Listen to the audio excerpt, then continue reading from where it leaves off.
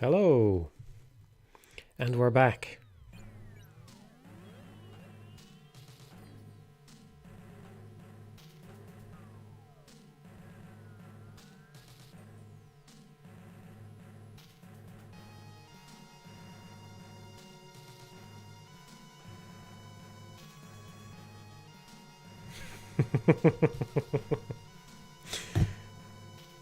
What can I say, fellas? It's an alien soldier kind of day.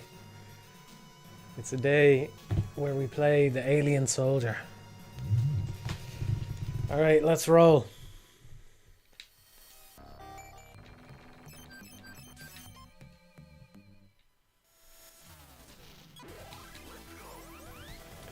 I have the sound turned up a little bit on my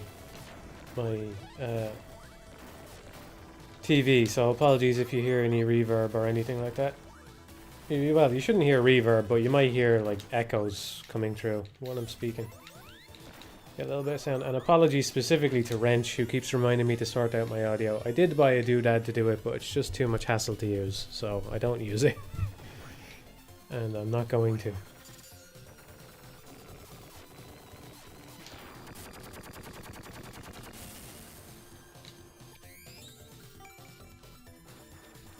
Hello, everyone.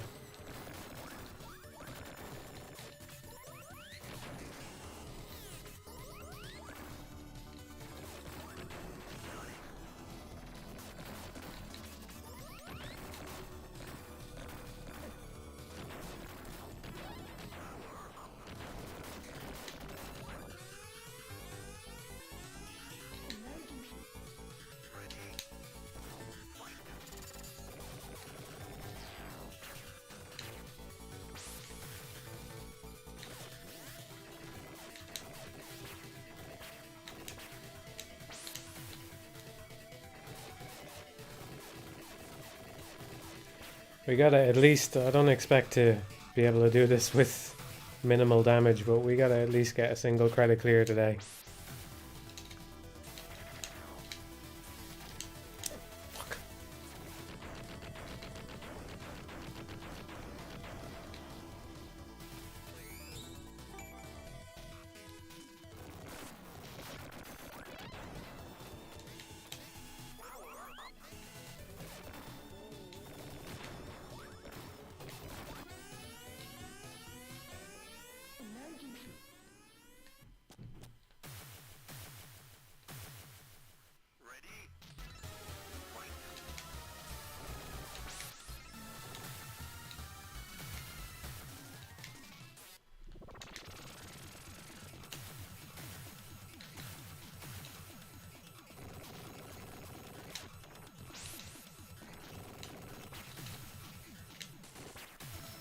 Hey Wrench, you just missed it. I was saying apologies to Wrench because you keep reminding me to fix my audio, but I don't.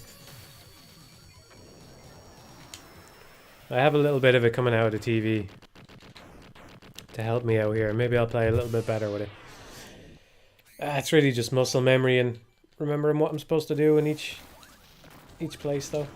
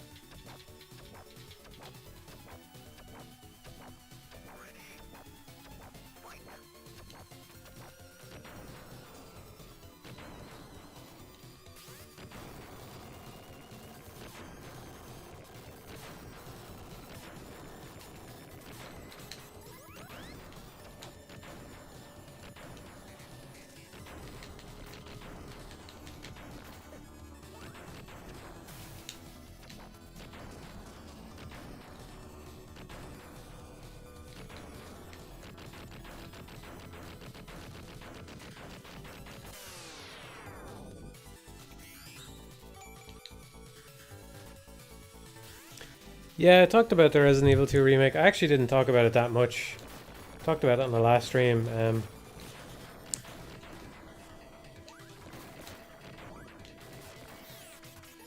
Yeah, I think it's got a lot of benefits over the original. You know, not having to go through loading screen doors and all that kind of stuff. But basically, I was talking about it in comparison with Resident Evil 4, which I think is just a good straight-up action game. And I don't think I would say that of the Resident Evil 2 remake.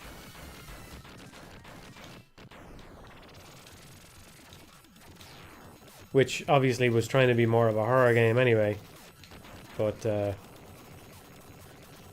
yeah, I don't know. It just doesn't give me a lot of confidence in the Resi 4 remake, you know? And even, I don't know, even if I did think that it was going to turn out amazingly, I won't bore you all again with it. You know I'm not a fan of all the amount of remakes that we're getting. Don't know how many times I've said it now.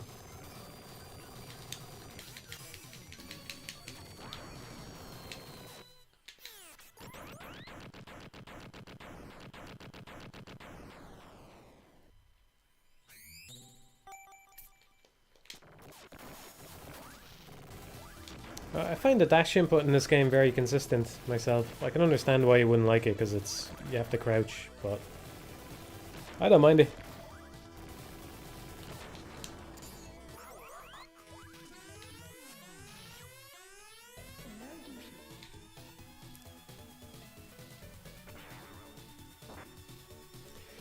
The best places to hit while you're in Ireland, I really couldn't say. I really couldn't say. I do think we have one of the most interesting old structures out there, Newgrange, but I don't know that it's actually worth visiting. You know, I think it's kind of more intellectually interesting. But it's basically like an old grave that is older than the pyramids, and they engineered it in such a way that on the winter solstice, light would enter into the central chamber for like an hour or something like that to guide the dead or some shit, you know? But it's basically just engineered to let the light through this shaft for 1 hour on one day of the year, which is really cool engineering feat, you know? But you can't go and see that. I think there's a certain number of people get to see it every year or whatever on the day, but I mean, you have 1 hour to see it on the day, so. And the rest of the year, it's just a grave, you know?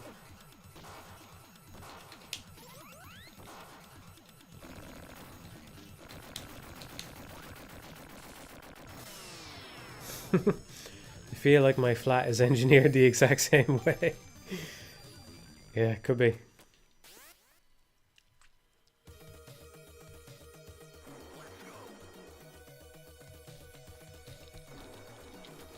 Seems to be going better so far.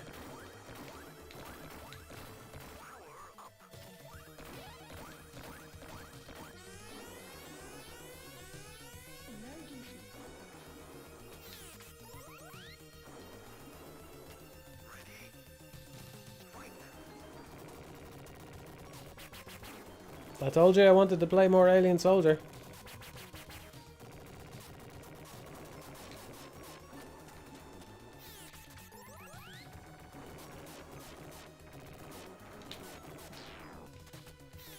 I'll probably play some more Super Metroid randomizer soon as well.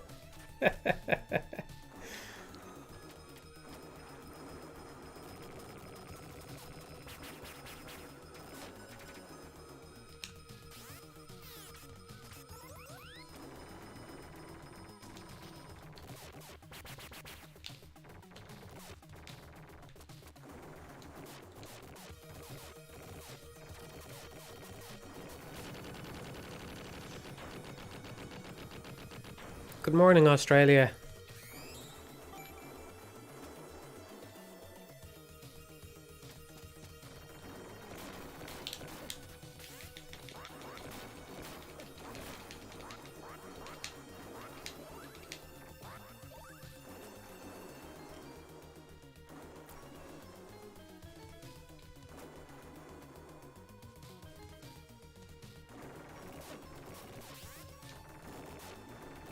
Yeah, I could stream some Sin and Punishment too. I might do that. I do want to play that again as well.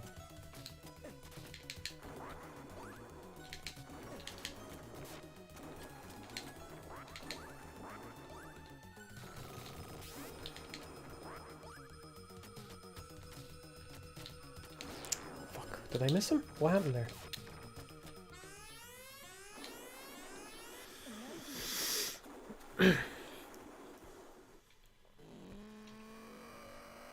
If you had to start a non-gaming related YouTube channel, what kind of content would you make? I'd probably talk about TV shows.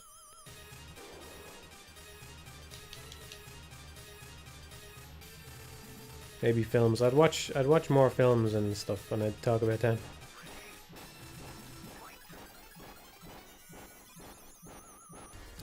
No, I have a Wii I can stream it through.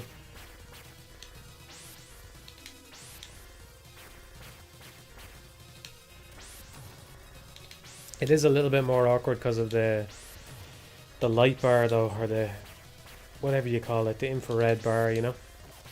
Like I already feel like I'm kind of cramped here.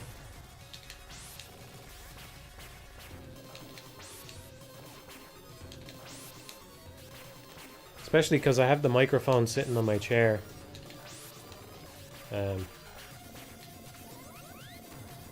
So if I was moving around, I might knock it over or something.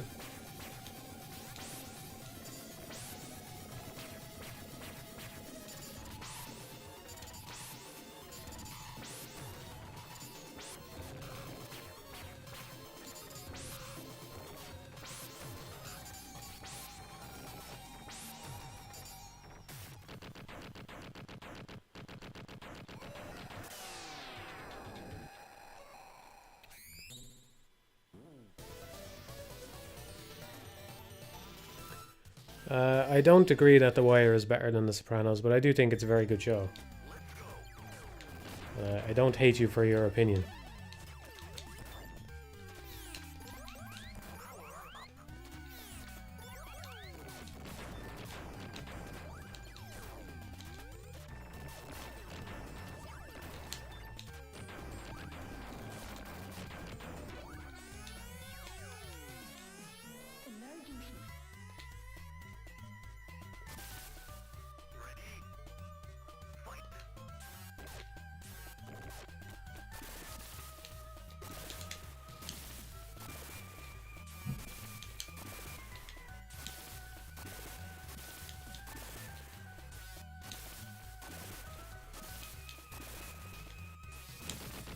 Shark gave me a nice pattern there.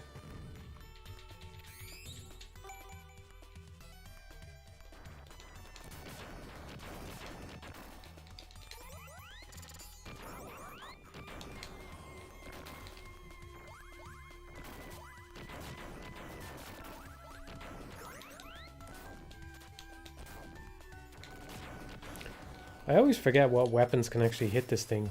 There we go.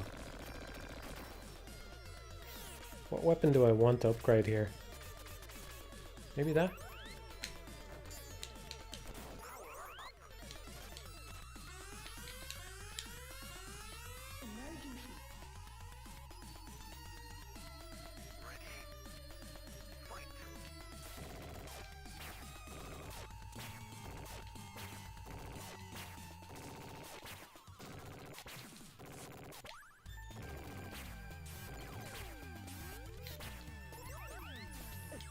Oh, I didn't know that could hit you if you stand there like that. I thought your hitbox didn't quite extend all the way to your feet.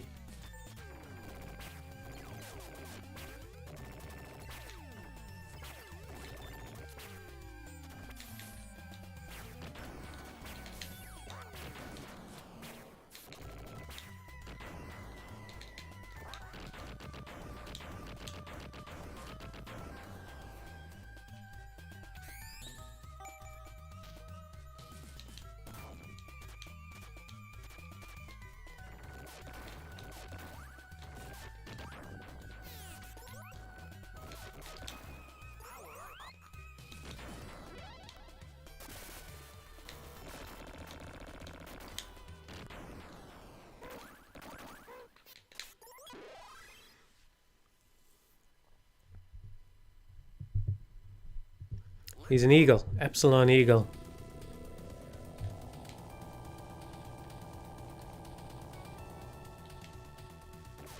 And he's possessed with the soul of a young boy. Or some shit. I'm not sure. It's very convoluted. It's amazingly convoluted. He was actually the leader of the bad guys at one point, Epsilon Eagle. So I think you're kind of getting revenge on all your old crew or something as well. It's very weird. It's very hard to understand. The lore runs deep, man, I'm telling you.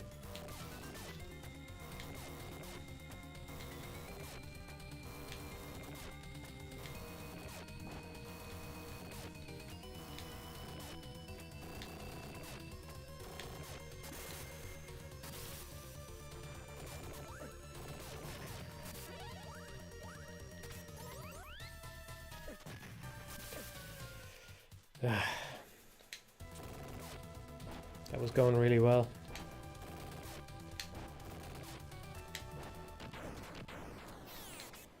Hit me again there at the end.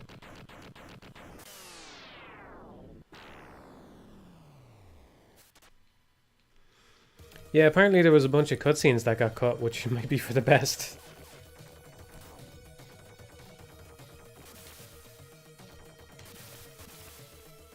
Actually, I'm usually on the anti-cutscene brigade, you know, but I do think that there's a certain amount of them that makes sense to include, I think. And I think Alien Soldier is about the right level. I mean, all those little level transitions and stuff. You know, there's only one actual cutscene that happens when the planet explodes in a little while. That's the only cutscene I would say that the game has, and it's around that time in the playthrough where I am actually ready to take my hands off the controller for a few seconds and just have a little breather, you know? There's something I've been thinking about lately as well, is that it's good to have little breathers.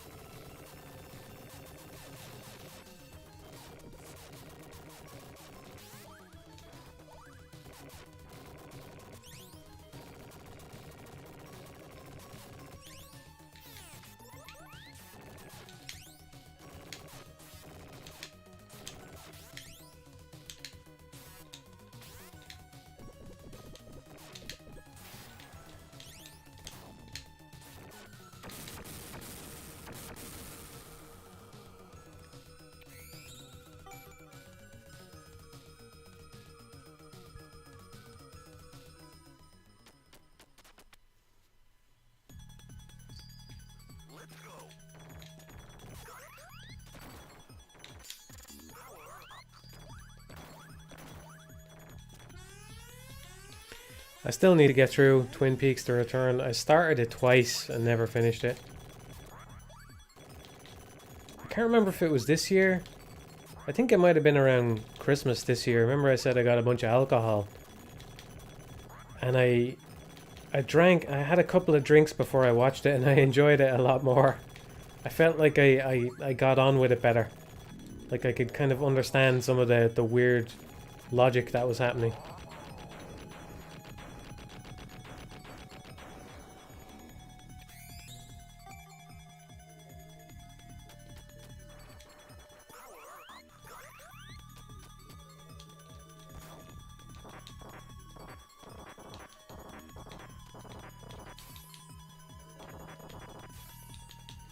I have to say, I'm glad I streamed this earlier, even if only just to learn about those lasers. I don't think I would have learned about them otherwise, and I'm very happy that that happened. That's cool. Even more respect for this game than I had already.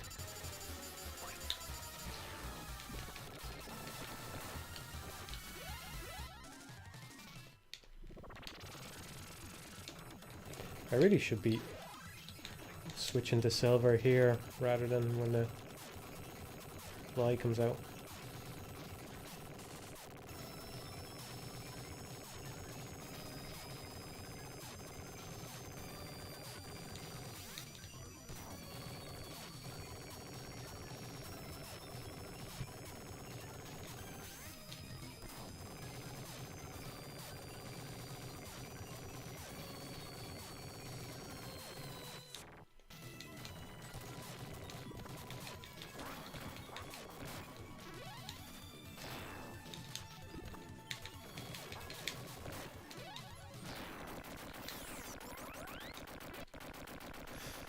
This is a tactic, by the way, to move over to this side of the screen. I mean, there's all kinds of things that I do that probably aren't obvious. Moving over to this side of the screen means that the fly has to center itself, which means that enemies that spawn... See those flies? They wanted to spawn on top of me. What did I call it a second ago? Did I call it a fly? Anyway, it has to spawn on the left and going to move to the center of the screen. So I'm manipulating it a little bit there. I'm being a little bit cheeky, but the game is hard enough that I feel okay.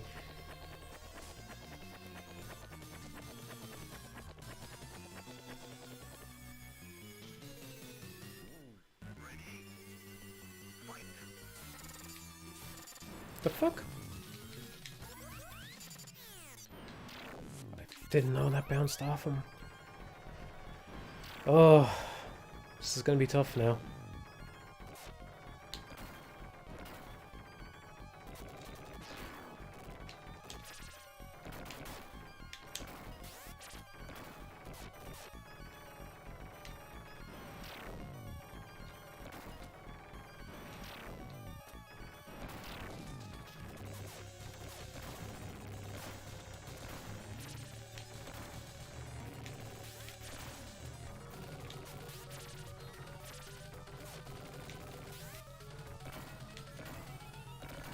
Any shows you're watching right now? The Boys. I was watching Barry as well. Just finished up season 3.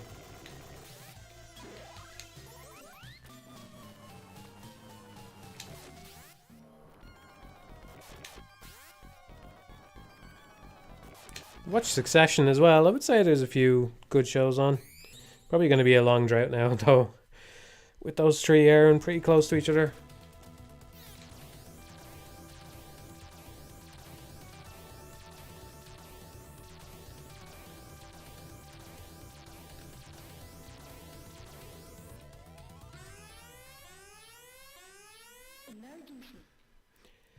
Yeah, season 2 of The Boys was nowhere near as good as season 1, but season 3 is alright so far. I think it's a step back up from season 2, which is nice. A lot of shows, when they get worse, they just never get better. It only ever goes downhill. So I would say that season 3 of The Boys is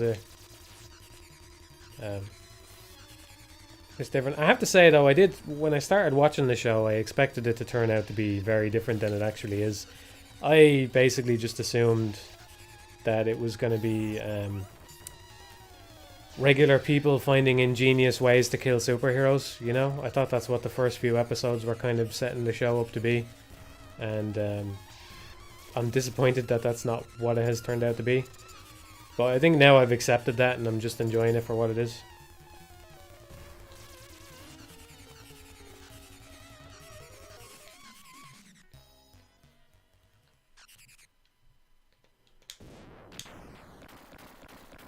The guy who plays Homelander is doing a fucking phenomenal job.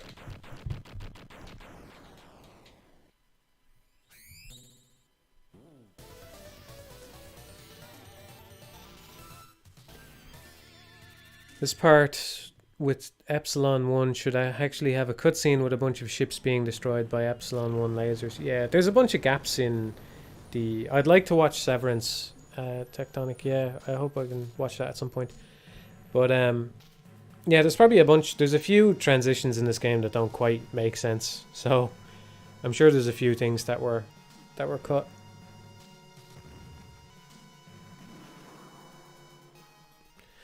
Yeah. Yeah, Siesta, I don't know, I just kind of want...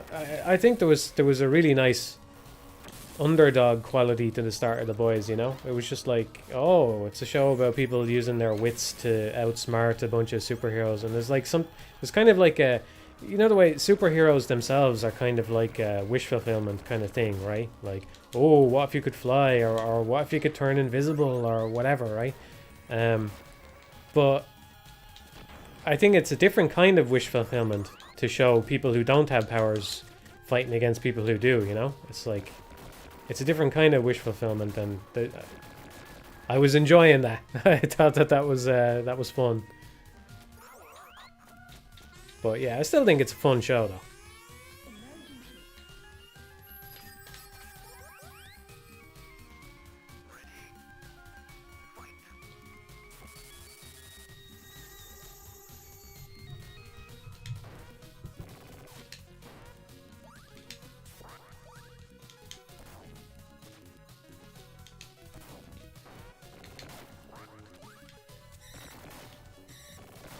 You know, I actually watched almost all of The Terror, and I just never watched the last episode. But yeah, I think Jared Harris is great, so I was definitely on that. Same reason I watched Chernobyl.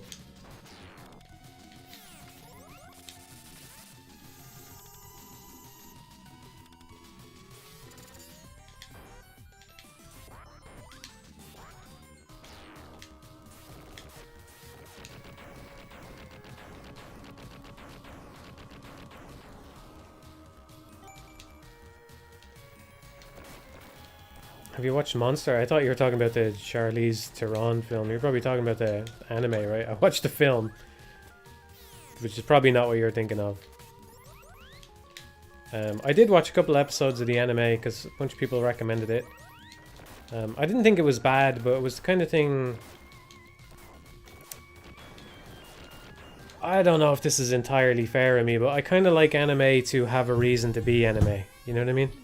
And I think Monster doesn't really have a reason to be an anime, which means that it would just automatically improve by having real actors give real performances in it rather than it being an anime. Because everything that happened in it was very grounded and normal. It's basically, like, the premise is great. I really enjoyed the first episode or two, and like how it all kicks off and all that, what was happening. But it just doesn't have a reason to be an anime. So it's like, this would be better if you got some great actors and turned it in. You don't get what I mean? Elaborate. I mean, it's set on Earth. It's just a doctor who has a moral dilemma that he faces, and he makes a certain decision, and it's the repercussions of that decision come back to him. And there's nothing in it that would be difficult to film. Like, everything in it would be about as simple to film as a film reasonably can be, right? You don't even need any CGI. You don't need anything like that. It's just a doctor and the people around him and stuff. And so when most of what's happening is just people talking to each other and having drama and tension along those lines, of course it would be better to have real people emoting and showing that on their face and having like subtleties to them rather than just anime faces who talk back and forth, you know. And I know that the people who voice act in animes, they do a good job of, like, I think that a lot of them, they overact to the right degree, you know what I mean, because they're compensating for the fact that anime doesn't have that kind of facial capture element to it, right? So they kind of have to overact to some extent. It's kind of like stage acting, you know, the way the performers have to exaggerate their body movements and all that to get them to read properly across the stage. So I don't think it's fair to say that they're bad in that way or anything, but it's just not the same as having a full person's face there performing for you, you know. Just, it would add a lot more to this show. It would be more for you to chew on while you're watching it. I think it would have benefited from that element a lot. I didn't watch Arcane. I have no interest in League of Legends or the League of Legends universe or anything like that. So I heard it's good, but I don't think I believe that it's good.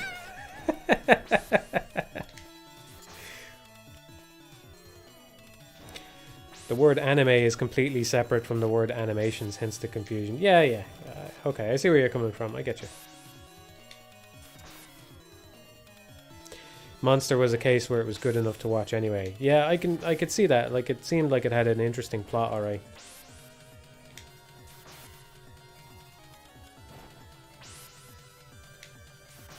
Oh, come on. What am I doing wrong here? Am I firing too late? This isn't normal, having so many... I think I was firing a bit too late. Let myself get distracted again. It's been going well though. I feel like I've mostly been on autopilot and taken very few hits. I feel like I've taken very few hits in the last few bosses. Maybe that's not true, but it feels like it's true.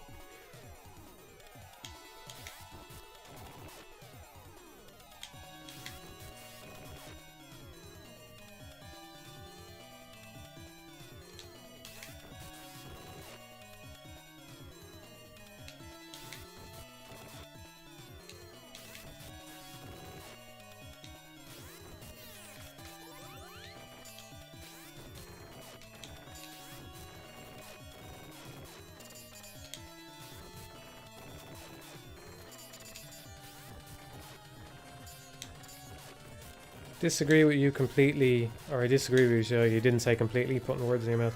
By that logic, King of the Hill wouldn't work as a grounded comedy. Well, I've never really watched King of the Hill, so there's that. Yeah, I don't know. I don't... Let me put it another way. If it's gonna be an anime, I think it could have done more with the anime format than it did to justify itself as being an anime, you know? Like, it's a very plain anime. There really isn't much to it other than just... At least from what I watched, there really isn't much to it other than just, you know, people talking to each other and stuff. I don't know, I didn't... I'm not saying that it's bad, I'm just saying that I prefer for the anime to have something a little bit more outlandish, I suppose, to it, so that it's it has a reason to be an anime or something. I don't know.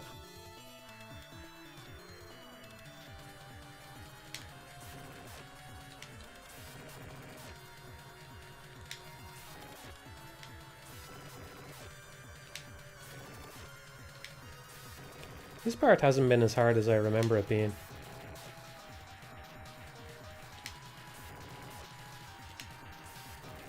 I remember this part being really hard. Kind of jinxed myself a little bit, but... And I might just be thinking about how hard it is to avoid all damage rather than just get through it. Anime has been stagnant since 2010 at least. It's all sexual now too. That's Lucius's words, not mine. Yeah. I don't know. I can't think of many anime that I have enjoyed in the last few years, but I suppose I haven't watched many.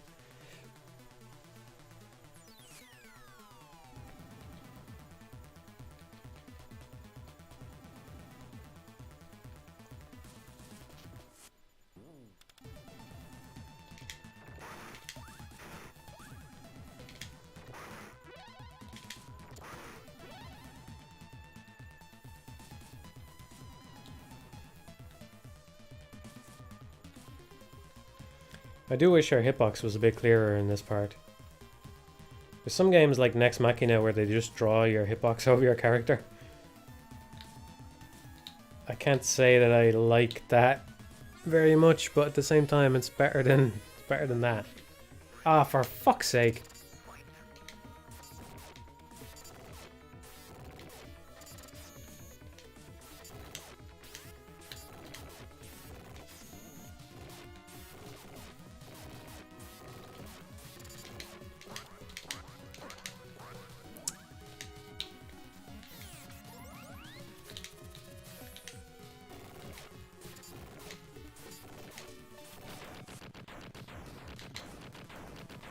Yeah, I've seen Samurai Champloo. Yeah, I like it.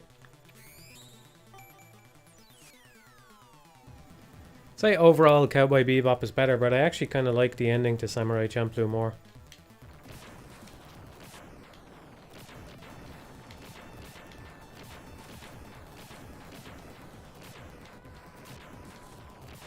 I did back when I watched it.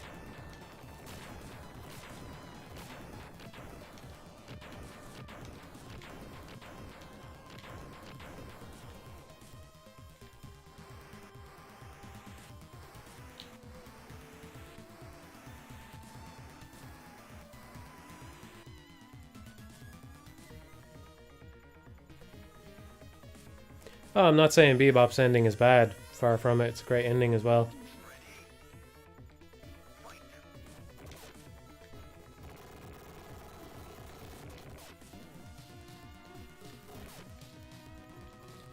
Probably just saying that alone is probably giving people too high expectations of Samurai Champloo. I mean, I think that I would be an outlier on this one. I don't think most people would feel the same way when they watched it. I don't know, just kind of just thought it was a good last episode, and I don't know, something about it just clicked with me.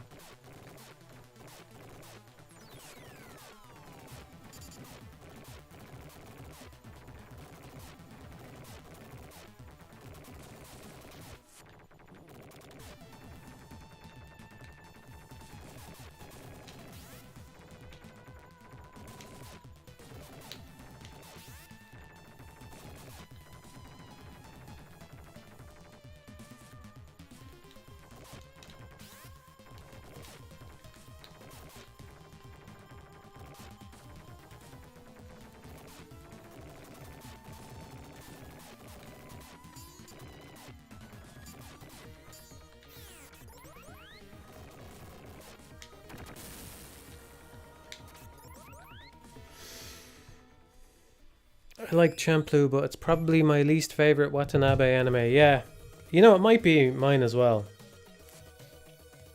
I would say I still prefer Cowboy Bebop.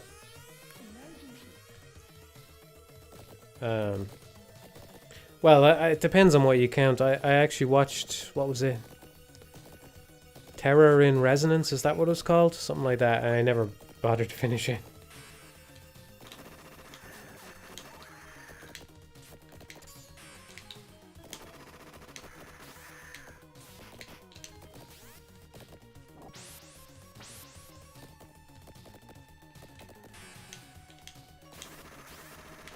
I used to like switching weapons because you can hit Wolf Gunblood with the Buster. So when he pulls ahead, I used to like to take that out to get a little bit of extra damage in, like that. Yeah, okay. This works.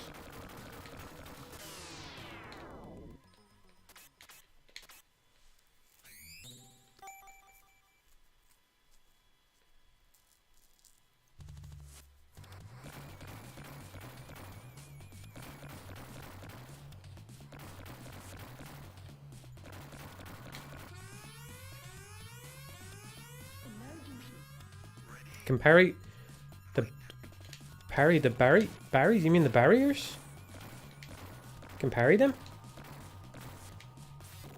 In the Gunblood section?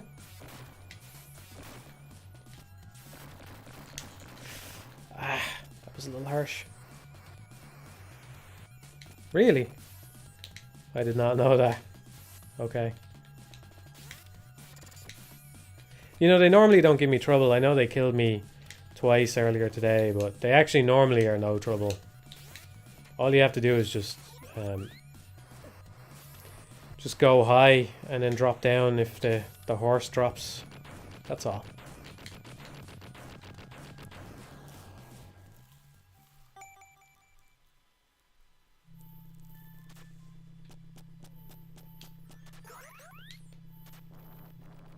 Oh, I like Paranoia Agent a lot.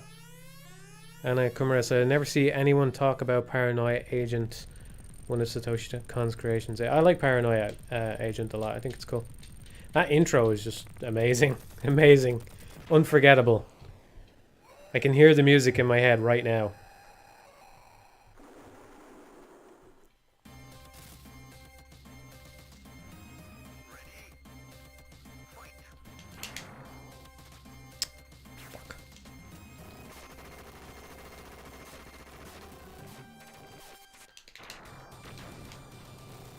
It's actually easier to parry that on reaction than I remember. I actually kind of timed that before from when the platform...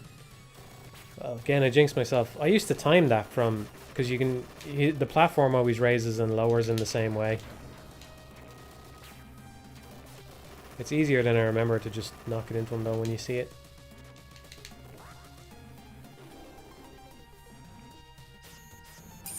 Should have used my Phoenix dive, but it doesn't really do a lot of damage against them anyway.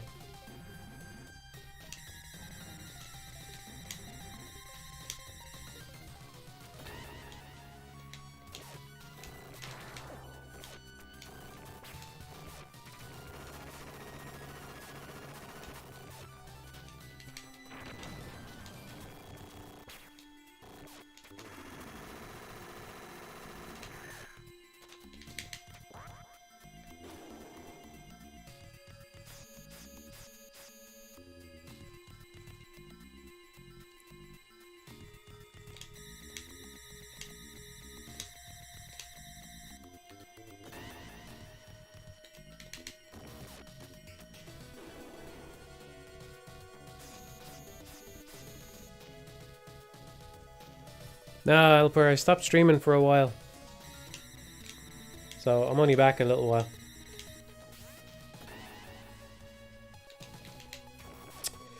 I do sometimes wonder if trying to go for that parry actually baits him into throwing the thing again. It feels like it happens way more often.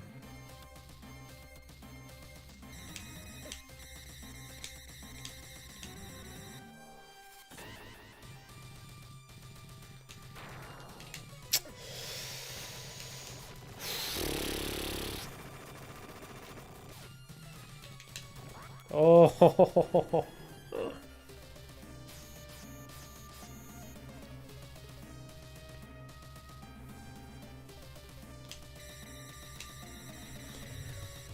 oh, the rare final boss death. 31 damage as well. Well, we know how that all would have gone. There's no point dragging it out.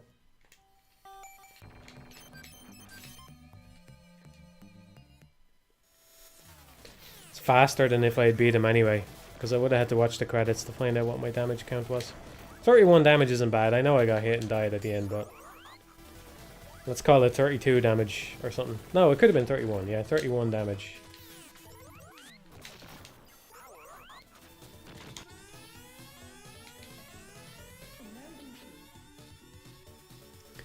Can you approximate a 3D game that's close to Alien Soldier? Not really, no. No.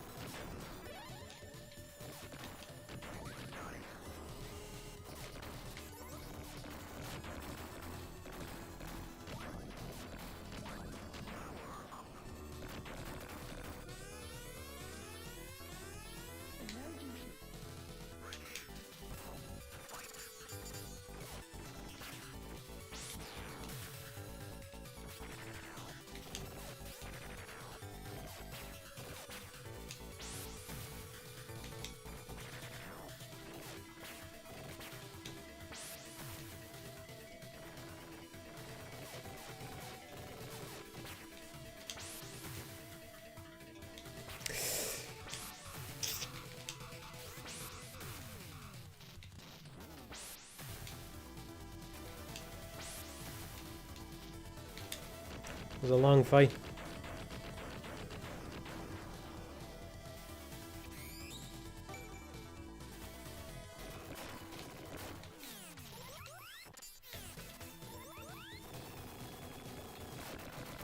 There you go, you've probably never seen that before, chat.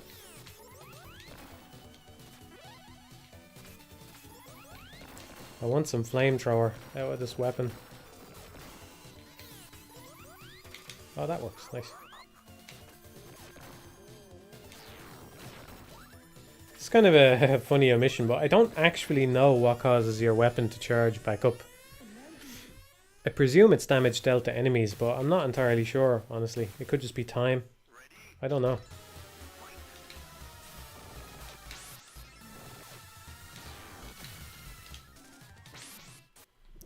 suppose all I'd have to do to test it is just stand in one place, swap out the weapon, stand in one place, but I've never done it.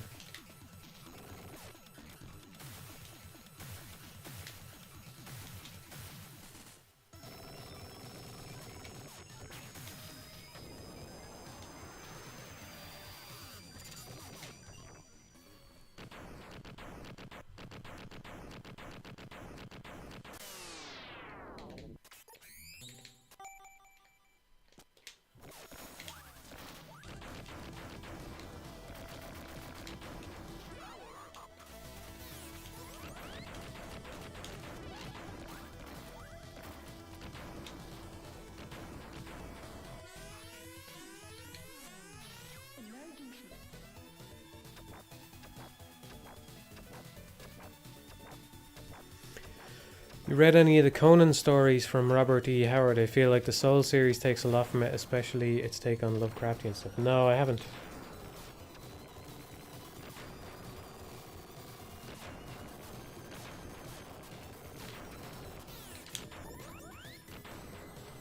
Conan is in Conan the Barbarian, yeah?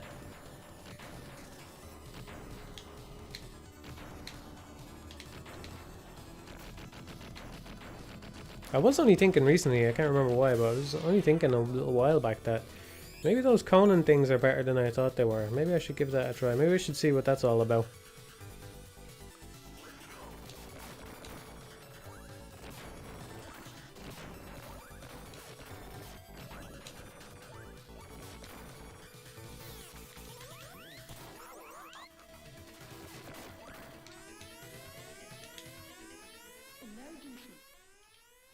No, I haven't tried Sifu yet, sorry. I wasn't into Dragon's Dogma, but happy to see the fans happy. Hope the sequel is good. I do mean to go back to Dragon's Dogma and give it another shot someday.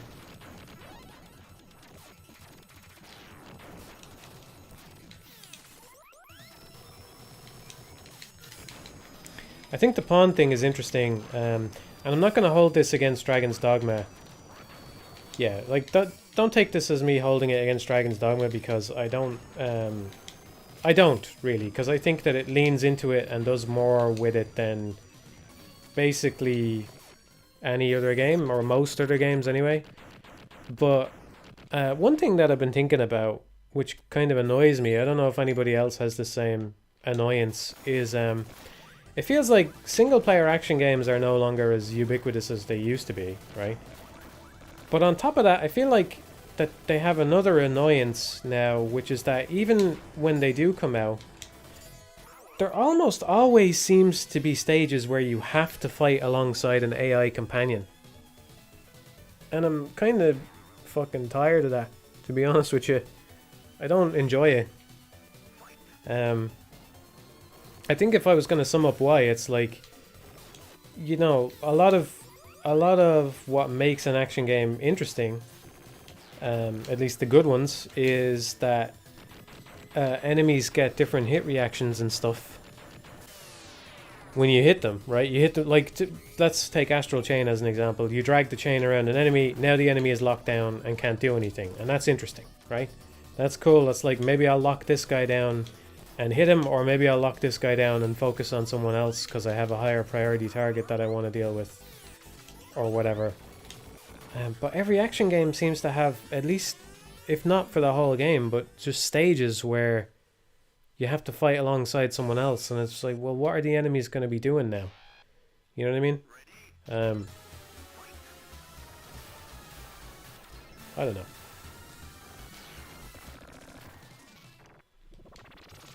I think I mentioned this in the God of War review. I put it in as a piece of text because I didn't want to belabor the point or anything. So it was just like a quick piece of text about some other problems that I had with the combat. But sometimes I'd be playing that game and I would be trying to accomplish something, you know?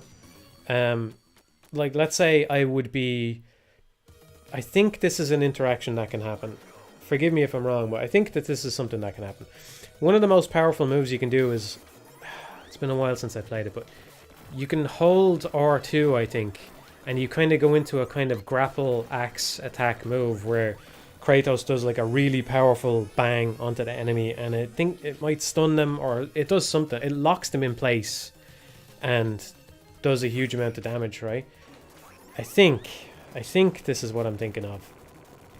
But every once in a while I would go to do that, and in the time it takes for me to start the animation and Kratos to start bringing the axe down, Atreus comes in and trips him, and now my desired interaction can no longer happen because the enemy is like flat.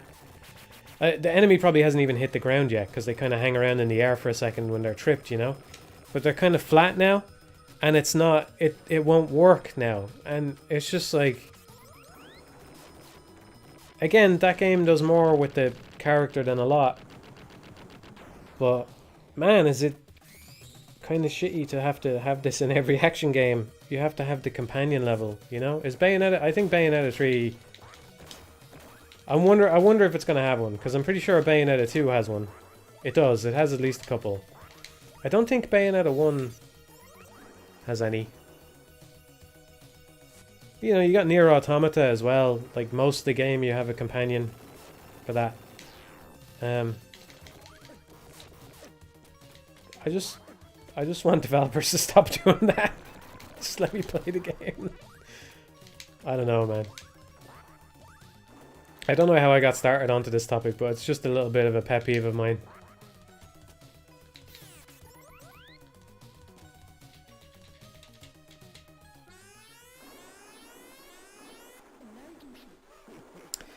The intro of Bayonetta 1, yes, you're right. But it's very short. It's actually unscored as well. I think. Pretty sure it is.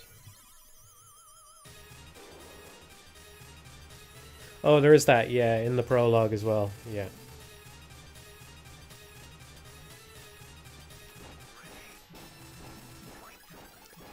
Yeah, I'm just kind of tired of that. I don't enjoy it.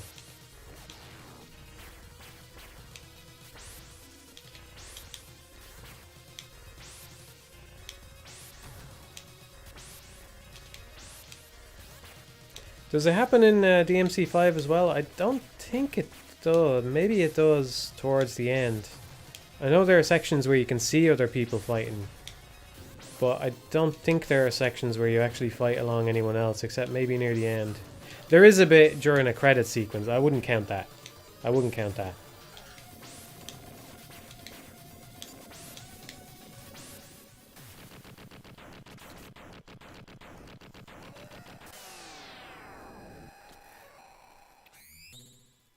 Yeah, there is when you fight as all three. Happens a tiny bit in DMC with Nero and V, yeah. It happens a little bit in the Wonderful 101 as well. I think the only... yeah, I'm pretty sure the only times it happens is when you're solo, when you're playing as a single Wonderful One. Probably because the game couldn't handle having an AI playing as a Wonder Morph thing alongside with you. You know, maybe they would have crammed a section like that in if the game could have handled it.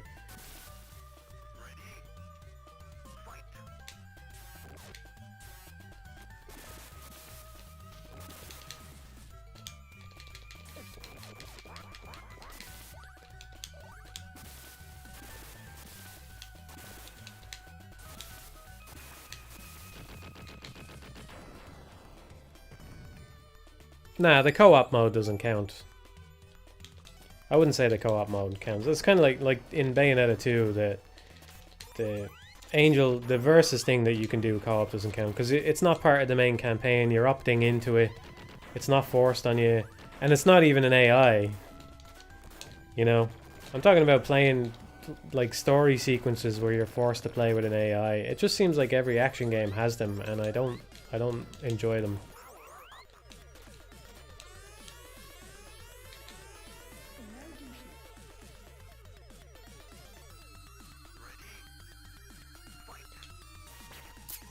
Ever gonna stream the Wonderful 101? I might, yeah. But you know, just even maintaining that mod means I have to not exactly play it, but I'm back to it every once in a while.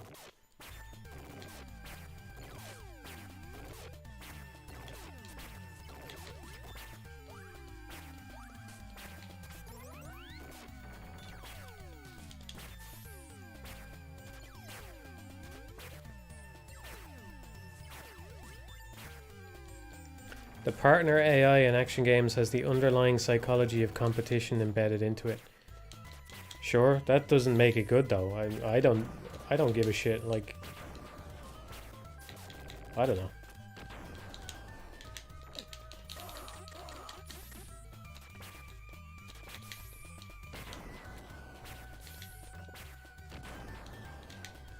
I just want to know what's gonna happen when I hit the enemies, you know? Like, if I Wicked Weave some guy, I don't want another Wicked Weave to come out 10 milliseconds later that stomps him into the ground when I expected him to fly across the room. I just don't enjoy that. I don't even know if that's possible in Bayonetta 2 or whatever. I'm just giving it as a hypothetical example. What do we want here?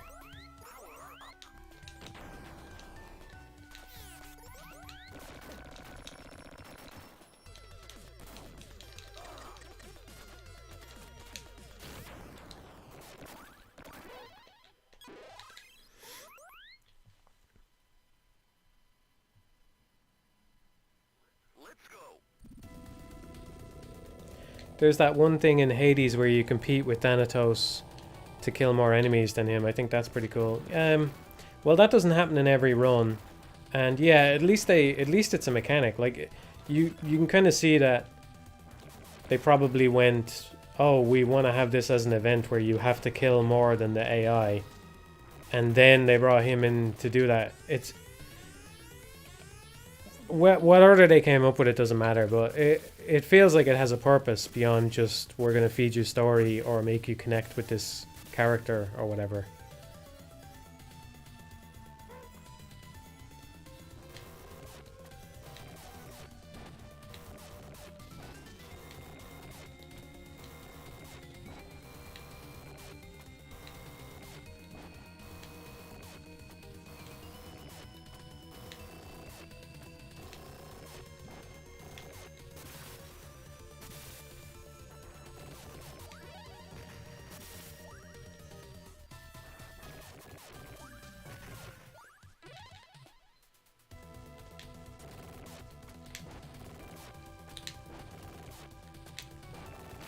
Good lobsters today, man. Good lobsters. Funny everything else was living up to this. I'd be doing well. Maybe the lobster days are over, man.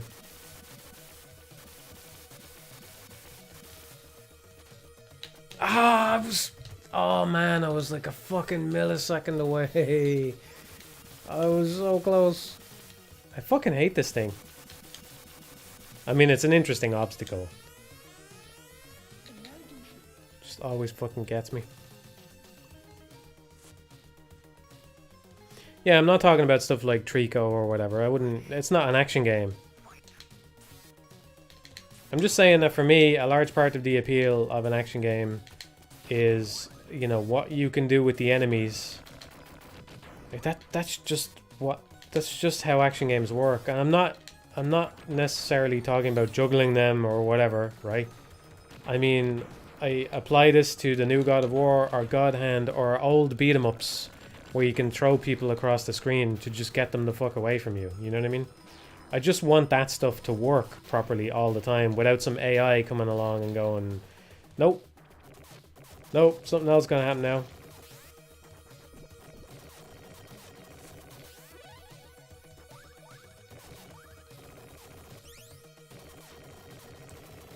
Maybe that could even be good if it was done the right way. Like, when I say it out loud like that, it doesn't sound so bad. It sounds like, oh, well, you know, now you just have to adapt a little bit more to play around with your teammate. But it just seems like it's always done for story purposes rather than gameplay purposes, you know? Consistency, basically, yeah. The AI adds a variable chaos, yeah, but that actually makes it sound better than it is, somehow, you know what I mean?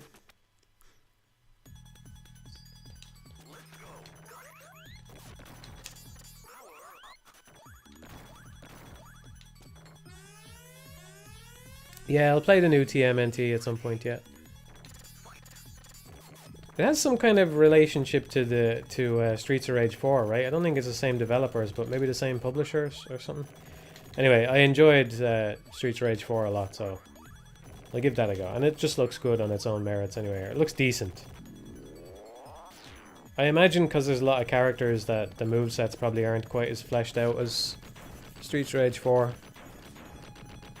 I haven't played Drainus yet, no. I will though.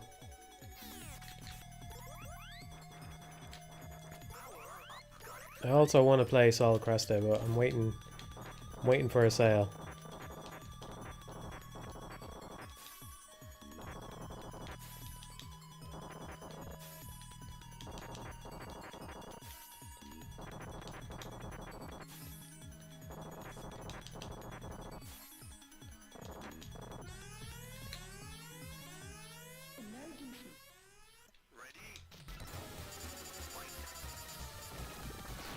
Oh, I appreciate that, Daniel, but I don't take keys off anyone.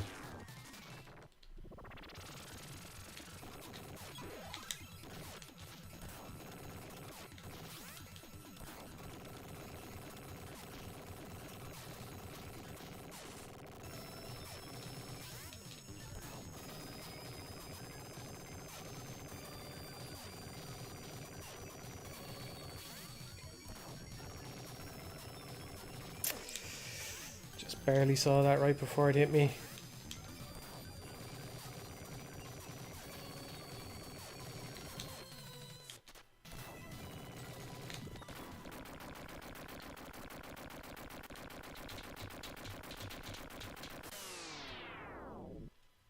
You had to turn the automata partners off, ruin the gameplay. Can you do that? Yeah. I think I am being a little bit unfair including automata in that as well, because I don't know that it's fair to say it's primarily an action game. I run over here to roleplay, by the way. It seems kind of stupid to just stand there while the spider munches on that guy, but it doesn't actually do any damage. Look at that. I'm roleplaying. It's like I'm really Epsilon Eagle.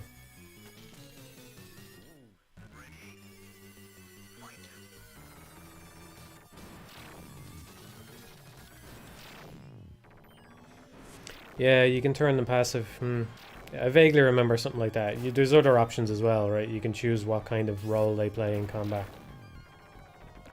It makes sense since they're robots as well.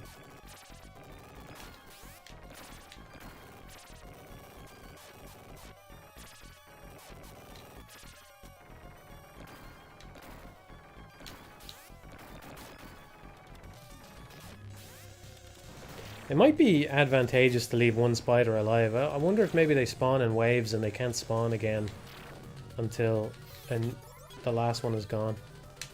Be kind of a cheap thing to abuse that, but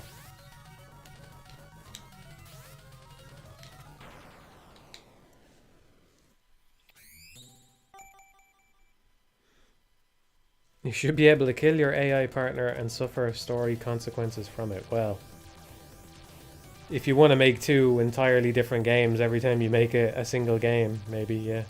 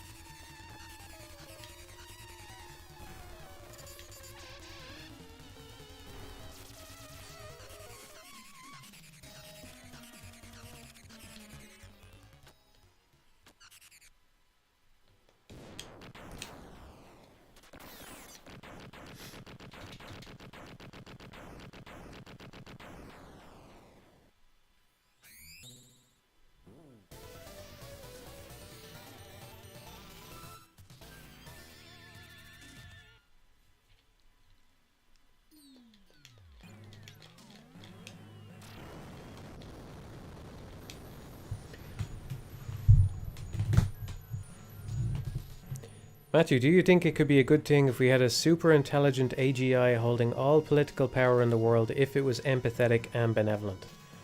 I don't know, I'll let you know when I play Persona 6. I'll figure that out when I play Persona 6.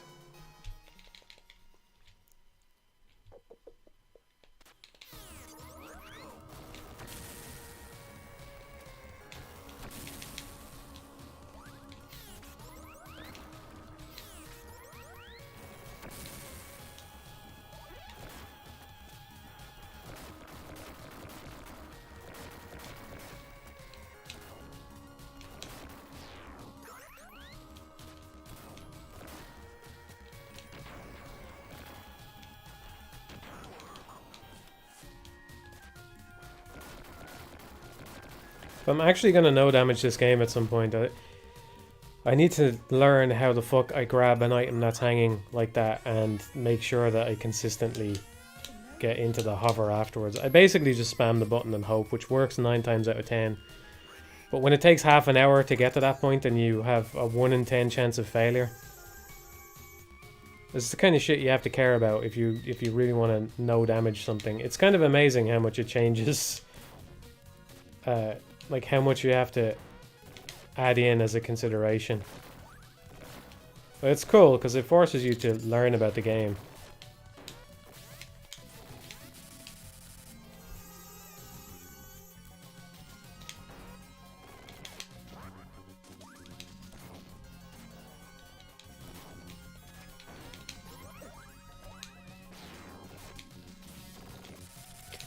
Got fired from Google because he sent a company-wide email saying his AI is sentient. No, I didn't hear about that.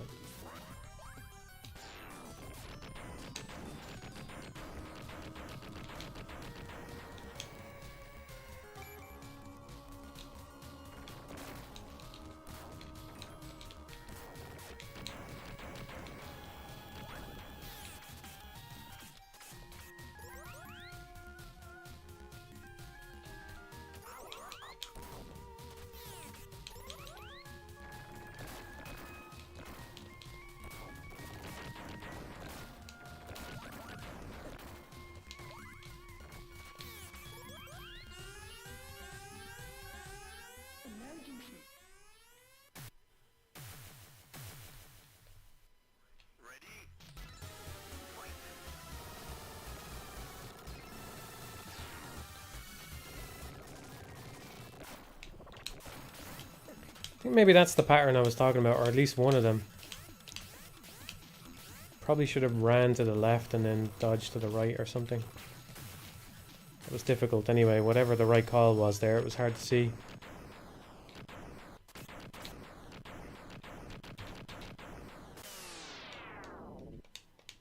It's melon bread from Gunstar Heroes, yeah it is.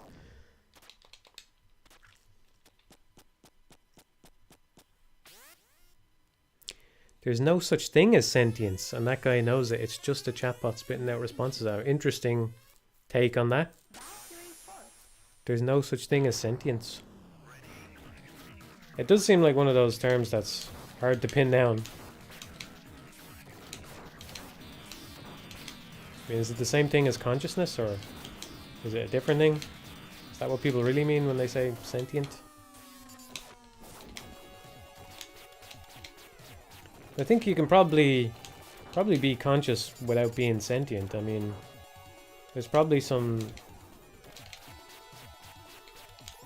very small organisms that are conscious to some degree that aren't like sentient.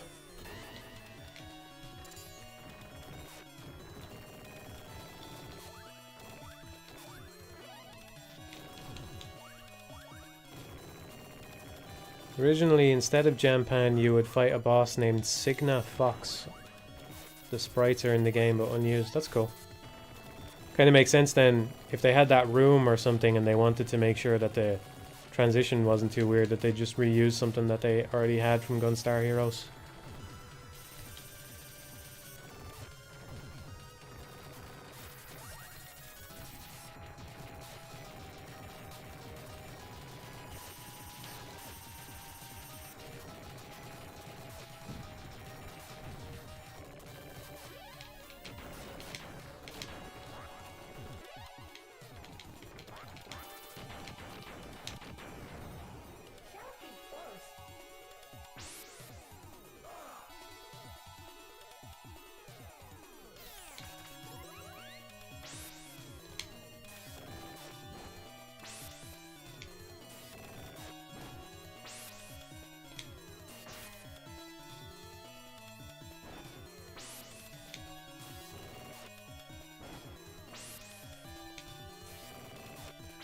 Small piece of advice, Matt. A lot of the time the fixed mode in this game is preferable because of reduced ammo consumption, especially when using the fire. Yeah, I'll try and keep that in mind. I don't think that that's really a problem for me though. I think my ammo... I think I'm generally doing okay on ammo. If I remember which weapons to use, where and when.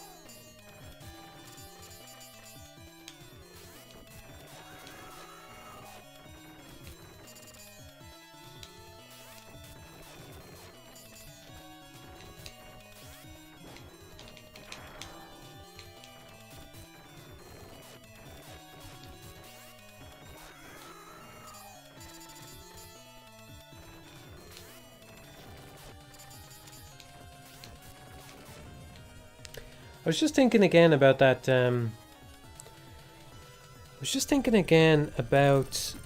thing I talked about earlier about, what was it? The counter, how the counter and the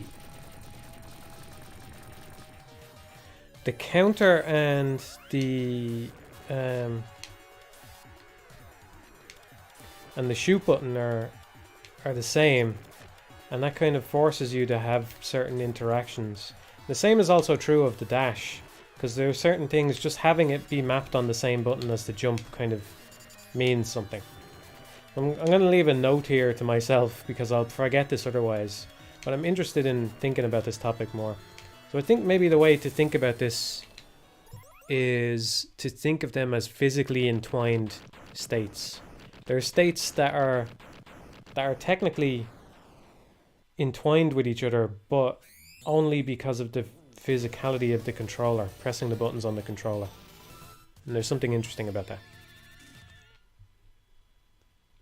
So they not, even in the game's code, they might technically have no relationship to each other, but they are physically entwined by the fact that they share the same button.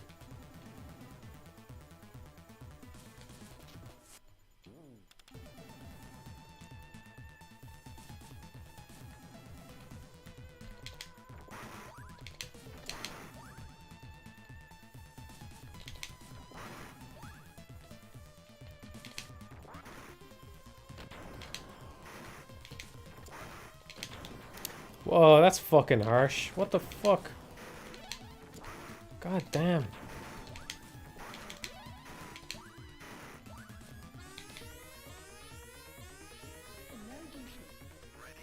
It's like, yeah. Apparently he can walk forward in Sonic Boom though. That's what somebody said earlier. I don't know enough about fighting games, but yeah. Yeah, fighting games are a better example of it than Alien Soldier for sure though.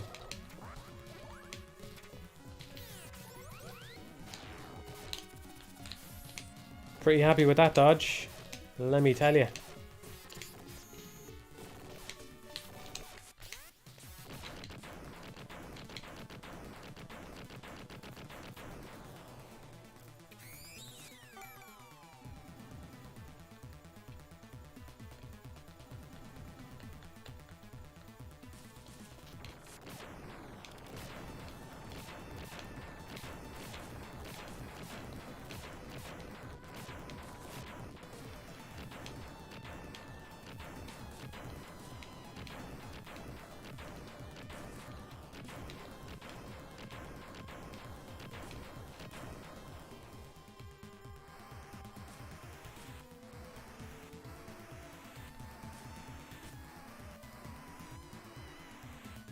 Seemed like the missiles came up a lot longer there than they usually do.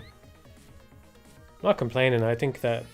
I don't know if that's true or not, but there's a little bit of randomness to that. I think that's kind of cool to catch it out. I think it's a little bit fun if a game like this has a few little gotchas in it. That it only... little tricks it only pulls out of the hat every once in a while. Not that I'd ever do anything like that in Bushido, of course.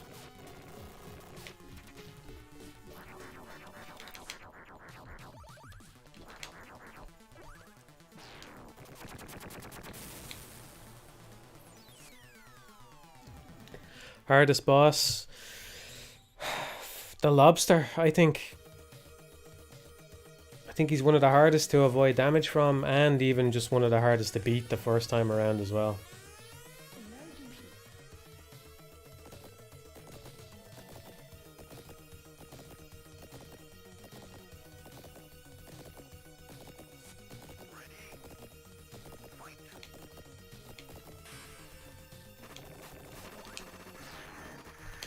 Oh, that's cool. I don't think I've ever pulled that off before. I did the Phoenix dash right when he fired. And I got a second one off. That's cool. Don't think I've ever done that to him before. I do it to Android a lot at the start of the game.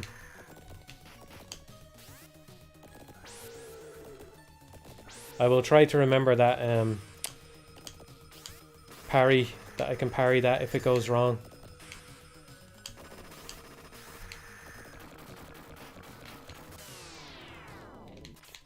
Good run so far. I don't know how much damage I've taken, but probably not a lot, right?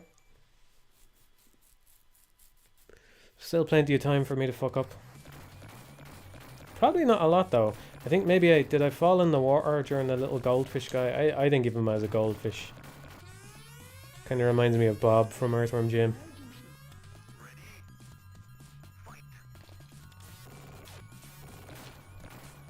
Or is Bob the cat? Bob is the cat, is he?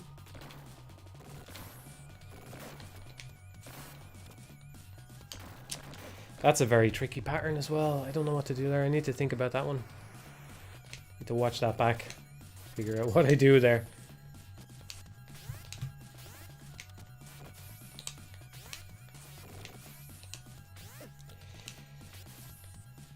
Yeah.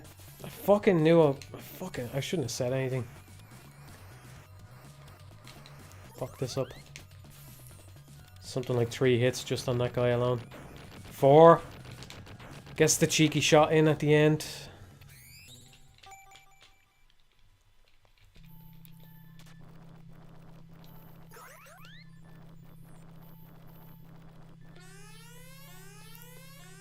Right, let's do this right this time.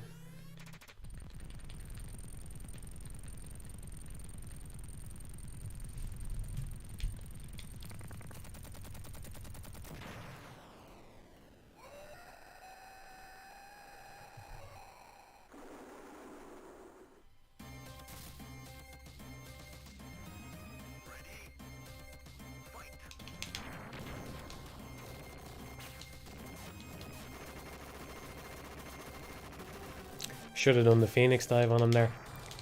Ah, I gotta remember that if he goes into the corner like that, that's a perfect opportunity.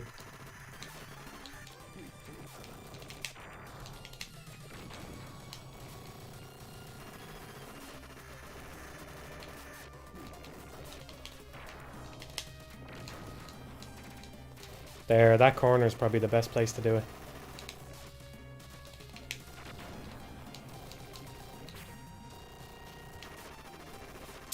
Gonna throw me up now, isn't he? No. Okay, cool. That was a good run. I feel like that was a good one. That might be the best one I've done on stream. Unless I fell into some water and took a lot of tick damage or something. I feel like that was pretty good. You've used Tarkovsky and Paul Thomas Anderson footage in videos before. Any favorite filmmakers? Yeah. I really like Yorgos Lanthimos. Luckiest man alive because he didn't throw me, yeah. Yorgos Lanthimos made The Lobster. The Lobster is my least favourite boss in Alien Soldier and one of my favourite films. The Killing of a Sacred Deer, Dogtooth, The Favourite.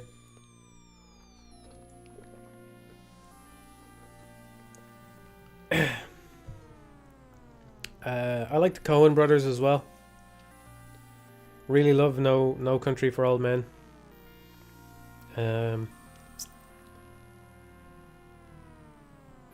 I I actually don't think I'm the biggest fan of Paul Thomas Anderson, but I do really like Phantom Thread. I mean, I've liked pretty much every film I've watched from him, but I'm not sure I would call myself a fan. Kubrick, of course. 2001. I want to watch 2001 again. I only watched it a while back and I already want to watch it again. Which is funny because the first time I watched it I felt that it was so slow or something. Serious Man is my favourite. Coen Brothers. Yeah, I've only watched that one once. I like it a lot. I'd still say No Country for Old Men is my favourite though.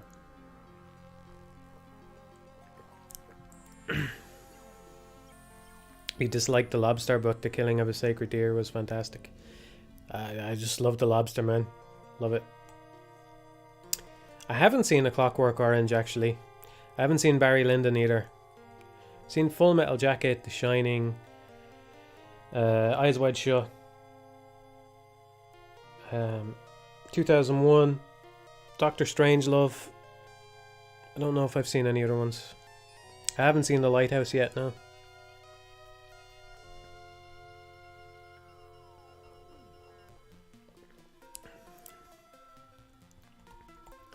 Yeah, I've heard good things about Barry Lyndon. I gotta watch it. I think I would like Clockwork Orange as well for the story.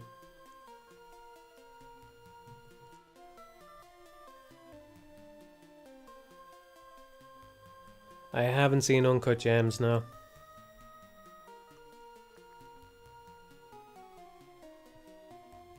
Yeah, I saw The Witch. I don't really like horror films, to be honest. Never really enjoyed horror films at all. I don't know, I just feel like horror films tend not to have a lot going on thematically.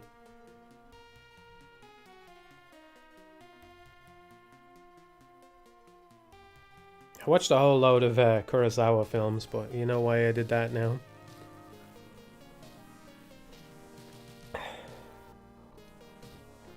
I don't know, man. I just don't really want to talk about MGSV. I made a Death Stranding review. So there's that. You go watch that.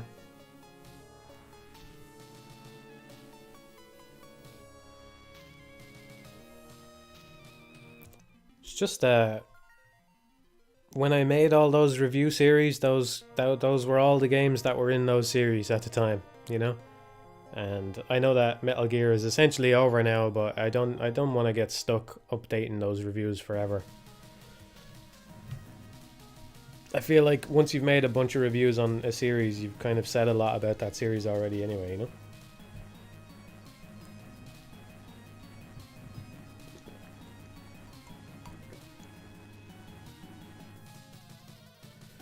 Paths of Glory, yeah, I haven't seen that one. You'll get over it, don't worry, it's okay. It's okay.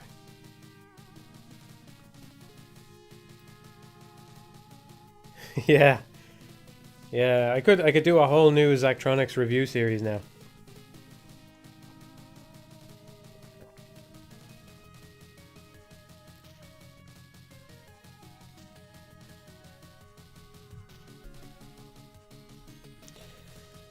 I haven't seen Grand Budapest Hotel, no. Making me feel like I haven't seen a lot of films. Ask me about films I have seen.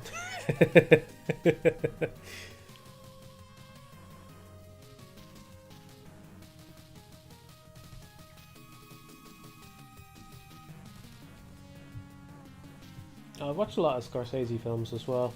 It's another director I've watched a lot of.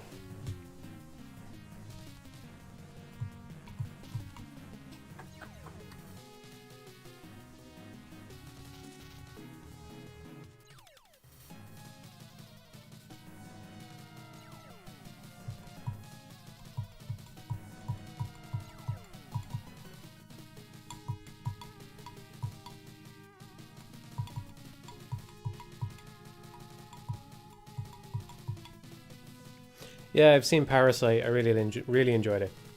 I actually didn't expect that I was gonna like it. Just it felt like it had been too hyped, and that it wasn't gonna be good. I got around to it and I really enjoyed it. Thought it was great. It's like entertaining from start to finish. Very rewatchable. It was good. Lots of nice little twists and turns and intrigue and fun scenes and stuff. It was great.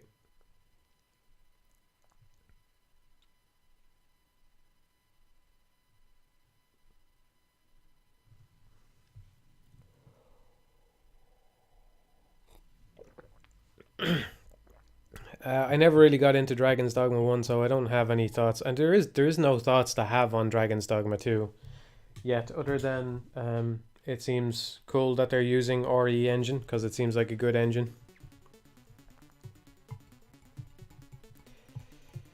27 is fairly low. It's a pretty good score.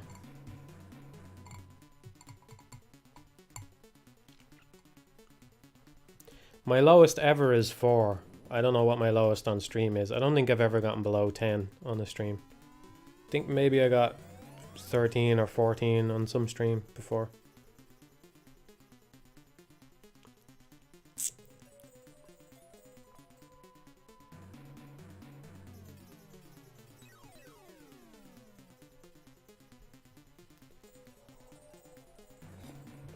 I think the Capcom Redemption arc is going pretty good, honestly.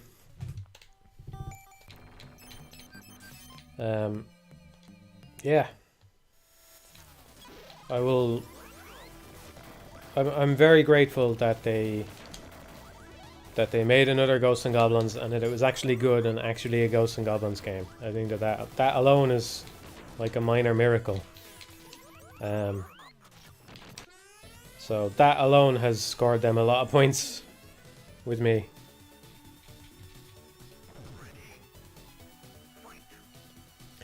Matt would make a killing if he charged $1 per opinion asked of him, yeah.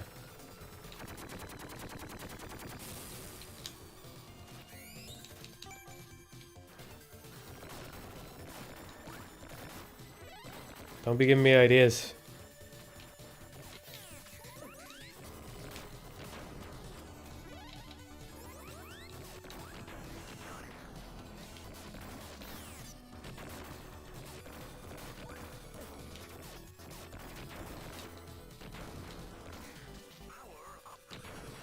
I think I have peaked for this evening. I don't think this playthrough is going to go any better than the last one, but we'll give it another go.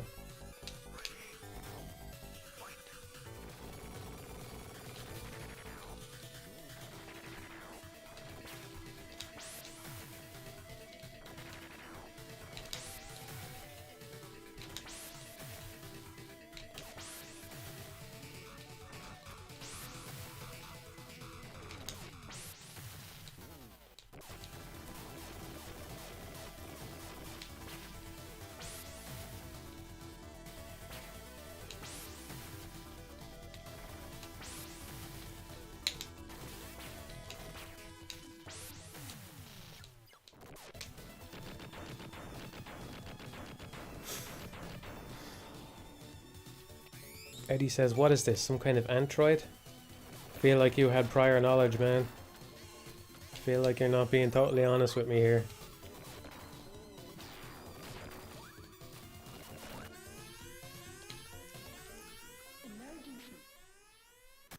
It's very difficult not to backseat Alien Soldier, yeah.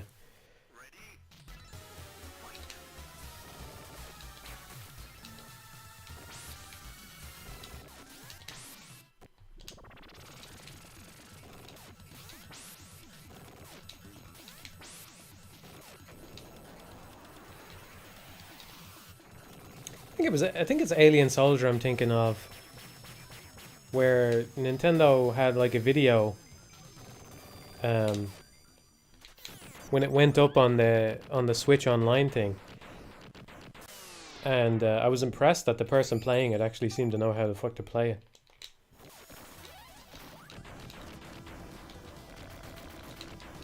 Appreciate that they went to the effort. It's one of those things where, you know, it makes the game look a little bit better if you actually know how to play it. You know? Who'da thunk? When a game is good, Knowing how to play the game makes the game appear to be good.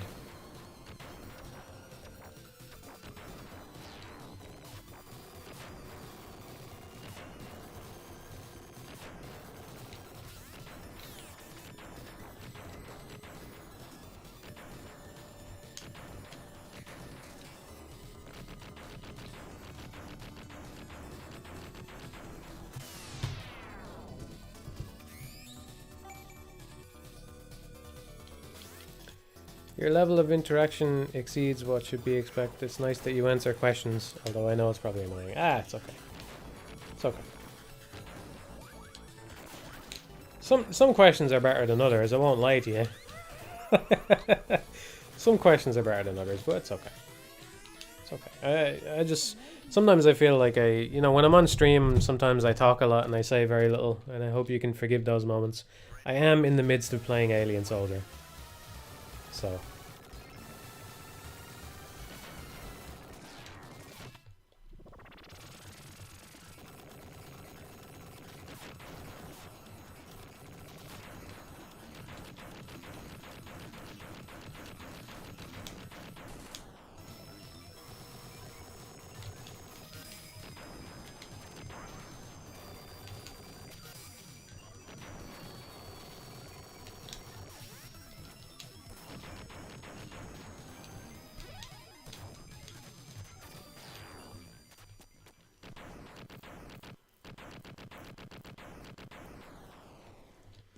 Have you ever disarmed a bomb before? In Police Notes, yeah. And if I remember right, it was fucking annoying.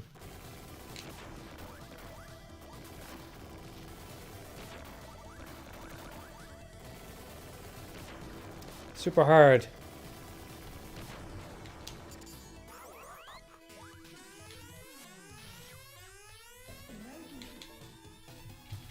It's not a stream, but I had a Q&A thing on the Patreon not so long ago, where I answered some questions. That was all I did. It was a few hours long and everything.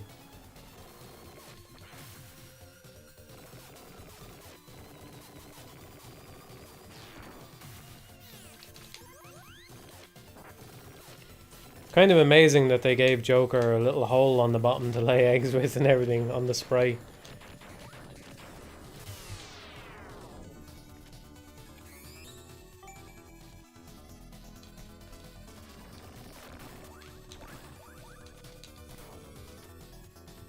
Gotta censor that shit.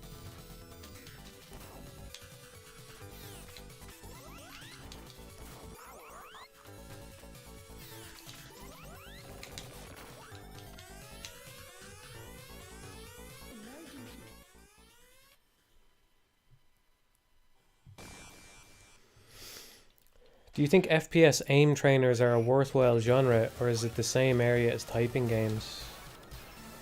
Don't know enough about them. I mean, I'm basically learning about them right now, so you're telling me there's just... I mean, it makes sense that there are just programs out there that help you train your aim for FPS games. It makes sense that that would exist. I don't know if you could call it a whole genre, though. It does seem a little pointless to me, though, because it seems like just playing the game would train you enough, you know? But... I don't know. Your question has scrolled off screen for me, but somebody was asking if I've seen what Apple has done with the M1 and M2 chips. Apparently they're very good, yeah. I don't own any Apple stuff, but apparently the chip is great. It's the M1? Did I get that right? But yeah, I don't really know much about it other than that it's a good chip. It seems like there's more competition in the computing market now, both with processors and GPUs, so it can only be good for us, right? You would hope, anyway. But I don't know much about it.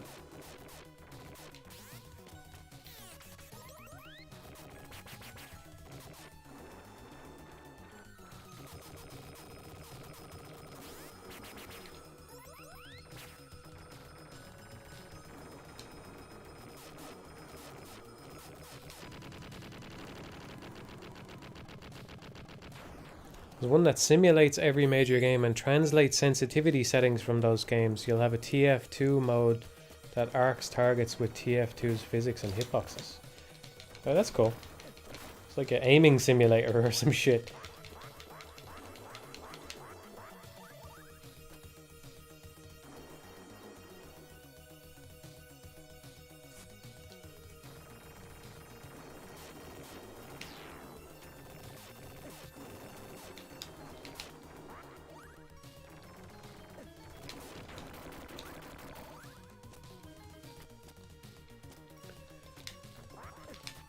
How do you balance between work and games? And sorry, that's gone for me off screen as well. But I wouldn't say I'm the best person to talk to about that. I kind of just like, yeah, I don't have to. I'm not the best person to talk about that. First of all, because I don't know what job you have, so maybe you can't set your own schedule and you have to work around a certain work schedule, whereas I don't have to do that anymore. But I seem to have two modes, on or off, and nothing in between, you know? Like, if I get a new game, I just want to sit down and play it, you know? When I'm working, I work, and it's all I think about. And I'm like, if I'm in that mode and I'm not working, I start to get annoyed. And I just want to get back to it, you know? But once I switch off to go play a game, just like, yeah, I'm just gonna play a game now for 40 hours and then I'll get back to work, you know? So I don't think I'm the best person to ask.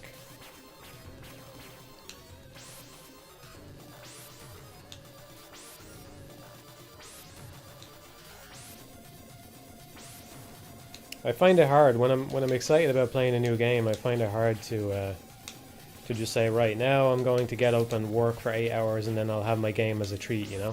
I just get it all out of my system and then I get back to work. So that when I'm working, I'm barely playing anything. And when I'm playing, I'm barely working. As you might imagine, I have done absolutely no work today.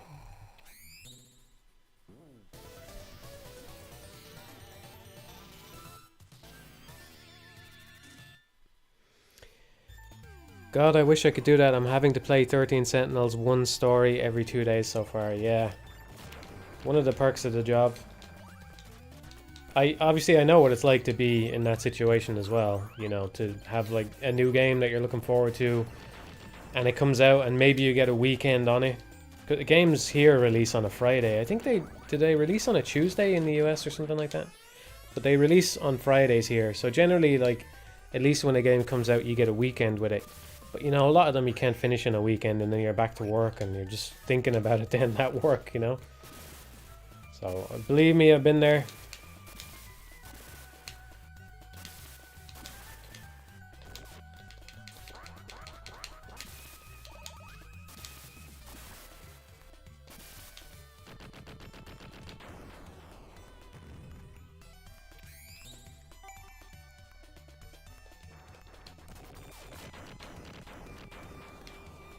Pure luck that I didn't get hit by a bomb there.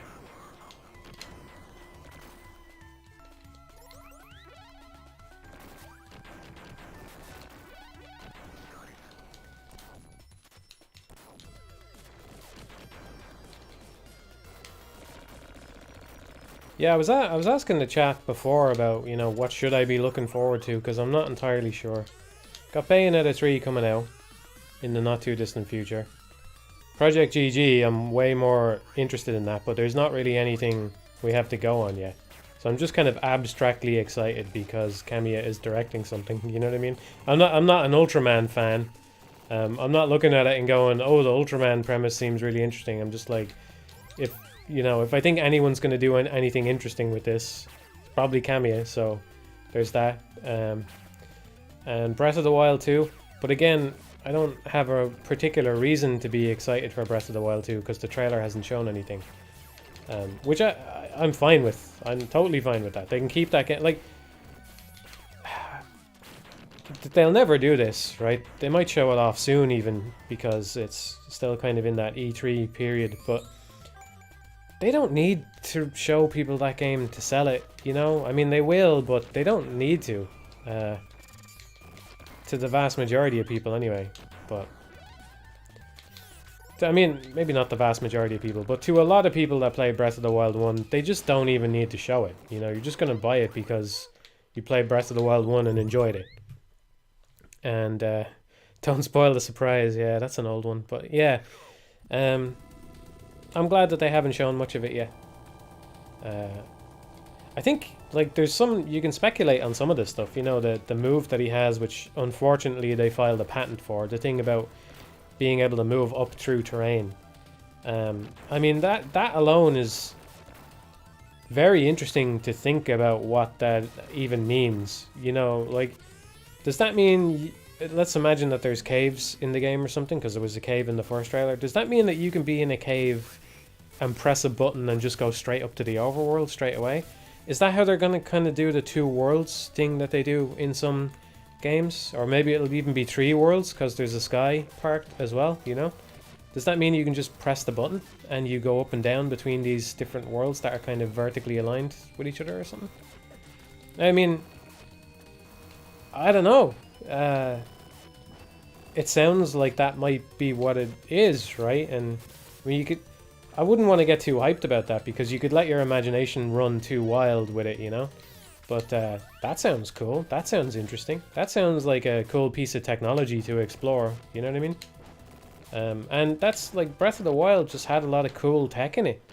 So maybe they're just like, let's throw in some more fucking cool tech and see what we can do, you know?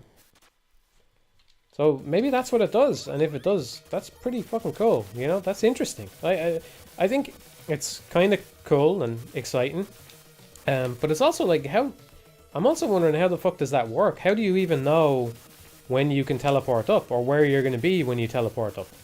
Can they convey that to you somehow? Maybe if you switch it on, it's got like a separate vision mode, like the magnesis stuff, where you can see through terrain and see the terrain up above you or something like that. Maybe that's how it works. Maybe it just doesn't work that way at all, you know? But I think that they've shown very little to be excited about, but I'm totally fine with that. I'm like, okay. I just hope that they...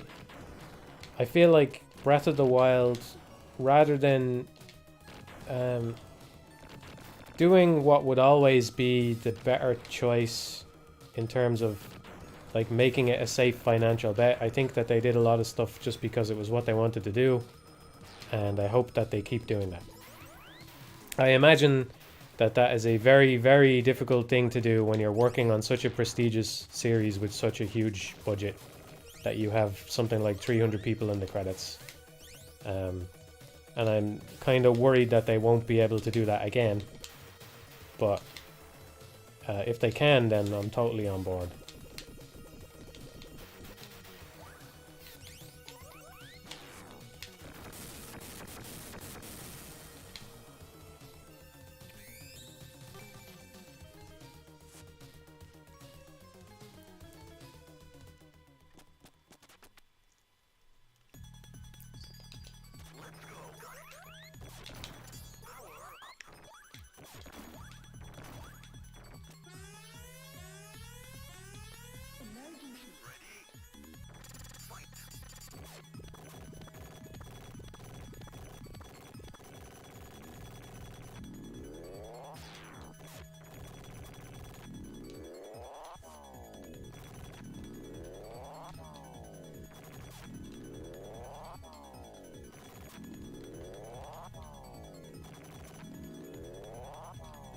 I don't think I ever talked about this before, but I sometimes I would kind of just mentally explore the idea of making videos about things that I don't normally make videos about, you know? And like, maybe I'll do this because I don't normally do it, you know?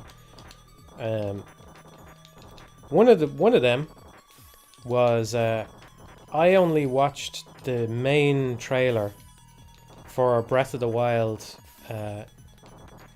I only watched the main trailer for Breath of the Wild after the game came out, and I considered making a proper like main channel video for it, because I think it's a terrible trailer. I think it's an absolutely terrible trailer, because it sold people a game. It sold people a game that wasn't there. You know what I mean? Like, it just... there are something like 12 main cutscenes in the game, and the trailer has footage from basically all of them. And that's just not what that game is. Like, if you watch the trailer, Breath of the Wild is not the game that is sold in that trailer, you know? And I understand why they did it, because narrative is what sells, but I just kind of wish that they had been able to sell the game more on its actual merits rather than... Because I have to imagine that just the disparity between the trailer and the game led some people to be disappointed that otherwise wouldn't have been disappointed.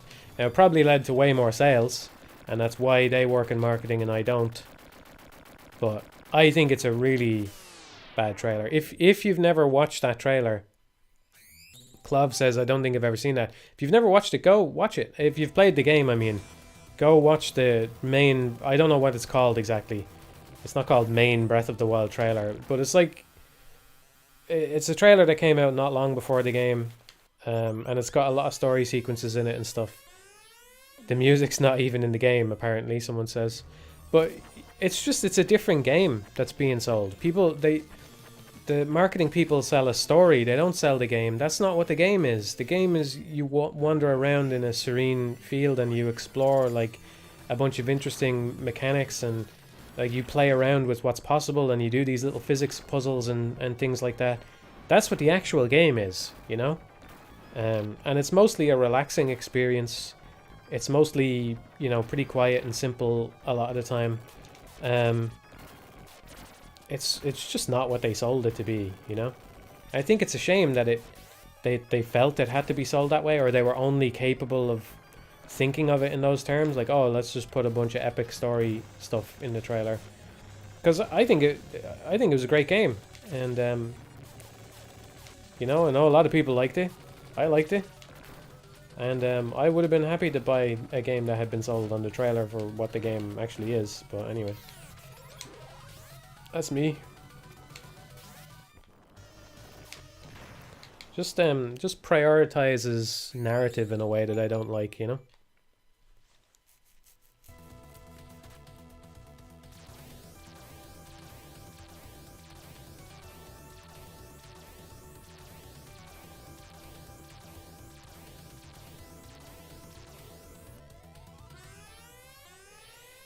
Yeah, that was only one trailer, yes. And to be fair, they did have a whole E3 where they did massive unedited gameplay footage of the game. So, you know, I think that, like, I don't want to say that they were being, like, enormously deceptive or anything like that. They showed people exactly what the game was before it came out. If you wanted to know, you could have known. But I do imagine that there's a lot of people for whom that trailer was their only real experience with the game before it released, or it was something that got them hyped in a way that they previously weren't hyped by the footage, and they thought, oh, maybe there's a lot more here in a different way. And like, there is a lot more to the game than was shown in the Great Plateau stuff that they showed off beforehand, but the story is not a big part of it, you know? And I think that trailer kind of gives a mistaken impression that it is a big part of the game when it's not. And that's the way I like it, because that has never been their strong suit, you know?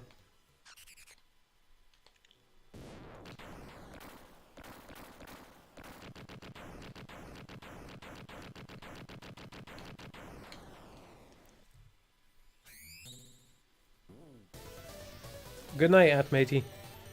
See you later.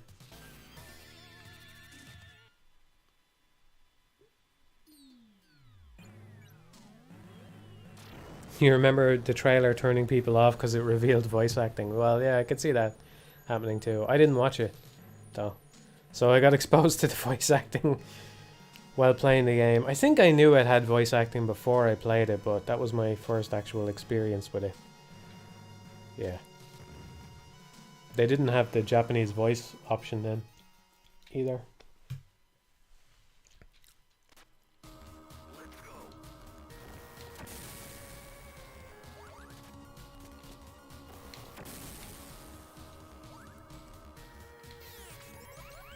Did I skip one of them snakes somehow? Oh, there it is. There we go. This run has been going really well. Watch it fall apart now. I feel like I haven't taken damage in a long time. Maybe I'm mistaken, but I don't think that I have.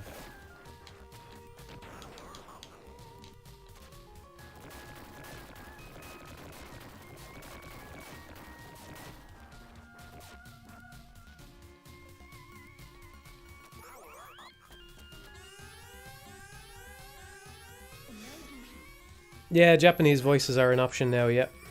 Patched them in. They patched them in sometime after I beat the game.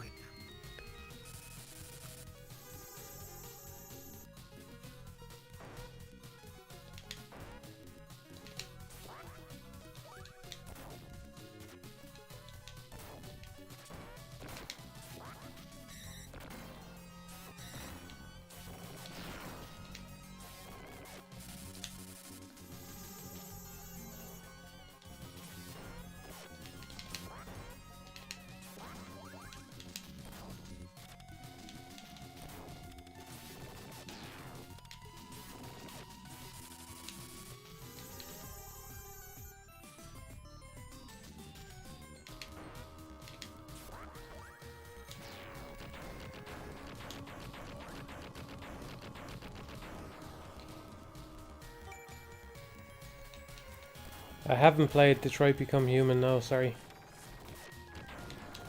I don't imagine that I would enjoy it though, based on David Cage's previous games. Are they both completely full? It looks like they might be. That's not though.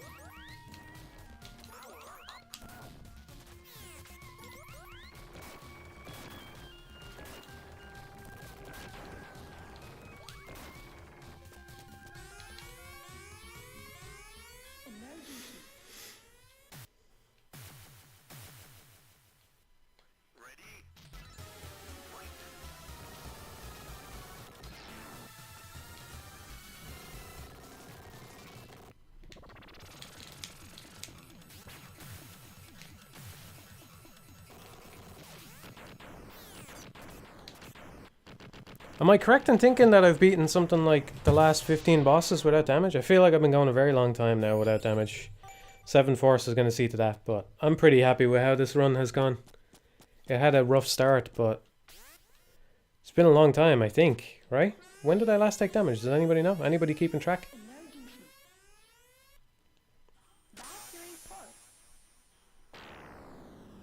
Yeah, I know I'm jinxing it.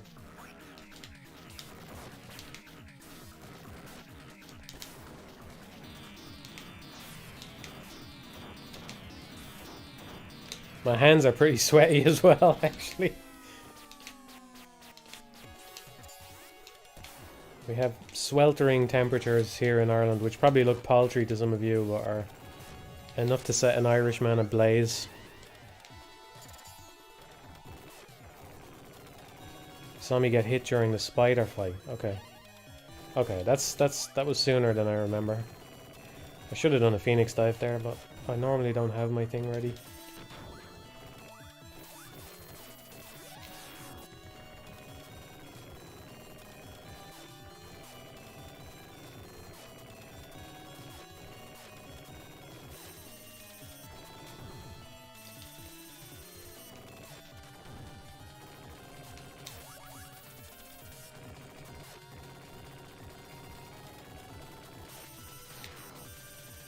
You would think that would do more damage. It's interesting. That to me is really interesting. Because the Phoenix Dive, when it gets stuck in place, usually does a ton of damage. But it's like 7 Force is exempt from it. Like maybe they knew it was a thing. I mean, it's such a good game. Maybe they knew it was a thing, I don't know. But I don't abuse that trick as much as you can though. You can use it in other places that I don't use it.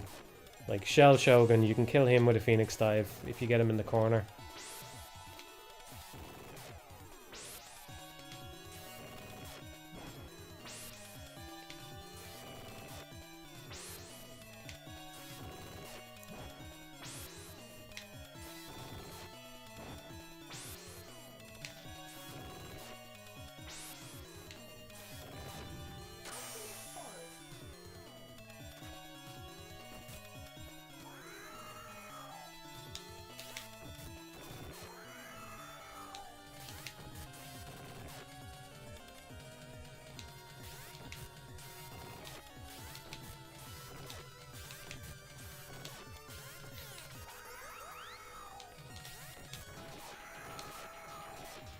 find, by the way, if anyone's confused about what I'm doing here with the weapon, I find the next phase harder.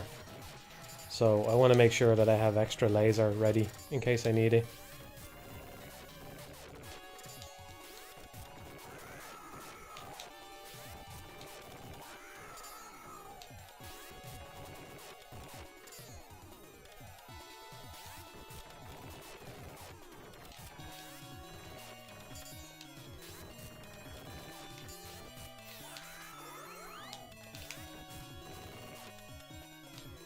No, I'm not comfortable using that. I might need it.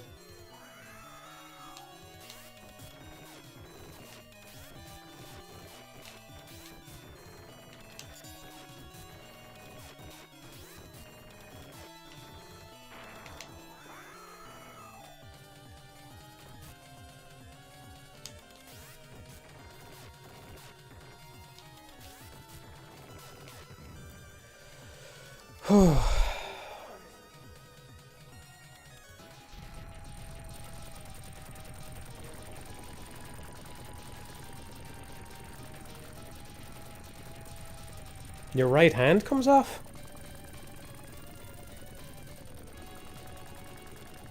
I know that's not how he says it. I know I put a different inflection on that one though.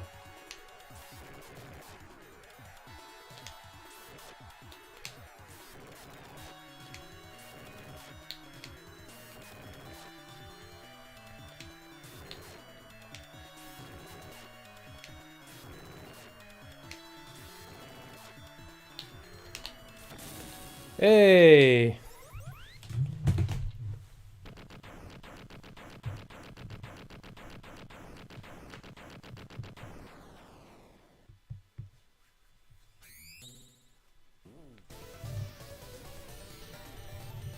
Any 7 force, no damage is a good run.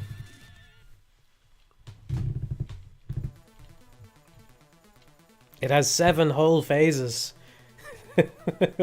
I got through 7 whole phases there without taking damage.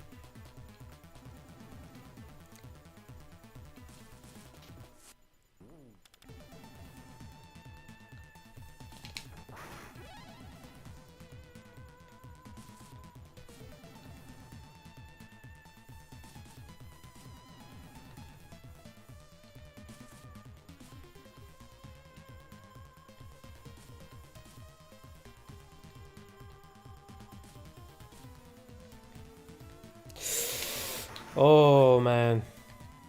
Okay, it was only luck saw me through that. That could have been a bomb and there was nothing I could have done. I'm gonna watch that back if I remember, because that seems like if that was a bomb, you have no way of avoiding that. Maybe if I had gotten in front of it quick enough. Ah, why? Why? Why'd you do this to me?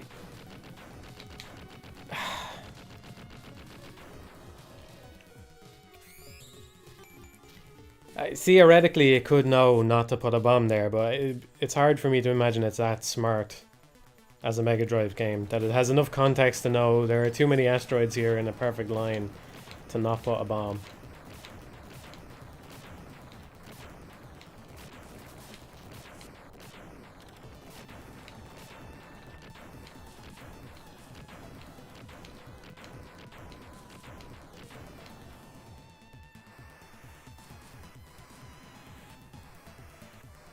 Yeah, but I don't think you can parry the bombs out of the way. If you can, then I'm a very dumb man.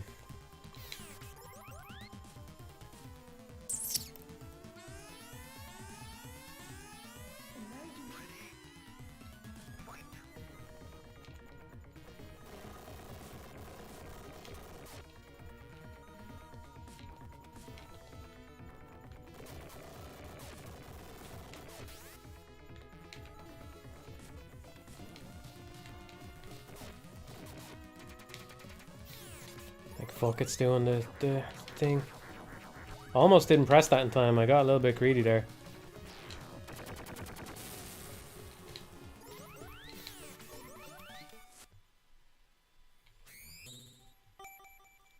Do you hate Silent Hill? Why would I hate Silent Hill?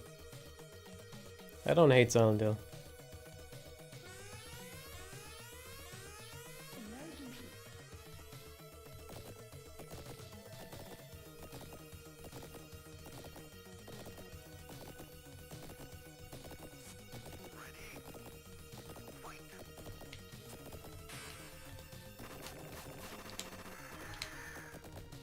I tried to do that thing there where I hit the bullets, but I didn't get it. I'm not gonna bother.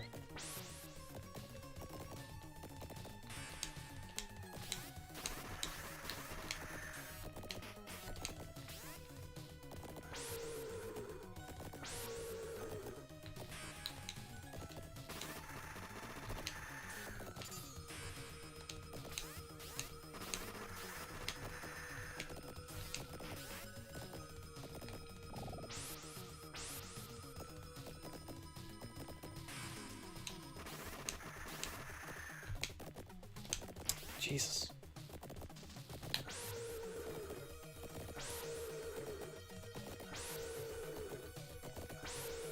Tough pattern this time on this guy.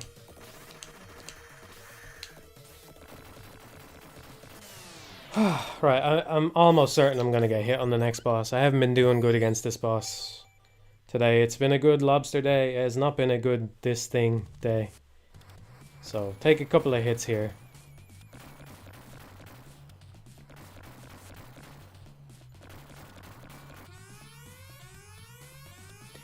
Maybe my estimation is off, but I feel like this is the lowest damage stream so far.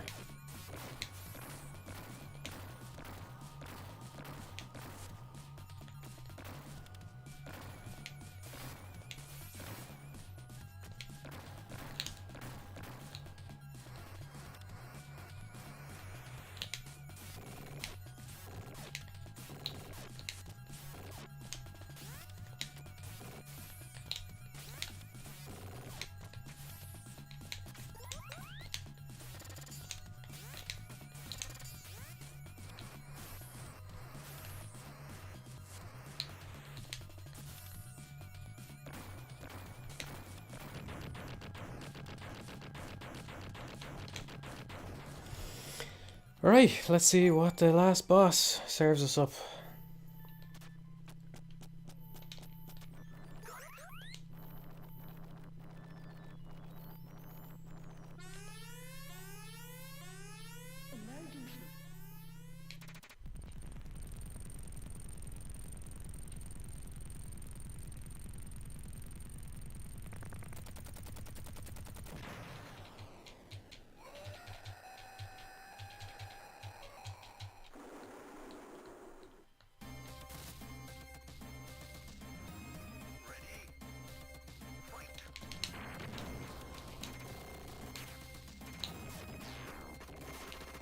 That was a chunky Phoenix dive. Good. I'm not going to be annoyed if I end up taking a few hits here.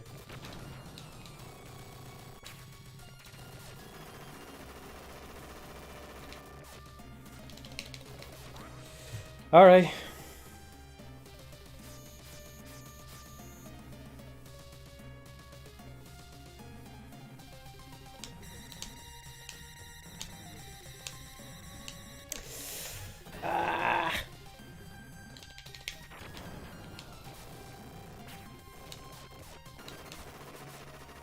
That's okay. That's okay.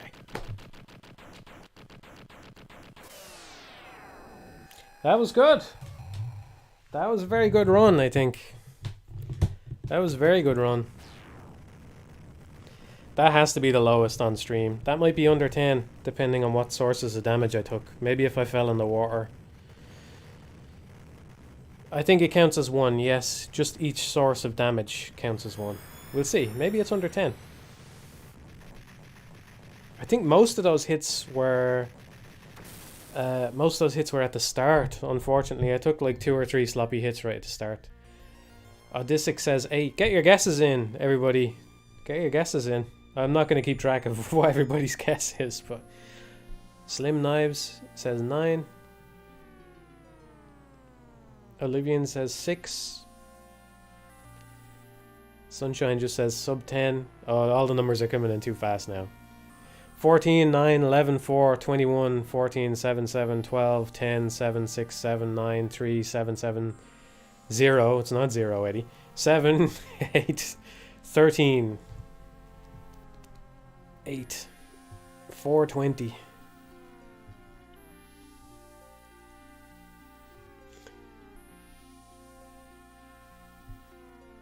Will you design mushrooms, aka Mushido, such that no damage runs are possible? That would be the idea, but it's not going to be guaranteed.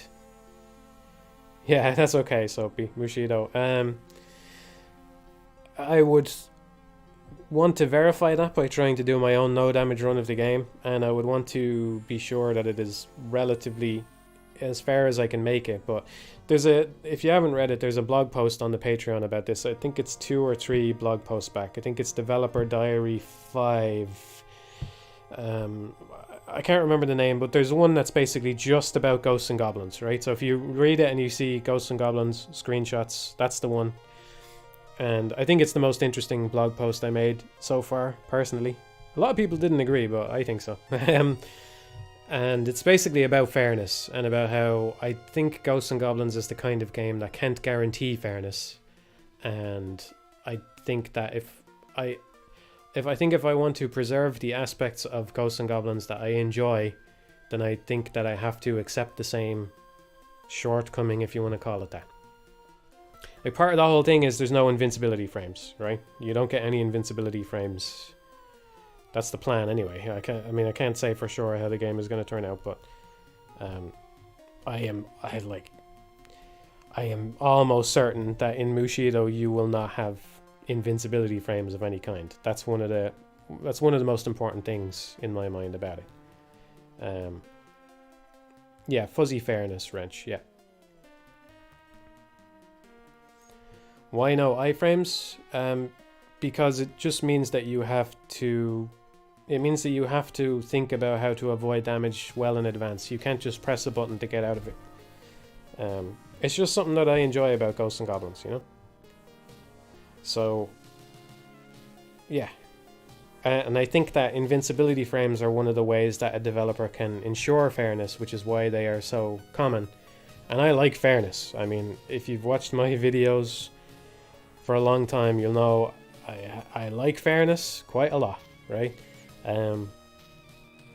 But I'm just willing to think about this from another angle, because I feel like I enjoy a bunch of those classic action platformers, but in particular games like Castlevania and Ghosts and Goblins, and I think part of my enjoyment comes from the fact that they don't have invincibility frames.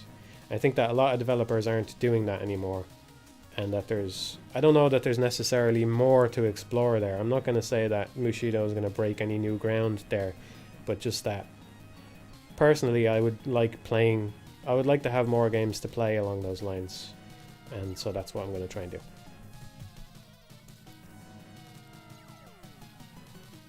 If you were lead director of a game, what genre of game would you develop, and what games, movies would you take inspiration from? I would make a game about an insectoid alien samurai, and I would call it Mushido, and I would take inspiration from Oddworld, some Kurosawa films, and Ghosts and Goblins, and Castlevania, of course. Castlevania would would kick the whole thing off, but I think I would end up crediting more to Oddworld and Ghosts and Goblins in the end.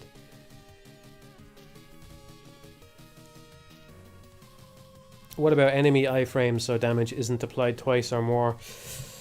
Not sure that's going to be a problem, actually. But we'll see. Yeah. Yeah. It's probably something I shouldn't talk about just yet. I'm not sure that's going to be a problem. Yeah. You don't need iframes for that. Yeah, Jordan, you're correct. Yeah. You don't need iframes for the enemy to avoid taking a source of damage several times. Have you had your fill of samurai movies, or are you still going to watch some for research? Probably should watch some more, to be honest with you. I didn't watch that many. Like, there's plenty more that I could be watching.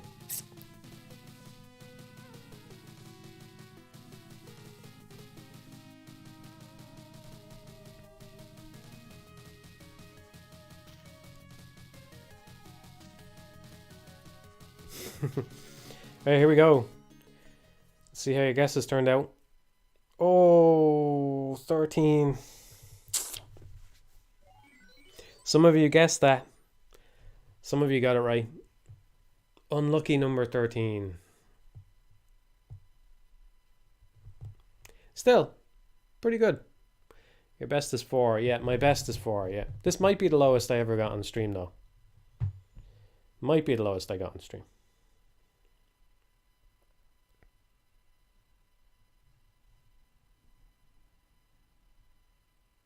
The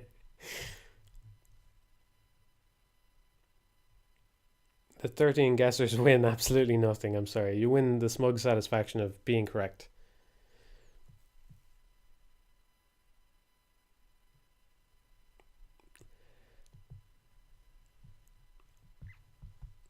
What's the best focus for practice for being focused on work? How do you fight being distracted by things and remain super focused and motivated?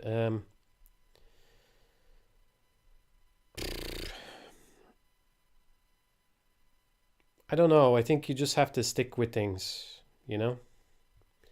You just have to stick with them.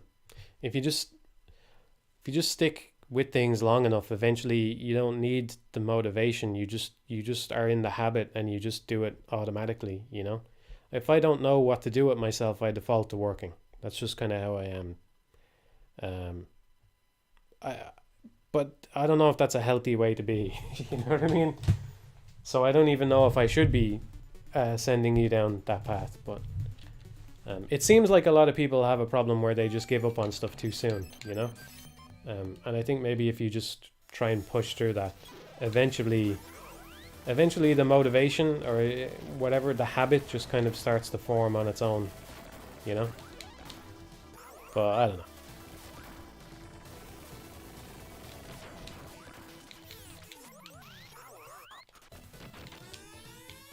Yeah, it's impossible to stay motivated about something for a really long period of time.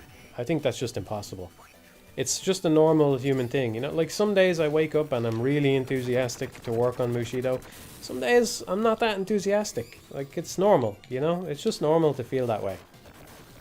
And some days I wake up and I'm like, oh, maybe I should try one of them other games. You know, maybe I should try working on one of the other ones that I had in mind. Maybe this isn't the right path. Maybe I should do something else. But I just try and do some work, and you wake up and do it enough times, then you have something at the end, you know? I've already taken damage here.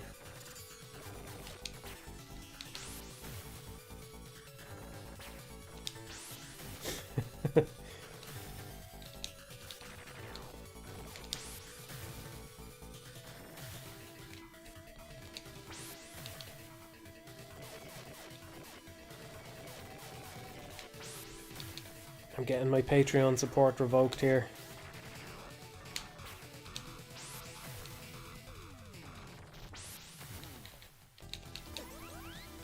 Hit again. We've definitely peaked for tonight. It's not going to go any lower now. We've already taken damage twice, so it's all over, fellas.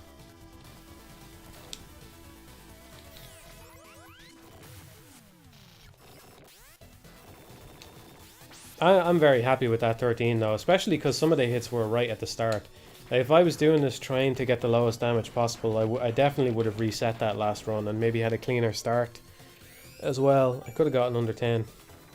I know reality doesn't quite work that way. Because if you reset that run, then things work out a bit differently, you know. But oh, I thought I had my dive. Where's my dive? I don't know what the best weapon is to use on this guy. I am just not used to fighting this boss. So I've probably fought the end boss more times than I've fought this guy.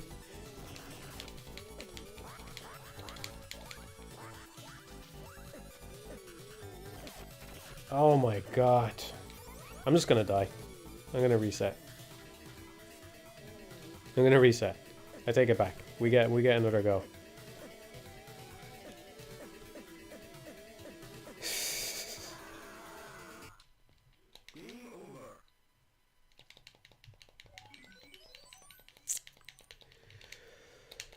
Yeah, okay, come on, get me back out. Let's go again. Do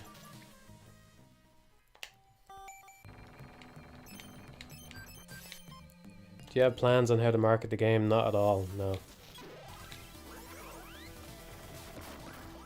I was thinking of talking about this earlier when I was talking about the Breath of the Wild thing. Yeah, I don't know. I don't know. Spend as little money on marketing as possible. Ideally zero. Ideally $0.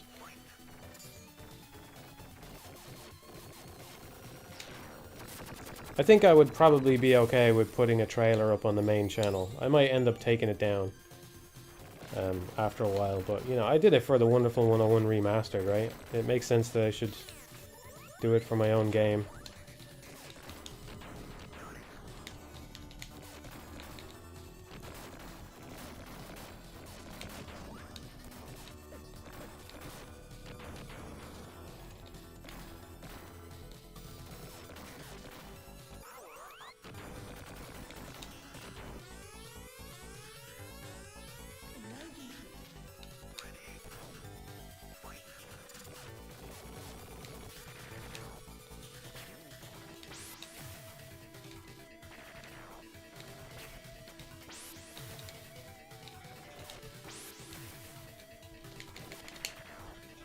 Oh, I actually avoided it.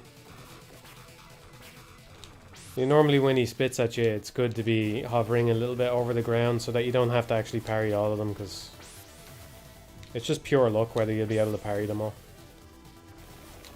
Yeah, I'm not a big fan of marketing. Yeah, Sock basically mirrors my thoughts there. Who likes marketing? Yeah. Who likes marketing? I suppose, you know, like I tune into a Nintendo Direct or whatever. I'd be totally happy to have a trailer in a Nintendo Direct or a State of Play or anything like that. That would help get the word out. You know, assuming it was on those platforms, obviously. But yeah, I don't know.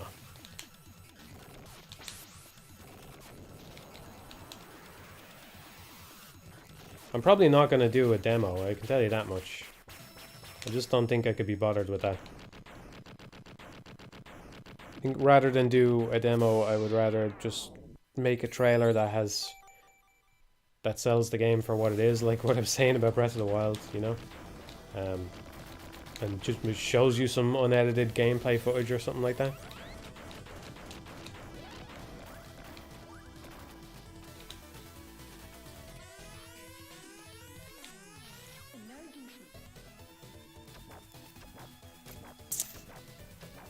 I don't know who I'd want to work with, which publishers I'd want to work with, I don't know.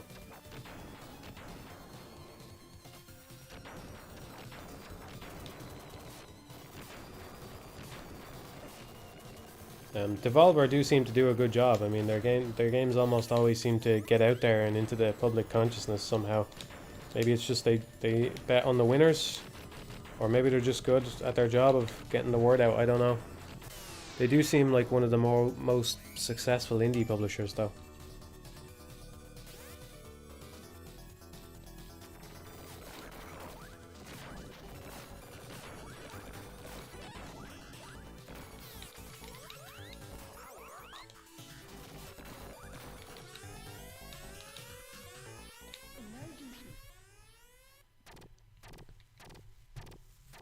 Basically, though, I want to try and get a game as close to completion as I can without having to bring anyone else on board, just because I think anything to do with administration or, you know, organization or whatever would just drive me mad.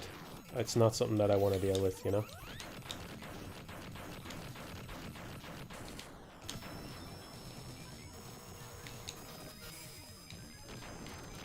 If I have to have a bunch of emails with somebody who asks what the game is and how they might go about marketing it, and like just a bunch of stuff that has nothing to do with actually making the game, that would drive me mad. So I would rather at least know that I have something that is worth releasing first, if I can take it that far by myself. I'm not saying that I can for sure. Well, I think it's going okay. Like I said, I had a bunch of stupid real-life chore bullshit to do lately, and Yeah, I have no momentum, as I was saying earlier, and you gotta have momentum. You don't have to have momentum, for anybody who wasn't here earlier. It's just one of those mental things that's kind of bullshit, but also has a bit of truth to it. But anyway, but I do think it's been going pretty well overall, actually.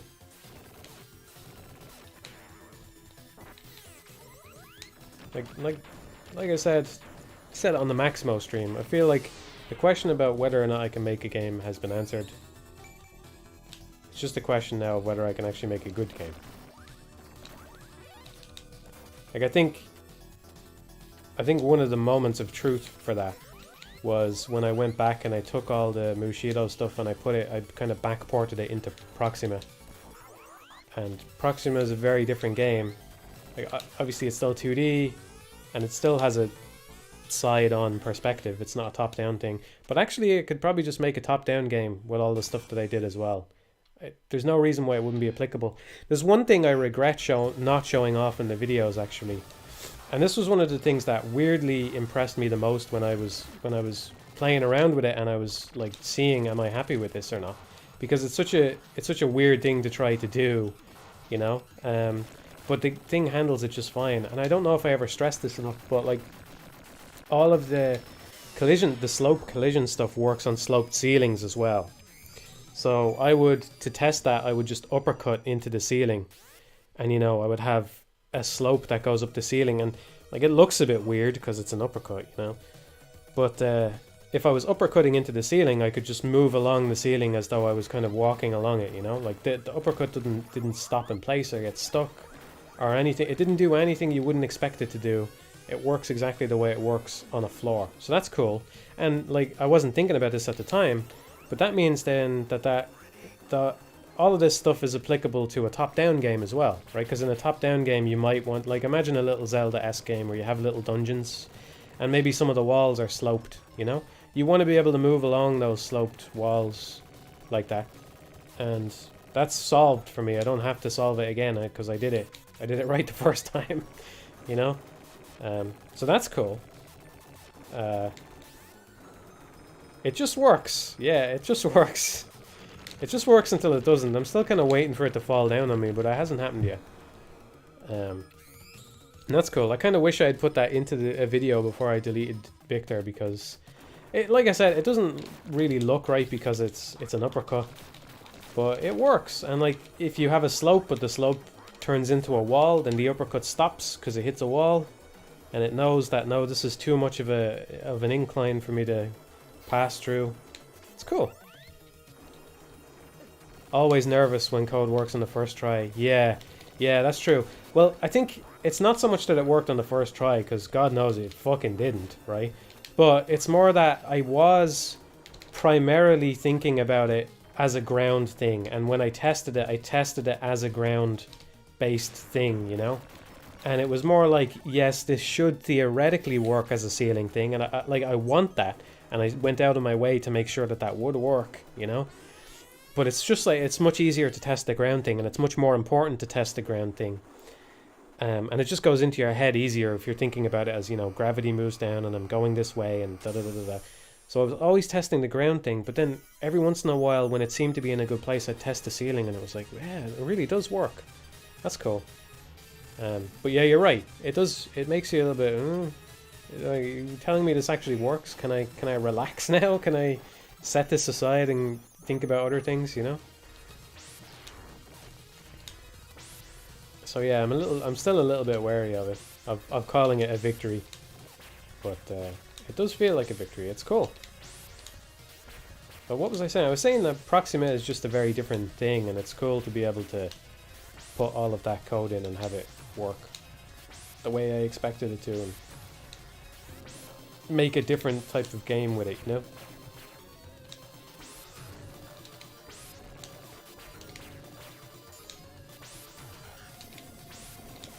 I'm thinking I might just need to work on Proxima rather than think about it. So I feel like I have a good idea for it, but it just needs the refinement, and maybe it's the kind of refinement that you just can't get by just sitting there and thinking about it. You just have to tinker with it until it works, you know?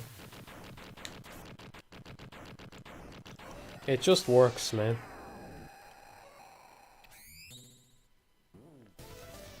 You worried about reception from non-viewers at all? No, I'm not. I'm not worried about reception from anybody, viewers or non-viewers. I mean, I would like people to feel like it wasn't a waste of time, but I don't know. First and foremost, I just want to make sure that it's something that I would want to play, you know?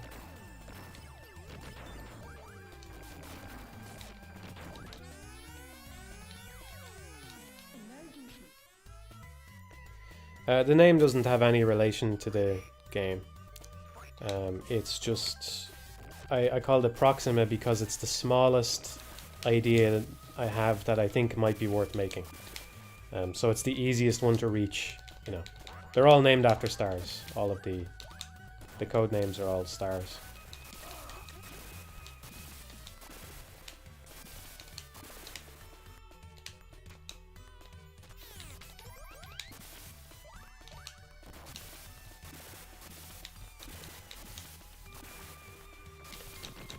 How complete is the game, Mushido? Very far from completion, unfortunately. I wish it was closer, but it's not.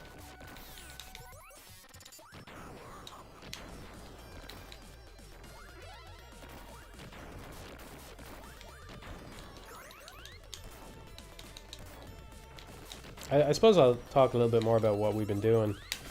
I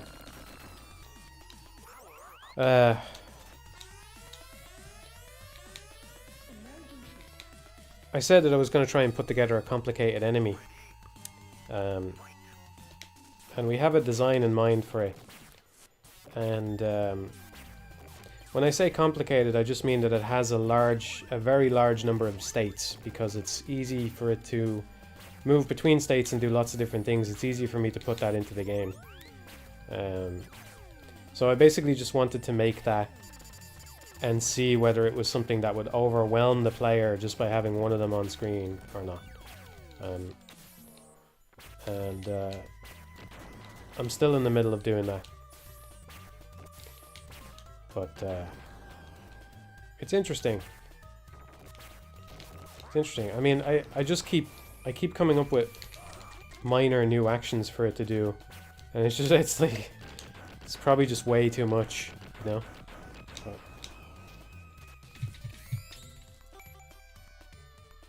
it's weird. So someone says 15%, and that kind of feels about right, but at the same time, it feels almost like it's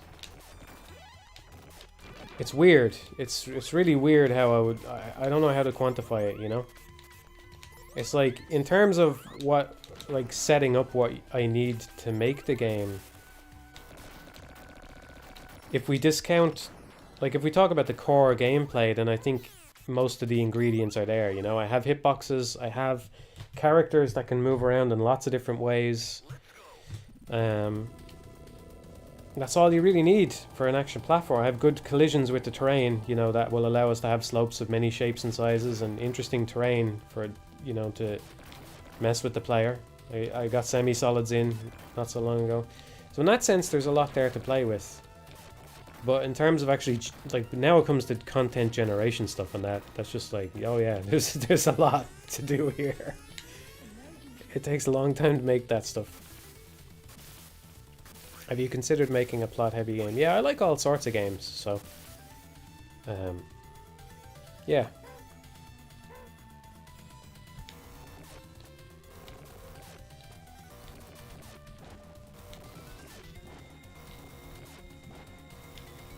I would say I have maybe 2 ideas for plot-heavy games that I could make.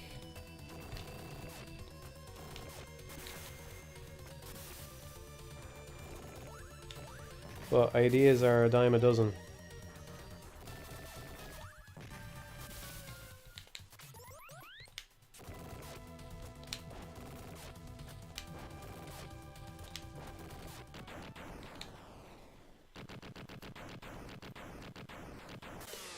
What is the main benefit of not using Unity / Unreal? Do you think doing everything from the ground up was worth it? Kind of. I just feel like I want to know what happened. Like,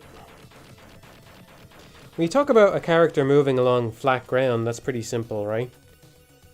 Like there's not a lot to that, right? And I don't want to belabor the whole slopes point, but... And I probably should have explored Unity more as an option there, you know? Or Unreal as well, but... All I can say is, it just felt like the kind of thing where I wanted to know what was happening. You know, like I wanted to know for sure how it was going to work. I don't want some kind of, you know...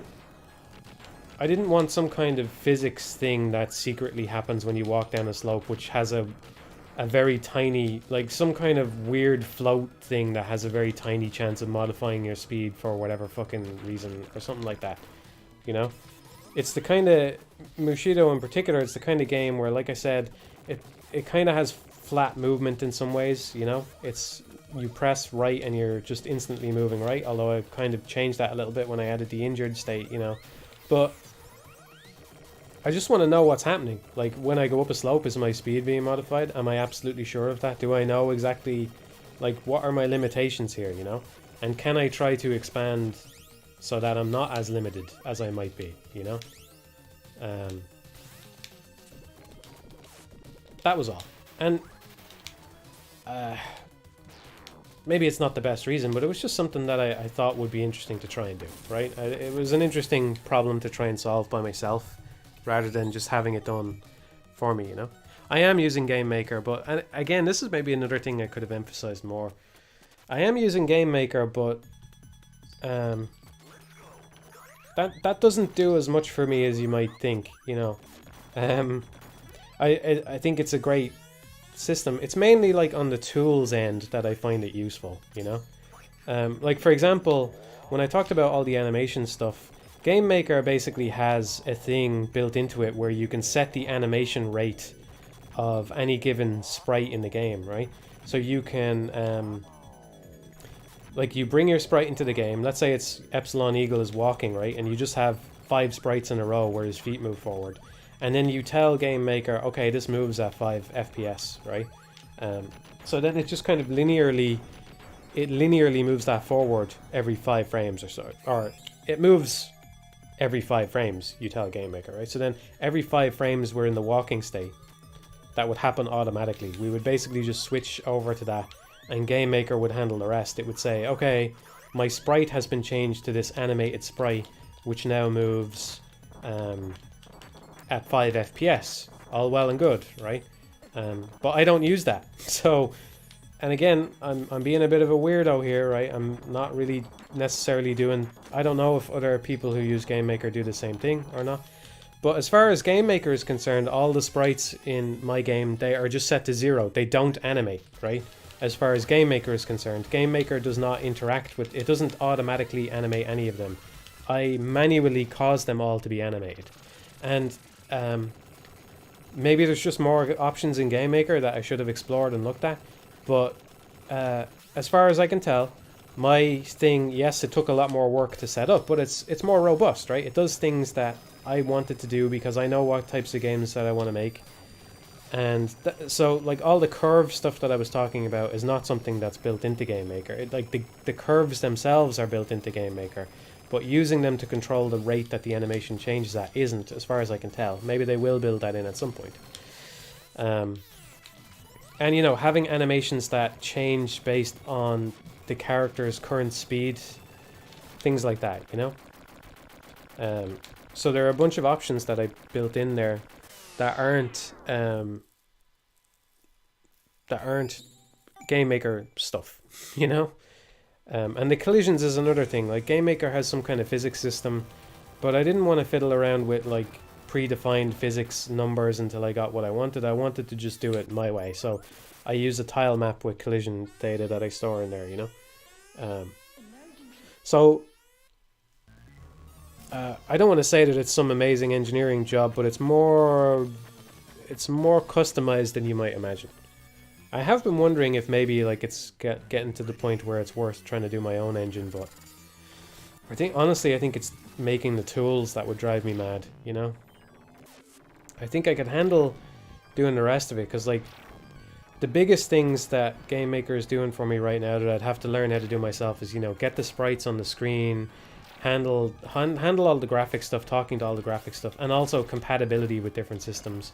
And it would become way harder to port to like consoles and stuff like that, you know. So that's a future benefit of using Game Maker that I'm totally on board for inheriting, you know. But I don't mean this as a knock against Game Maker or anything, but just some of the stuff I just haven't been using because I want to use my own stuff, you know.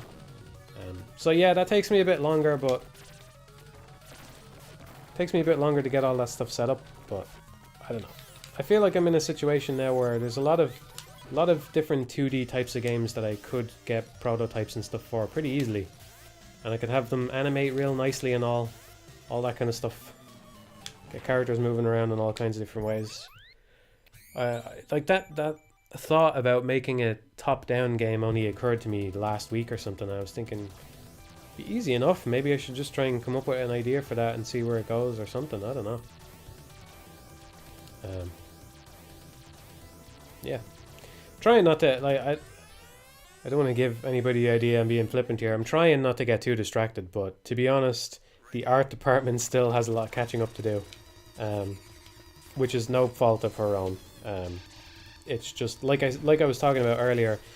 There's kind of like a two-stage process that has to be done there, right? First of all, we have to figure out what any of the shit in this game looks like, which is a very collaborative process, you know, just talking about these things and exploring and drawing a lot of stuff that doesn't quite work out but gets tweaked and improved, and like we come back at it from a different angle or whatever. And then there's actually, you know, making assets for the game. So it's a two-stage process.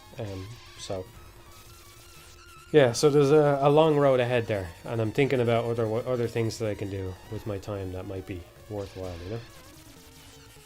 Maybe I'll just stream Alien Soldier 16 hours a day. What do you reckon, fellas?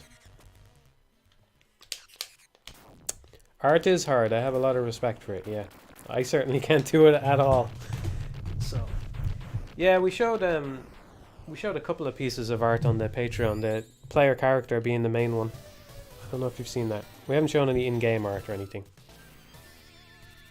And there's nothing there that's ready to show yet.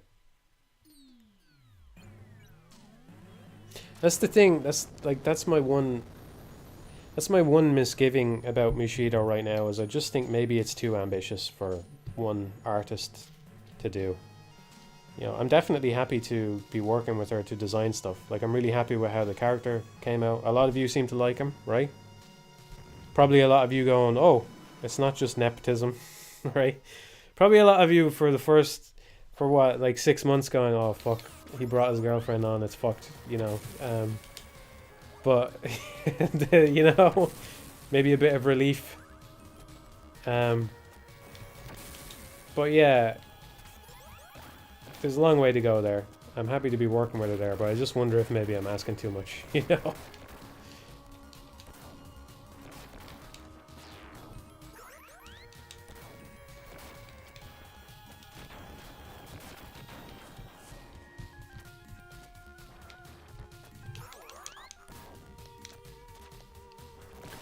Hello, Meme Knight. Glad to have you on board.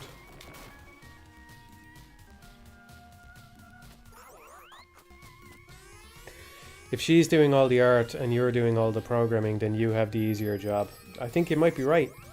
I think you might be right, and that's my biggest misgiving about the project right now. I don't like that. I don't like that.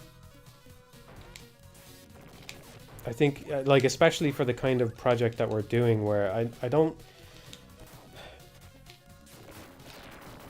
I think that my job would, like, I think I'm in a relatively easier phase of the job right now, because the collisions is just a fucking nightmare, you know? But I think I'm ready to put that behind me, at least for now. And I think that the job would get much harder again when it comes to level design and all that kind of stuff, because I don't want to rest on my laurels there. I want that to be really good. And I want to try and... Yeah, I want to try and put more into the game as well, you know. Like, I don't know what I'm thinking of here. I'm thinking of stuff like in... Not exactly this, right? This isn't something that would be in the game. But you know Ghosts and Goblins? You got a stage where there's candles, and you blow out the candles and that means something, you know? And you have little things like that. Like I have a few ideas for just little level-based hazards and tricks and stuff that you have to avoid, you know? So, yeah.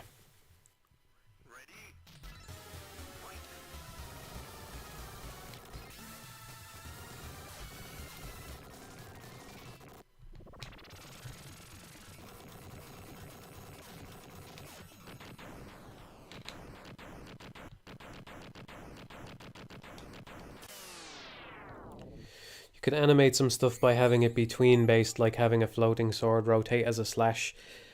Yeah, we can. It's just when I see stuff like that in games, I tend not to like it, you know? Obviously, I understand why it's done, but I don't know.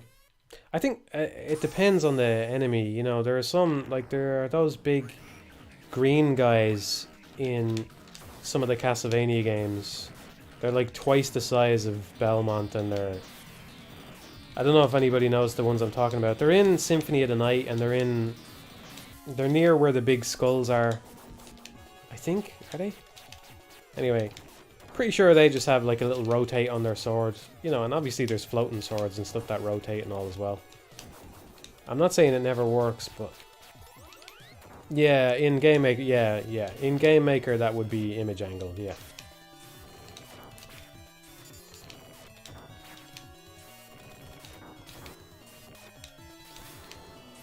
Yeah, true. That is true, actually. A lot of stuff in Alien Soldier works that way, so, yeah. I don't know, though. I do think they're different from how a lot of... Not a lot, but how... They're different from the kind of creatures we'd be making, which would generally be much smaller than these guys, you know?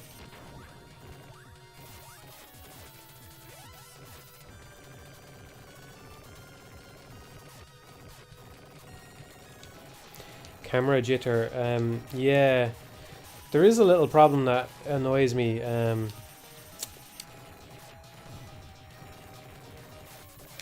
don't know. I don't know how I'm going to address this in the game, but there is something that annoys me, which is I talked about in the last update video that I did. One of the problems that I solved is, you know, bounding box, when the bounding box changes size on the character, we want to make sure that they get pushed out under certain circumstances and all. That causes the camera to move a little bit, because technically your position is being pushed out of the wall, you know. Because your bounding box grows, right? But your X position has to get pushed back for it to line back up with the wall. That causes the camera to move slightly. And honestly, I think if I hadn't said anything, most of you probably wouldn't even notice it. It's the kind of thing where you just wonder, if I played a game, would I even notice? Or would I even care if that happened? Like, maybe it's almost even good that the camera moves a little bit when we change state and we're kind of next to a wall and all. But I don't know, it seems like something that I might want to address at some point. So I don't know about jitter. I don't think the camera has been jittery.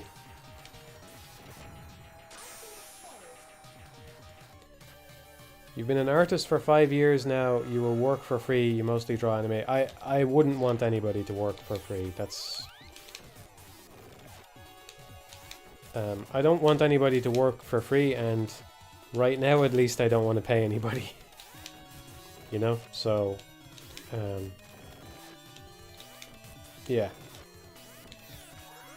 Again, part of that is just administrative stuff, right? I don't want to have to work out how I pay somebody, or, you know, how we're going to chat about the game, and how we're going to, you know, like, it's just all the administrative shit is just not something I want to deal with at all.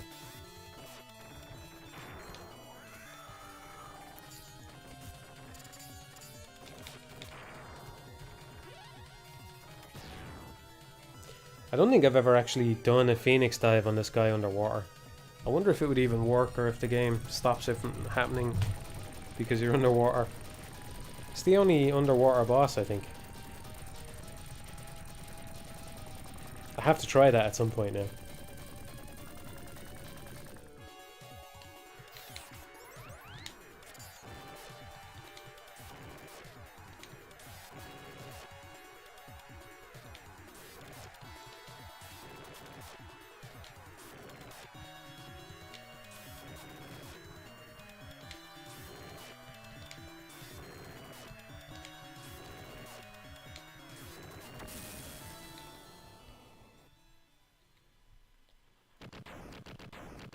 You can't Phoenix dive underwater.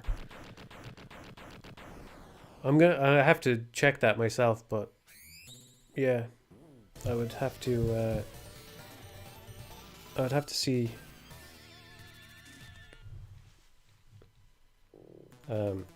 That's cool though, if that's true.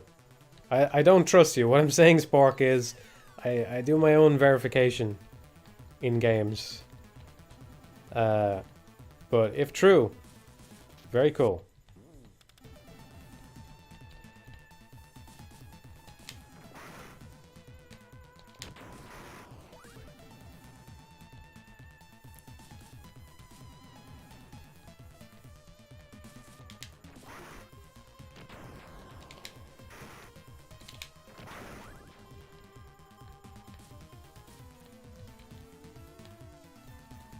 If true, I just found a second reason to think more highly of this game today.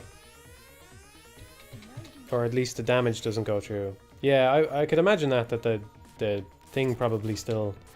The effect probably still plays, but the damage doesn't count. That would be enough for me. But yeah, that would be very cool.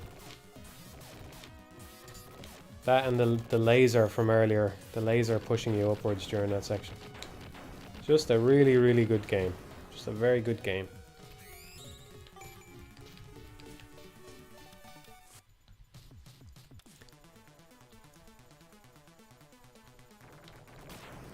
Do you have a style guide for the art? I don't know. I think she knows more or less what she's going for.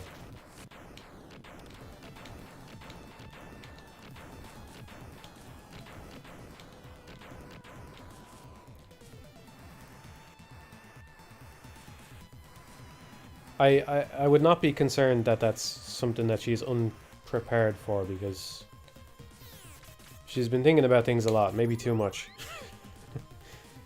She probably don't expect me to say, but...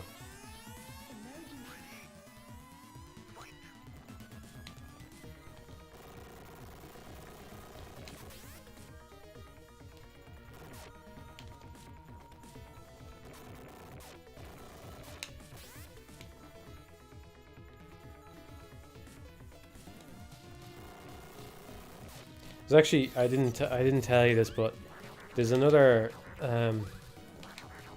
you know, talking about how you can't be passionate all the time, right? But it's fun. It's fun sometimes. It's kind of sucks that I have to, you know, I don't have a producer telling me that I can't talk about certain things or whatever. So I just have to decide that about what we're going to show or not show at any given time. But obviously we showed off the samurai, but there's another character design that I really like that that I really want to show you, but it just doesn't make sense to show it yet. But I think it's a lot of fun.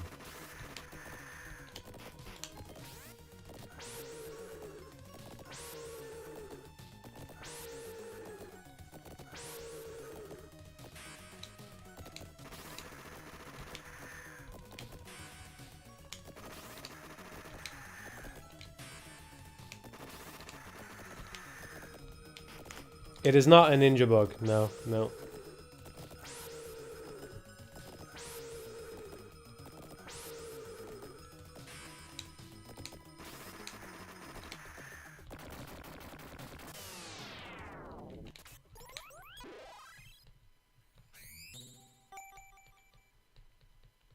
I have such mixed feelings about it, because when she showed it to me, I was like, it was not long after we showed off the samurai, and I was like, man, I really want to show them that, but also it's fun to have a little secret again. It's fun to have something that we haven't shown yet, you know? But I also really want to show it to you, because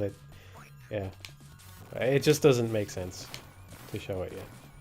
Some things are better saved until later, you know?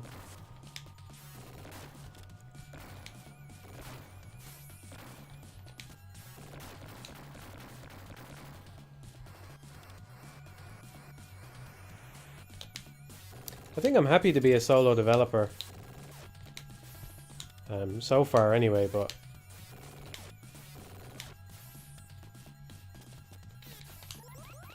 I don't know, I'd like... I'm trying to walk that line between, you know, being enthusiastic about the project and hopeful and optimistic, but also being a realist and knowing that a lot of these things just never get off the ground, and that there's still no guarantees on all, you know. So if it all went wrong, would I work somewhere else? Yeah, maybe. Depends on the place, I suppose. I think if it came to that, I might be happier to just go back to videos, though.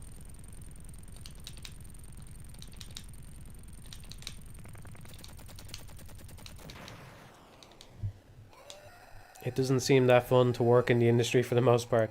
That's true.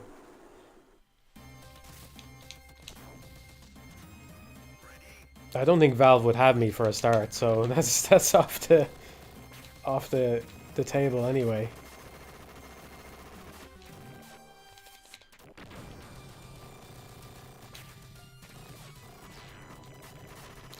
That was a nice hit there.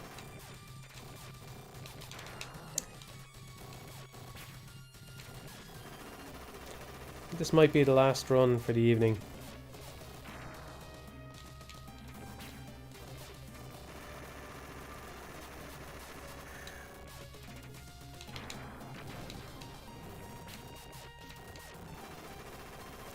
I'm doing alright, Graham. I might be wrapping it up here, though. I don't know if I have another run in me.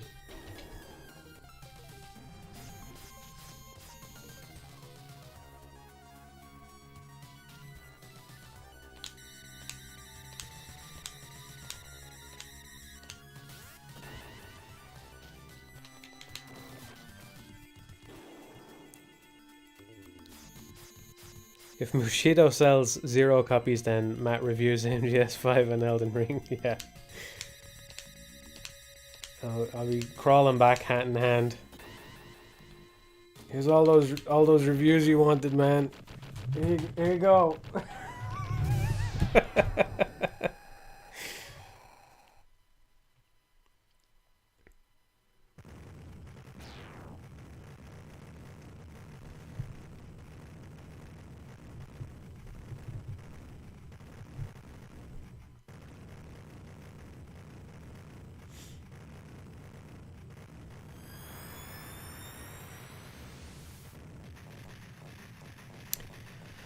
I don't know if I'll do another run after this. I don't know. I'll be back in a second.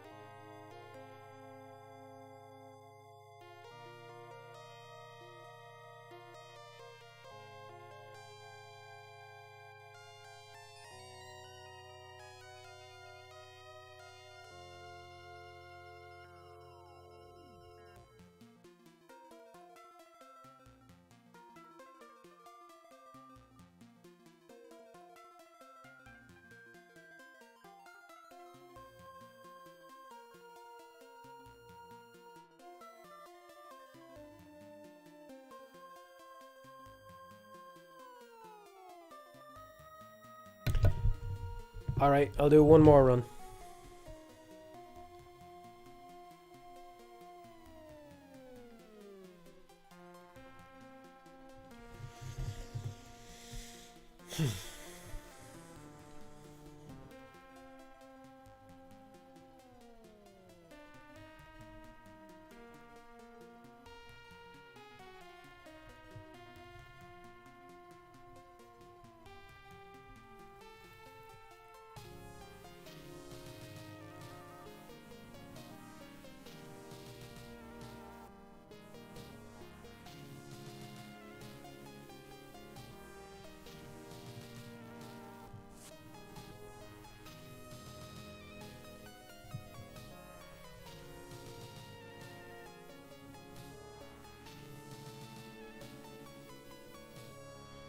Credits take a while.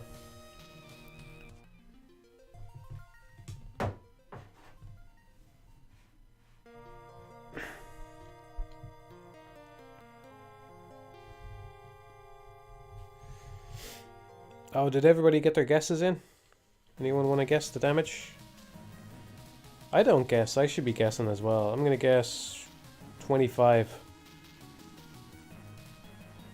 Probably higher even, but I'm going to guess 25.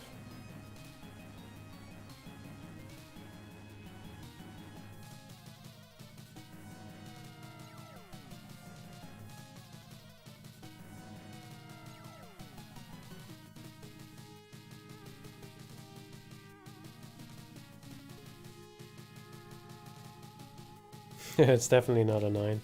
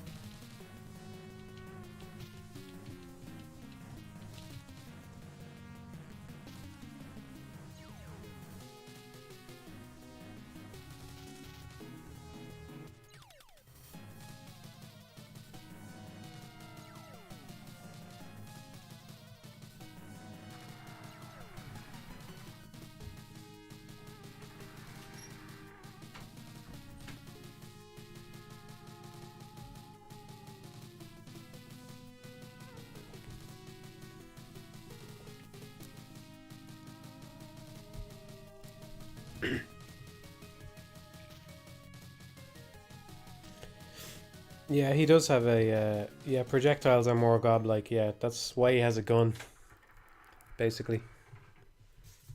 Oh, thanks. Whoa, 15! Whoa! What was that I got earlier? 13. Oh, I thought that run was much worse than the other one.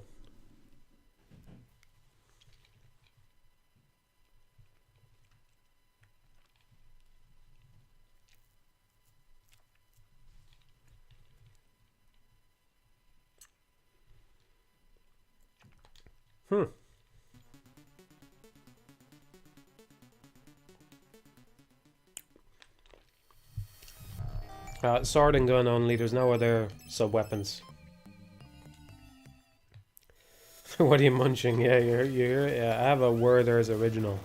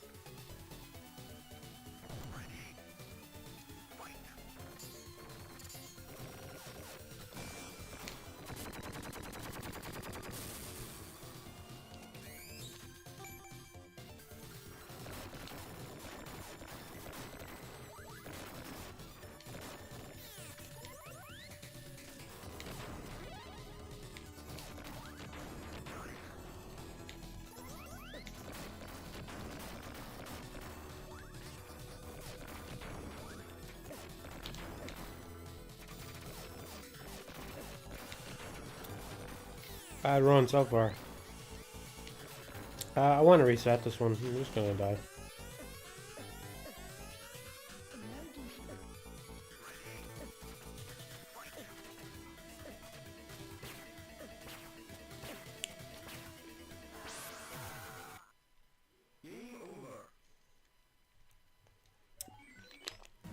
Can you go in depth about how to make a potato sandwich? You've only listed the ingredients as if anyone would know the process.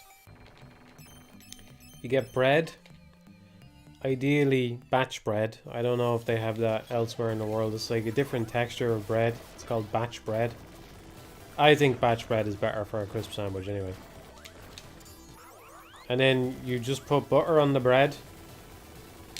And then you put crisps on the bread and butter. And then you close the sandwich. Usually, like, you might crush it down a little bit. Because they can be very pointy and oddly shaped at times, you know. So you kind of tamp it down. Crush the crisps a little bit. And that's it.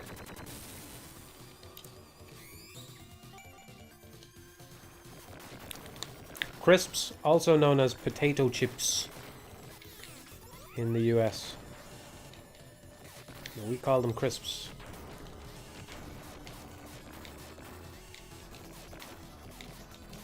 The fuck? Stop spawning, dickheads.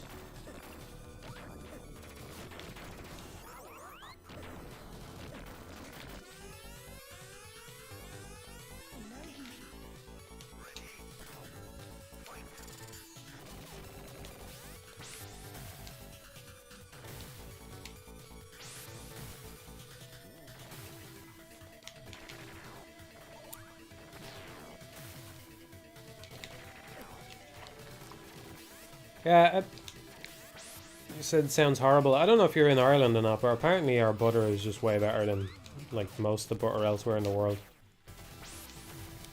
So maybe it's not an appealing thing in most other countries.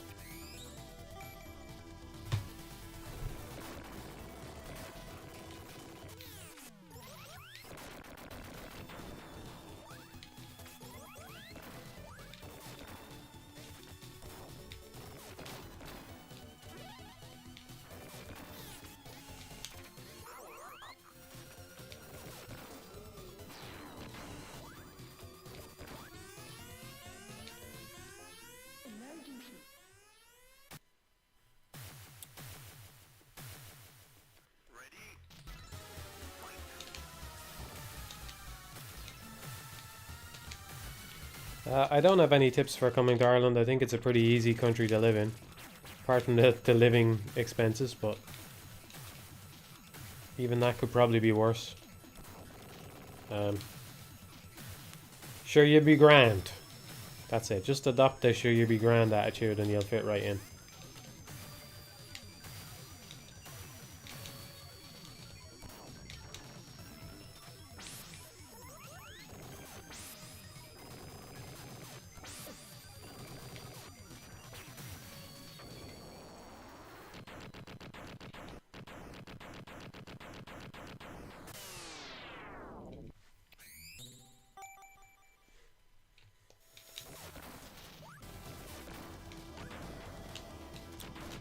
You buy Kerrygold. Yeah, that is a brand here. Yeah, it's one of the most popular brands here.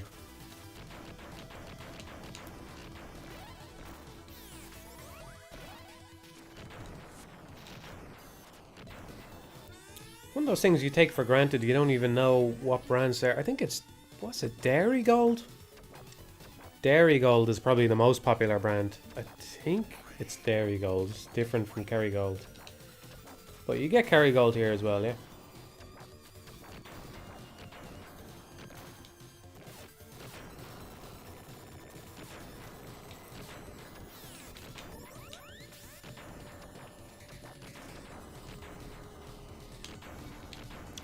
Yeah, Dublin is very expensive to live. It's mad. I think it's one of the most expensive cities in Europe to rent in. And it absolutely does not deserve to be that way.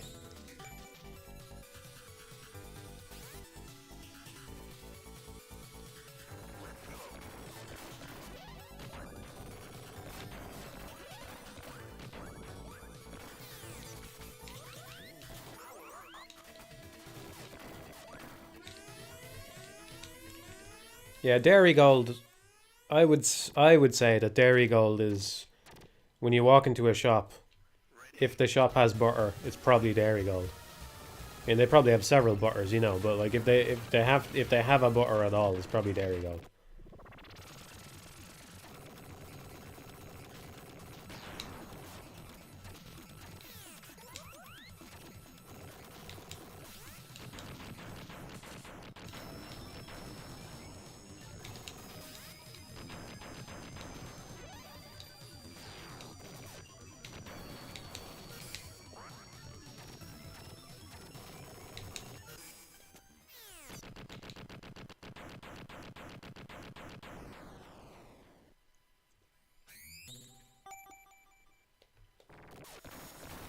How expensive is expensive in European terms? Like, is it comparable to LA or New York City? Well, we were paying nearly $1,000 for a one-bedroom apartment, and that was when things were good, or relatively good. So that same apartment, I can't even imagine what it's going for now, but probably 1.5, I would say, if I had to guess.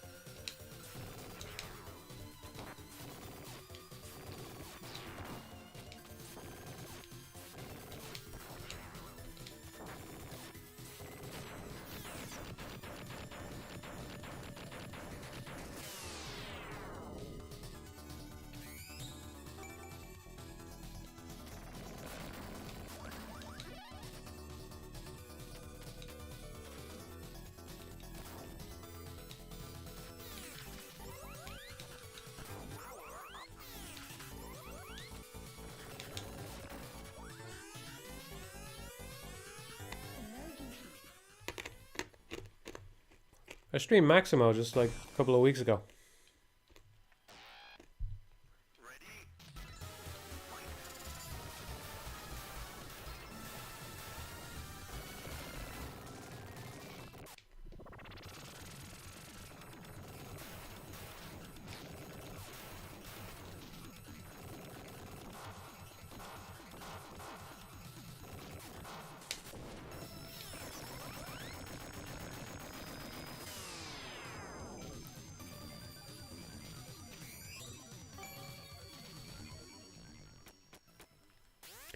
You were right about police knots. Changed my perspective on Kojima's writing ability. You mean positively, Marius? Because yeah, I do think it takes. I think for me, it's like indisputable proof that Kojima is more than passingly interested in the topics he explores in his games. You know, because it can't have been that easy to talk about all of the shit that. All of the flavor text and bullshit that's in police knots can't have been easy to drudge up, even if it's all made up. You know, I mean, there has to be at least some passion there about all the science fiction concepts and all that. You know, it's like nowadays you could write that same story and it's like, maybe this guy just pulled all this shit off Wikipedia. You know.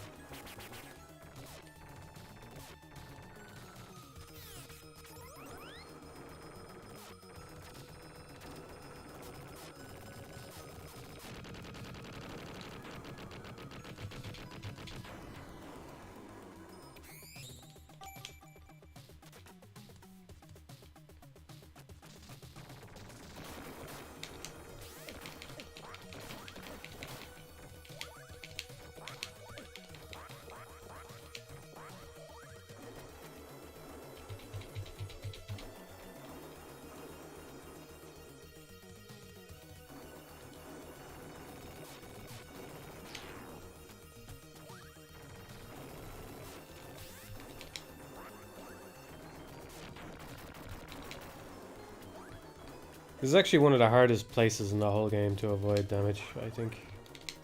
Constantly get caught out here. Constantly.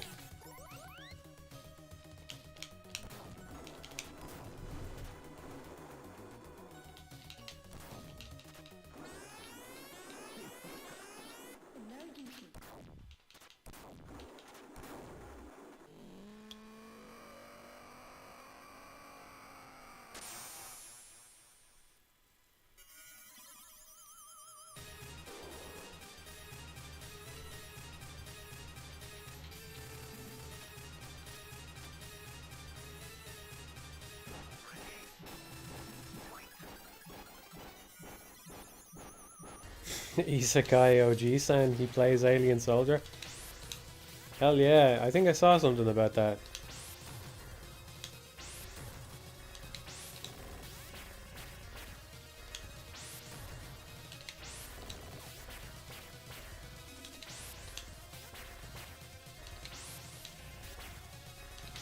This game deserved better, man. It deserved better.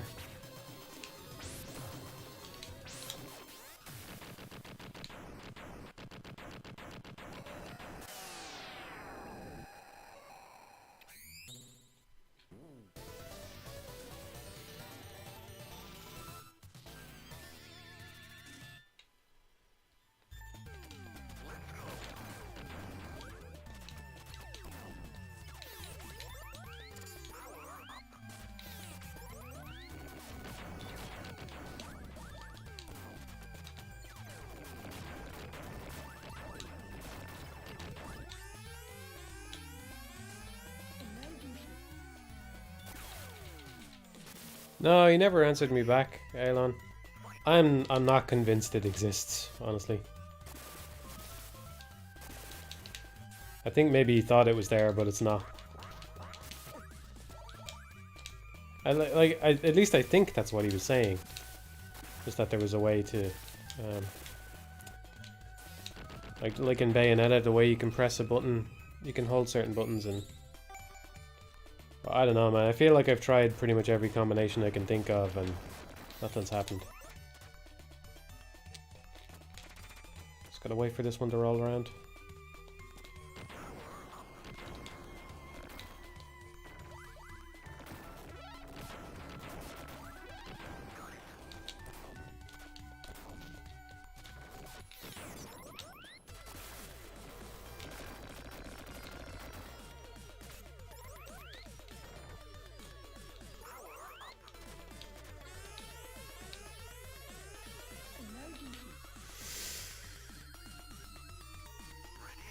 I would say Ikaruga is...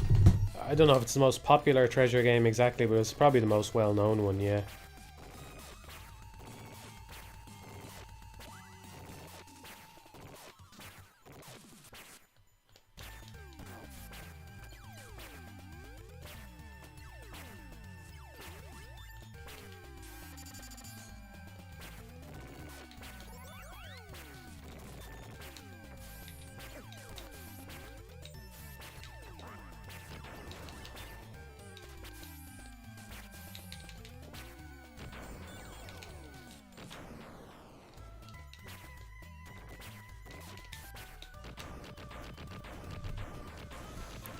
Thought that would be Wario World.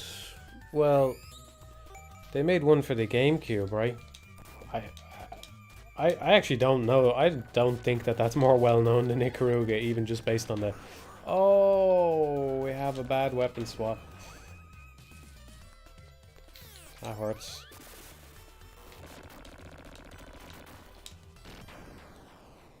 I forgot that you get to keep the upgrade level on it though. That's cool. That's okay. I don't need the Buster again for a while, I think.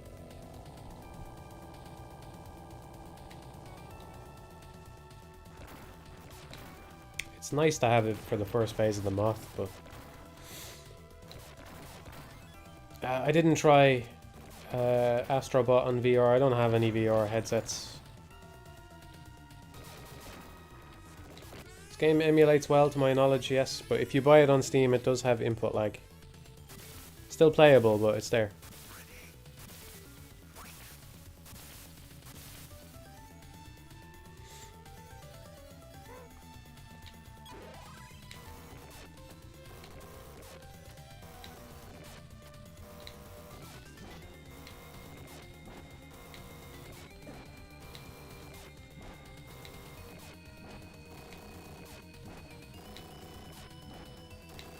Maybe that is certainly a case where reduced weapon consumption would have paid off.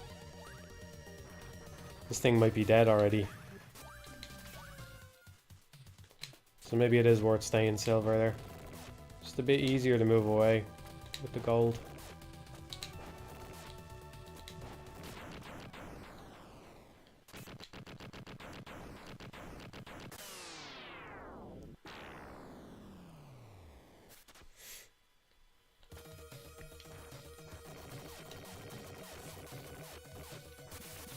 Yeah, I'm interested in getting a Mister at some point, yeah.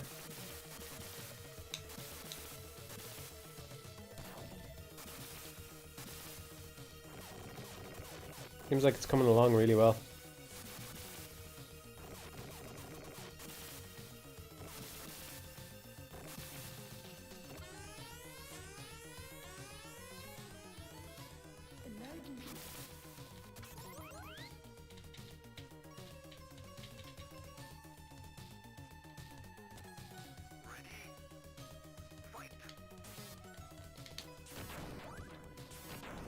No, I can't play Radiant Silvergun on this, no.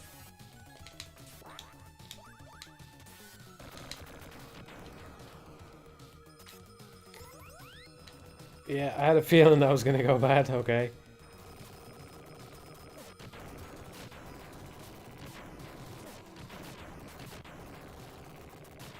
That's bad as well. It's like the shots come out of wherever the source of damage is.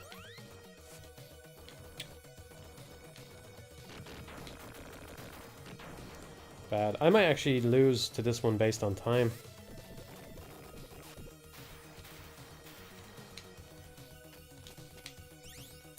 I don't have a lot to work with here, weapon-wise.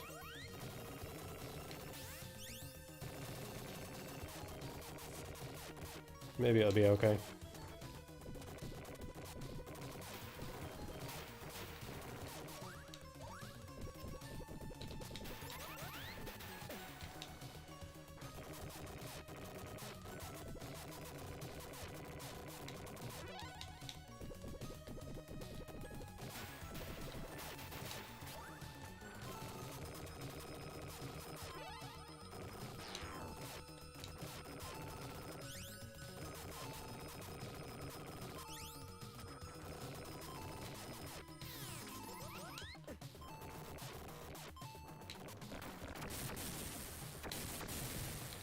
Can get the blaster back or whatever the fuck it's called. I always forget the name of it.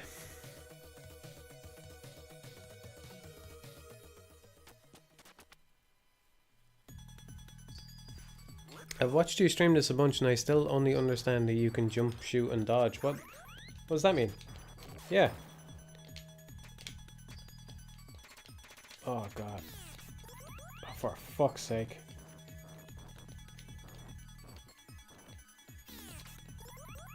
Hopefully I timed that right. I did. Okay. Basically became a little rhythm game there.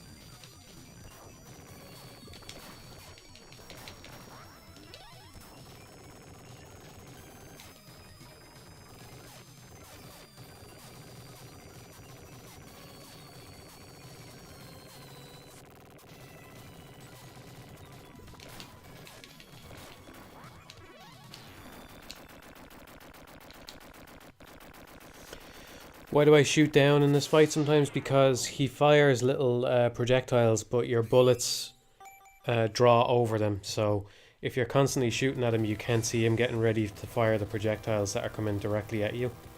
So I shoot down just so I can get a little bit of vision to make sure that there's not something coming at me. And if there is, I'll just dodge out of the way or try to jump over it or something.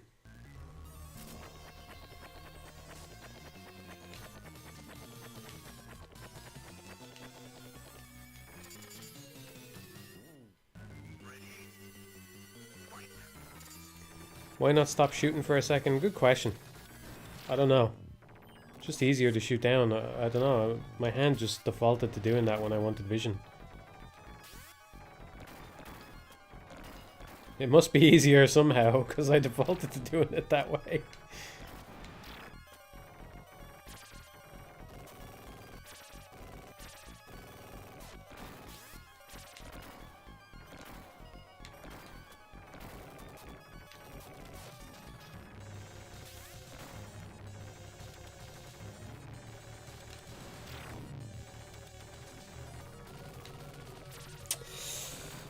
another wave of little spiders. That's unfortunate. It's about ready to get up.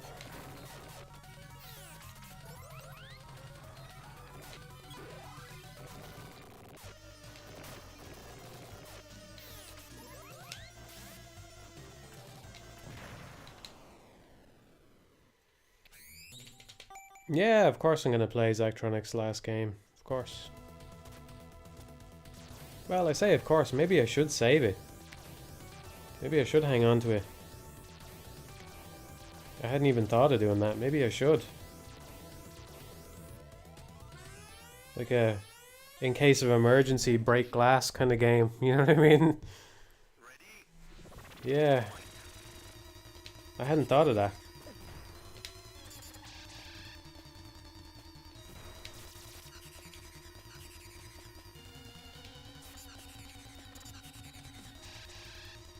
I feel like I've gotten unlucky with his shots twice today. He shot me... kind of shot me in a weird way at the start of that fight. That doesn't seem normal. Maybe I'm just not switched on, I don't know.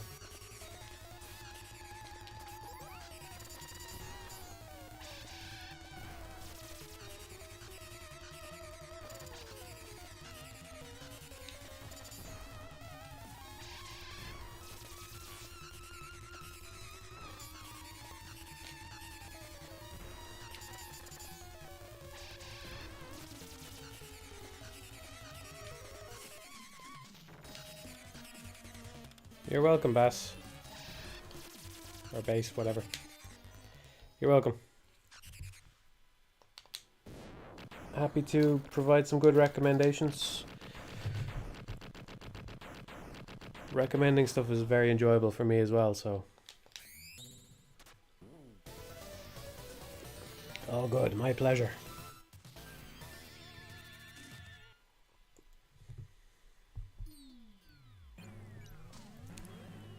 I didn't know that about Toru Iwatani. He got a university job.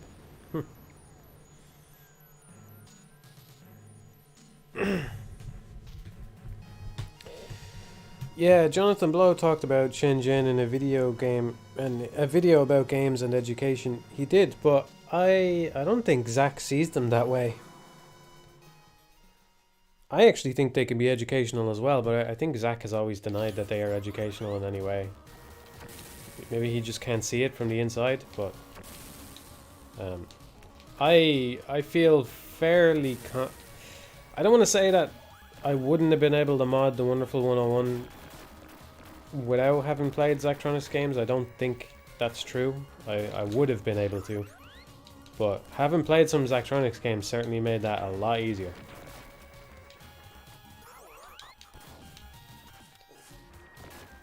There's no question in my mind that it was a lot easier to think about what I was doing there, to understand what was happening,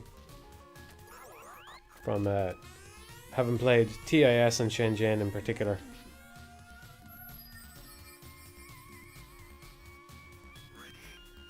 Do you know if Zach has seen your reviews? I think maybe they retweeted them when the series was finished. I'm not sure. He's never commented on them as far as I'm aware.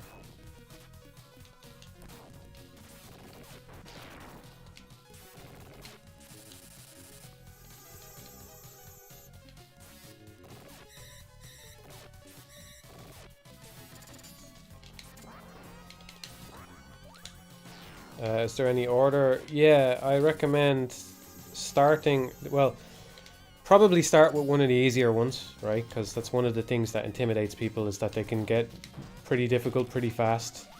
The easier ones are... Opus Magnum is the easiest, but it's slightly harder to get a grip on at the very, very beginning than something like Infinifactory, which is just placing blocks down on the ground to move stuff around, which is very intuitive. So if you like the look of Infinifactory or Opus Magnum, go with them, because they're easier. So you'll probably be able to get into them easier. After that, I would say Space Chem is the next easiest to get started with. Bit of a weird recommendation, because Space Chem arguably gets harder than the other ones towards the end. especially because it's a little bit more linear. The games are kind of unfortunately linear at times. Like, I think that was a little bit of a step back after TIS 100 was non-linear, but anyway. Like, TIS 100 is very non-linear. So, like, even though some of the puzzles are harder than Space Cam, you don't have to do them all to get to the end, you know? Whereas with Space Cam, the last stretch, you have to do some very, very difficult levels in a row. Yeah. But Space Cam would be the next one then. Then another step harder then you are at that point there's only the programming ones are left.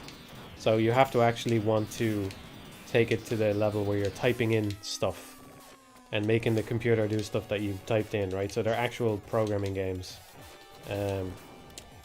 Of those, I would say Exapunks and Shenzhen have an easier intro than TIS 100. Exapunks has the easiest intro. So it's probably the easiest one to get to grips with. But it maybe uses a programming paradigm that's a little bit harder to wrap your head around than Shenzhen IO, so I don't know. I don't know.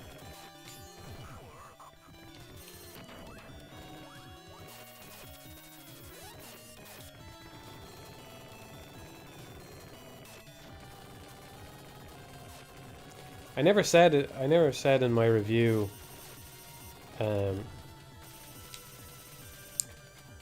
I never said in my review in my TIS 100 review the mechanic that I said that there was a thing that I worked out about the game that left me like basically giddy with glee like when I figured it out. I'm gonna say what it is. This is like if you ever are tempted to play these games, I would consider this a pretty massive spoiler for TIS 100. It's a mechanical spoiler. But like the game is just mechanics anyway, right? But I wanna say it after all these years. You've had plenty of time to play them now. But so for anybody else who has played it in the chat, I just wanna bond with anybody else who has played it. I think that is my favorite moment in any of the Zachtronics games was just figuring out what you could do with JRO in TIS 100. Like it was just a seemingly like no more important than any other instruction thing that's just tucked away in the booklet like anything else, and yet when you realize what you can do with it, it just changes the whole fucking game changes in an instant in this amazing way. I think that's my favorite moment from any Zachtronics game, and it's just something that happened. Like it's not prompted by the game at all. It's just like what is this instruction? Well, like why would anybody ever find this useful? Am I missing something here? And then you think about it and you go, oh, somebody can't even remember what JRO does. I heard JRO was something people missed in Shenzhen, but I haven't played TIS. I'll explain what it is, right? So if you don't want to know, cover your ears, right? Yeah, so JRO, it's basically when you start TIS and you basically have a bunch of different micro processors all together, right? Like working in parallel. So they're all doing different tasks and stuff. But JRO tells the processor to jump to a certain part, right? To like a certain relative offset that you pass in. And the really powerful thing that you can do with it is that it basically allows one processor to control another processor by passing it an instruction. So now, even though the game is still broken up into a bunch of different squares, you can actually pass, options from one square to another. You can like see a piece of data and say, okay, I want you to do this with the data now. Like, and it just makes everything so much more easy and streamlined. And it's amazing. It was just fantastic that it's not explained to you at all. You're just left to figure it out. And it's just this unassuming instruction. At least it was to me. As somebody who, maybe now that I have more experience with assembly programming, I would be more clued in to go, oh, right. But I just loved figuring that out. That's my favorite part in any Zachtronics game so far, anyway.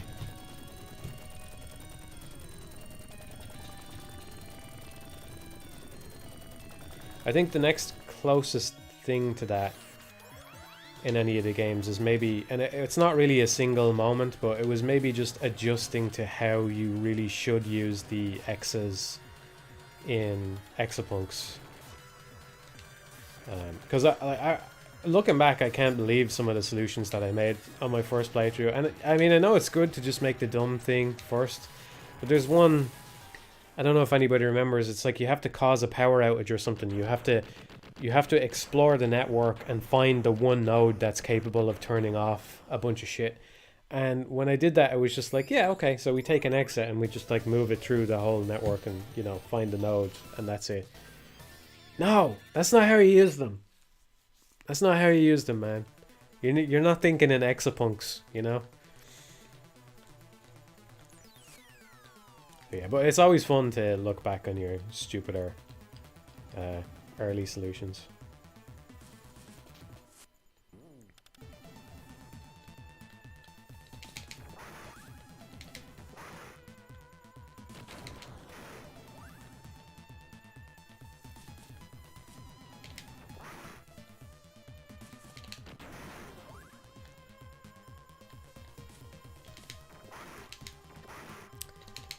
Why am I even blowing these things up? Shouldn't have done that.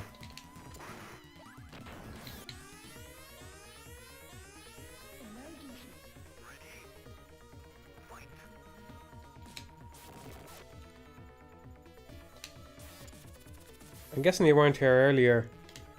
I talked about the parry being bound to the weapon buttons. I suppose I didn't actually say whether I consider it to be a good or bad thing. I'm pretty neutral on it, on that one.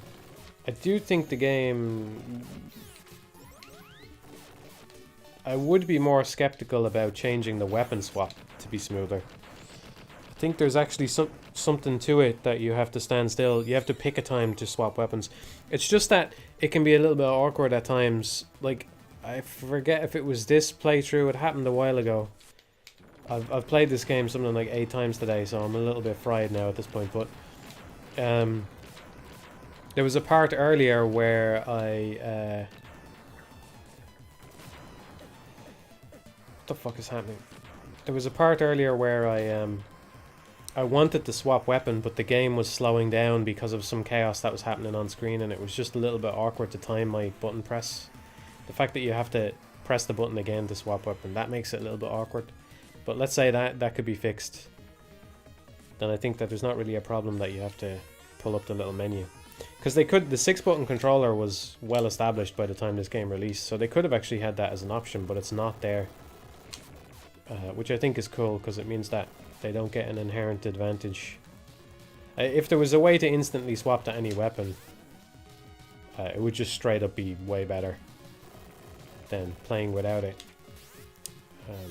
Like, when I say way better, way more advantageous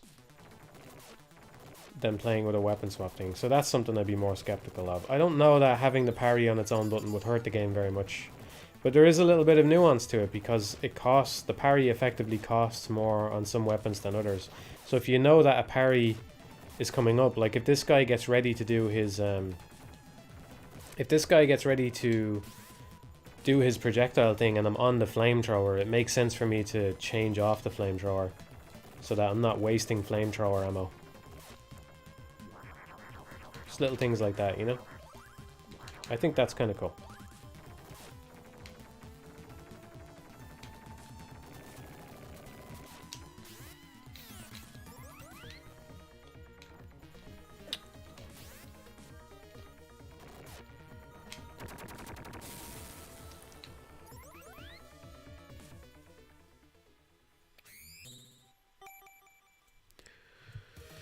Yeah, it would most likely have no animation if someone were to just mod it in, yeah.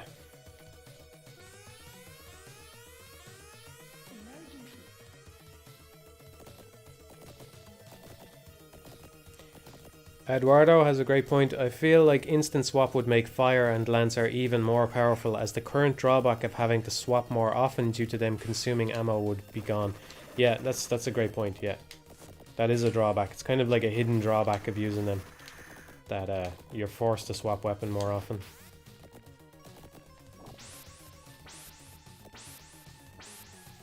Good observation, my man. Cool observing, bro.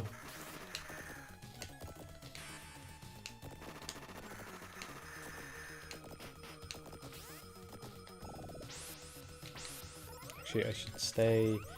maybe I should even move to this. Be nice to have a full weapon. It's actually not too bad going up top here and shooting them like that. That's not too bad.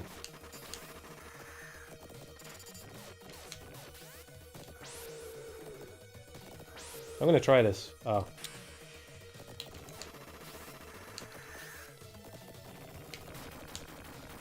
We killed Wolf Gunblood instead of Gallopa for a change.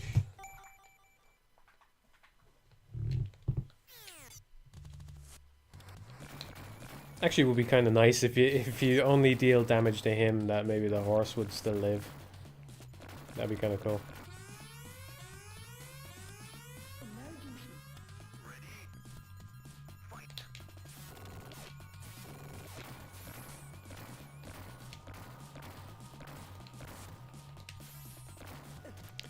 Here's something as well. I don't know what I should admit to knowing or not knowing about this game, right? I haven't played it so many times. Maybe I'm just a dumbass, but this weapon changes color when you have a different thing. And I'm just curious, what does it mean? I mean, okay, ammo consumption, is that it? Is that all it means though? Why does it change color? It's green when I'm gold. When I'm gold, green. When I'm silver, it's red. Does it mean anything? Is it just some palette thing on the Mega Drive? Doesn't seem like it. Doesn't seem like they should be correlated, but maybe they are. Interesting.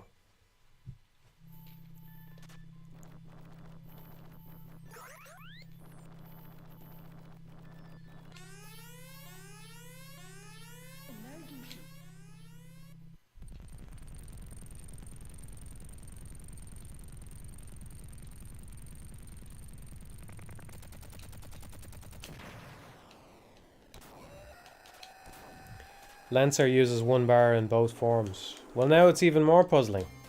Maybe it does more damage in the other form or something. Ah, I got distracted. Maybe it does more damage. What's the story, man? Why are you changing colour?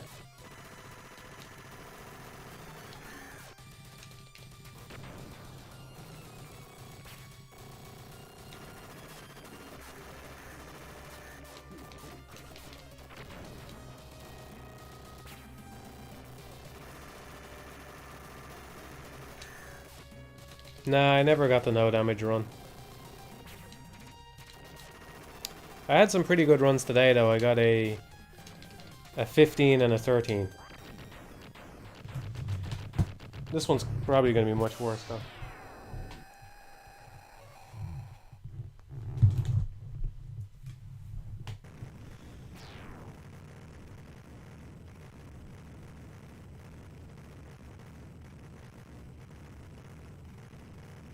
It might be fun to just sit down one day and play it. I think if I'm ever going to get the no damage though, it's going to have to be off stream. It just distracts me too much.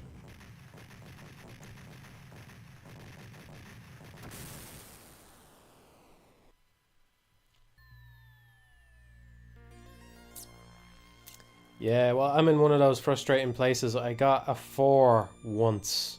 I think it's the only time I ever got below 10, and it was a 4. I might have got below 10 more than once, but I think it was just one time, and I got a 4.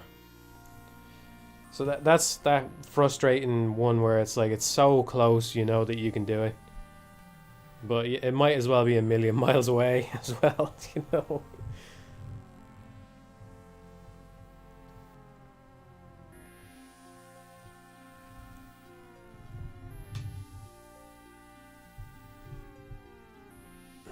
I don't think I ever got below 10 on stream because I was trying. I think I said if I got below 10 that was like an arbitrary low damage barrier, and I was done streaming Alien Soldier for a while and I never got it. I I wouldn't say I was fresh off the 4 then, but I got the 4 not too long before I started streaming it, and I thought, yeah, of course I'll get under 10 on stream. Nope. Don't you think that speedrunning this game would be more interesting than no damage? No, I don't. Not at all.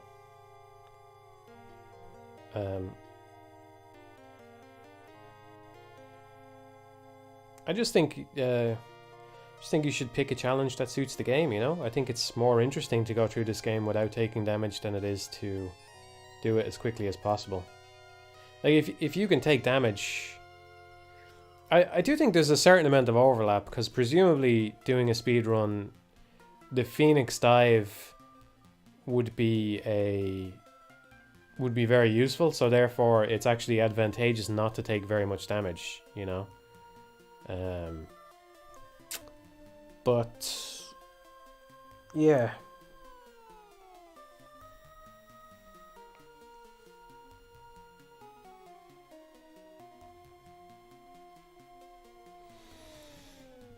Yeah, the game's already pretty fast, yeah.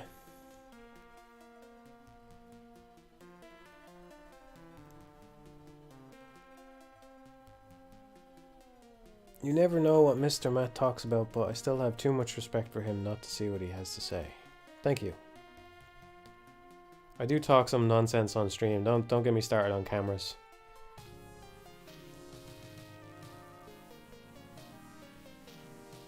Yeah, Caro Blaster is the same way, where you start shooting, and as long as you're still shooting, you're facing the same direction. It felt, when I started playing Caro Blaster, I think I played Caro Blaster. I must have played Caro Blaster after I played this for the first time, but it did feel a little bit awkward at first in Caro Blaster, but you get used to it and you come to appreciate it, you know? It just means that your shoot button is basically doing two things. You just have to get into the habit of letting go of shoot if you want to turn around. Actually, not to dwell too much on it, but Mushido works the same way, where if you press the slash button, you can't turn around. That probably sounds obvious. I didn't... Yeah. I suppose I'm going to probably show this off in a video at some point, but right now, there's like a... It has a delayed sort of slash, kind of like Castlevania, where when you press the slash button, it doesn't go out straight away. So that means that you can either press the slash button, like with the right kind of offset timing in your head to slash something, just like you would time the whip by pressing it a little bit early in Castlevania. Or as a trade-off, what I allow you to do is you can hold the slash button and you'll hold the sword over your head, and you can move, but you can only move very slowly. You can only kind of inch forward or backward a little bit with it. But it means that when you let go of the button, the slash is instant, so it helps you time it easier if you want to take that trade-off, where you can stand still or move very slightly left or right, very slowly, to get the slash with an easier timing. Yeah, Ichimonji style, I think that's what it's called. Yeah, it's an overhead slash, yeah.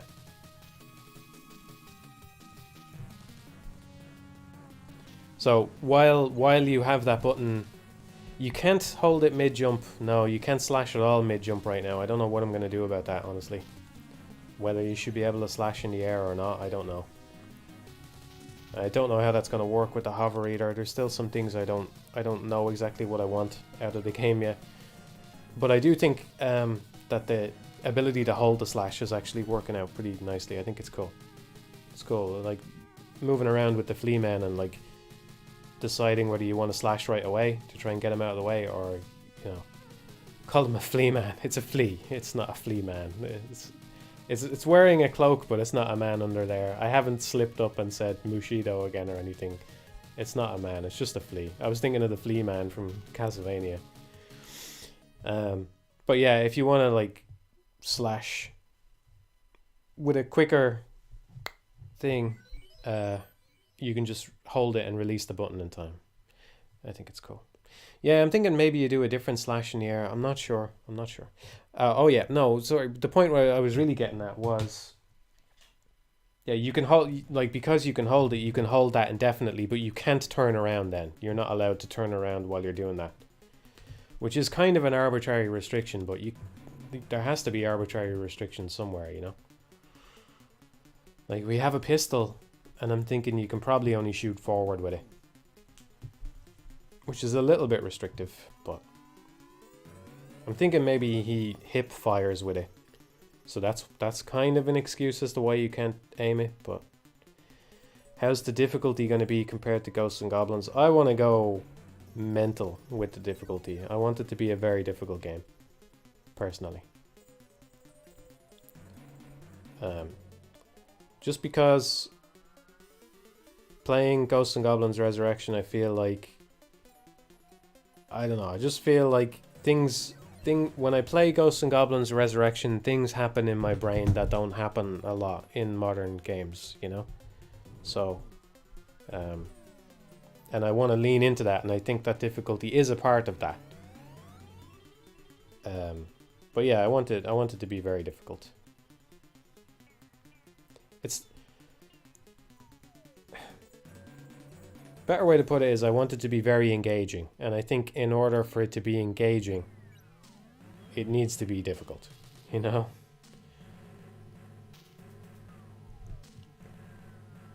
Because that is what I really like about Ghosts and Goblins. It's just that I feel like when I'm playing it, I can't switch off, right? And as you know, I enjoy a good game or two, right? And I just... Personally, I really like when a game fully engages me. It leaves me without room to think about anything else, and I'm just in it, you know what I mean? And I think Ghosts and Goblins demands that of you. Like this, the instant you switch off, it's over, right? And so maybe when you first start playing it, it's kind of like reading a book almost, right? If you're reading a book, sometimes you get distracted. You know, your eyes go over the page and you don't really take it in, and you have to go back and read it.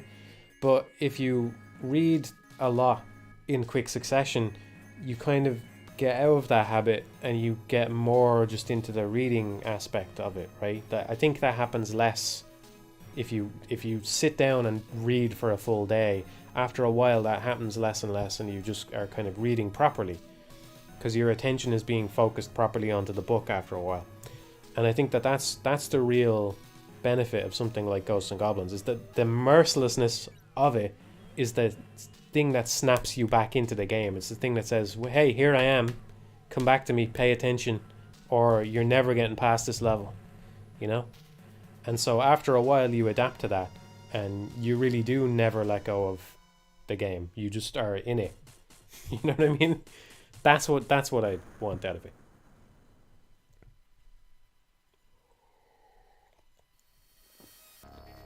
It sounds like you don't care much about story or accessibility because you prefer agency and depth. Isn't it possible to achieve all four though with careful design? I think we've actually put a lot of effort into the world building. I haven't put a lot of effort into the narrative. So far, the way I'm thinking about it is there's a bunch of things that happen that lead up to what happens in the game, and I'm not even entirely sure about everything that will happen in the game yet, but I'm just like, I just want to follow the logical consequence of this scenario that is happening at the start of the game. Well, what happens from there? You know, okay, the samurai... So far what you know is the samurai arrives at the pagoda. Okay, I know a little bit more than that. But what happens from there? You know, that's... So I'm thinking about it in that way. Like, less like a story that I want to tell, and just like a window that I want to look through and see what happens. So I'm not setting out to tell a big story, that is true. But I do think it's a cool world, and I want to convey as much of that to people as I can in ways that I think that I would appreciate if it was conveyed to me, you know? Mainly just stuff that you'll see as you move through the game, you know? Not anything, like, it's not revolutionary, you know? It's not... There's not some, like, cool twist or cool event that happens that's, like, all interactive and shit, and it's like, whoa, he's raised the bar for it. It's not that. it's just, you know, you'll see the place that you're in, and you'll learn more about it as you go through it. And I am very attached to that aspect of this project. So I don't think it's fair to say that I don't care about story. I think it is kind of true to say that I don't care about accessibility, but I wouldn't say that I'm against it, just that it's not a priority for me. I think there is an argument to be made that what I consider to be a difficult game is like the kind of difficulty that I'm saying that I want the game to have in order to achieve the level of engagement that I'm looking for is because it's an action game, it's going to make it inaccessible to people who have certain disabilities and stuff like that. And that's not something I'm happy about. I'm not happy about that. Like, and maybe there are things I can do to alleviate that, you know? But I don't know that I want it to be like, oh, now you can change a difficulty level and all of a sudden the samurai can take 20 hits before he dies and that's it. That's all we do to change it. If that's going to be the solution, I think you might as well not do it at all, because I'm not sure that doing that even allows people to experience what I'm after in the first place. You know what I mean? So at that point, why bother? But if I can come up with some more clever way, or like if there are specific things, like I said, there's a hold action where you can hold the sword, right? And I'm not going to commit to this, but because, you know, it's hard to say for sure how difficult and annoying these things are to add, but like I'm totally up for adding in that to be a toggle to make it more accessible to people. If somebody needs that to be a toggle, like they can't hold the button down for that long, but they want to do it, that's fine by me. I don't have a problem with something like that, as long as it doesn't fundamentally change the game, you know? So, it might be fair to say that I don't care about accessibility, but I'm not against it. I'm not against it. And I don't care too much about story, but I do like the world that I have in mind anyway. Yeah, we're talking about Mushido. I'm winding down. I'm not going to do another run. So it's Mushido or bust from here.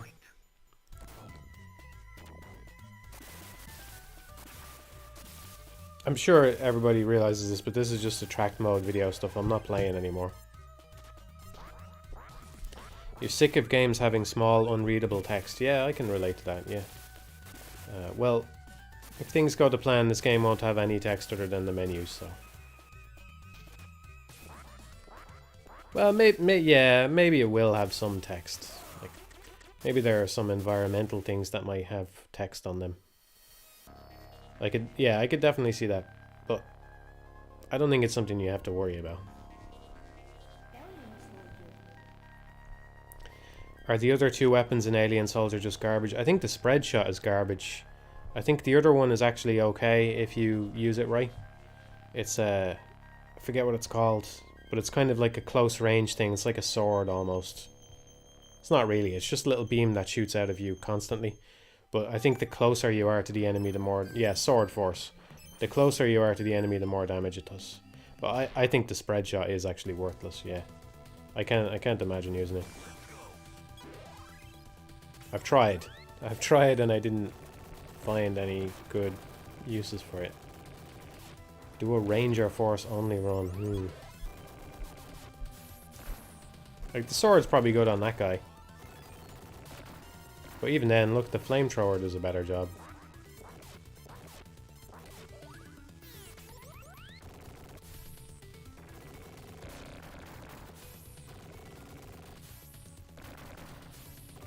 I have trouble seeing red, so I do appreciate colorblind mods, but I would prefer developers just develop in a way that maybe seeing red isn't too important. Yeah, I think that's... I wouldn't say it's not always possible. It probably is always possible, or almost always possible.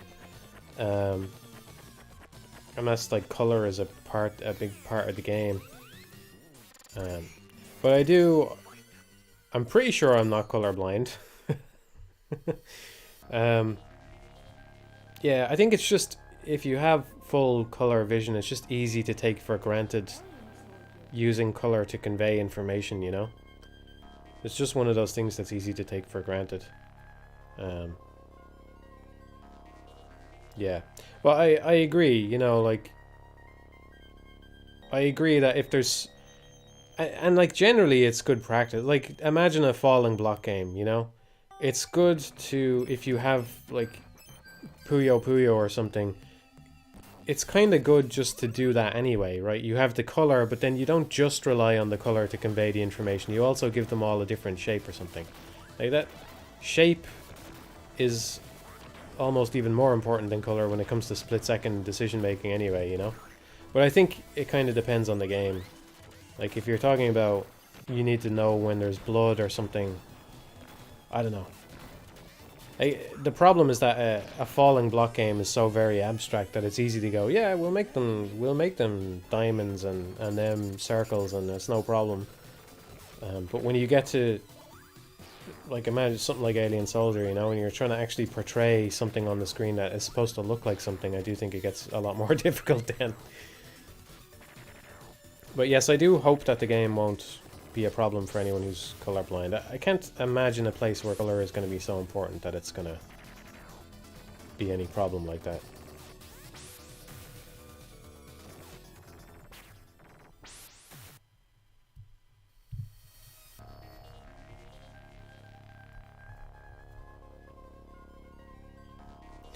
People have to accept that not every experience, this is CB talking, people have to accept that not every experience will be for them. I just never understand how entitled one must be to think that you can change the vision or direction of a work that's clearly intended. I agree, and I think that there are people who do think like that, but at the same time, there are some people who just do have disabilities that get in the way when even just a few changes would help them play the game without any problem. You know, like I'm talking about that hold and toggle thing, you know? And again, I'm not committing to doing it, you know, but if that's in the game, I do think it would be fair to say, hey, if you add a little toggle here, the game will be more accessible to more people, you know, and that's a reasonable thing to say.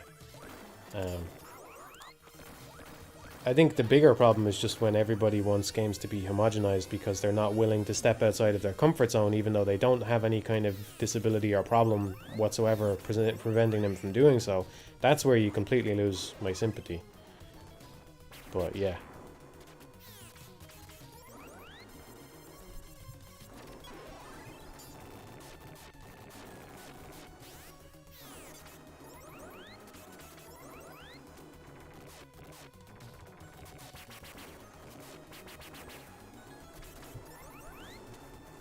Do you know how to handle gamepad controls like X input? It's really hard apparently. Lots of indie developers fail there. I don't know how much of that is hidden from me by Game Maker. It hasn't been particularly hard. It's one of the things Game Maker is doing for me.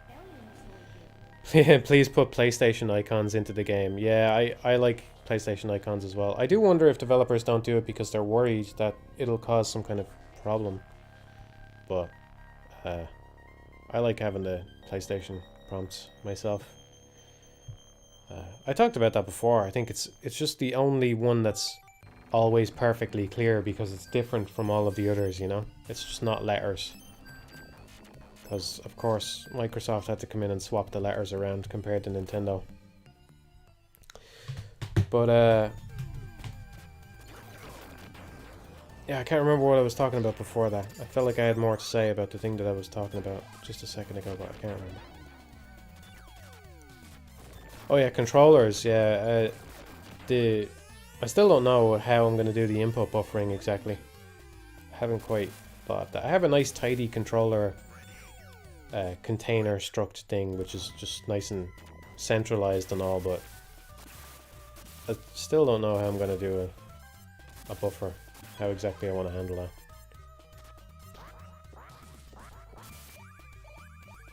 I am torn about the fact that I even feel like I should do a buffer at all. I feel like it is something worthy of a deep dive discussion. Input buffers. I have mixed feelings on input buffers.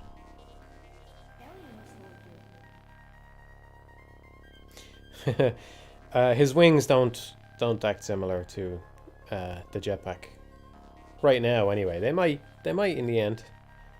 But no, he just kind of hovers for a second and drops down. It's actually right now it's one of those things where I did it this way just because I could, because I made it easy for myself, because I have all my little impulses and things. It's actually a little bit more like Yoshi's flutter jump, in that it has a little, it kind of comes up a little bit as it goes. It has like a little bit of a up and down to it. That probably won't survive. I don't think it's really fits, but well, it's nice to be able to do things like that very easily. Let me tell you, it's good.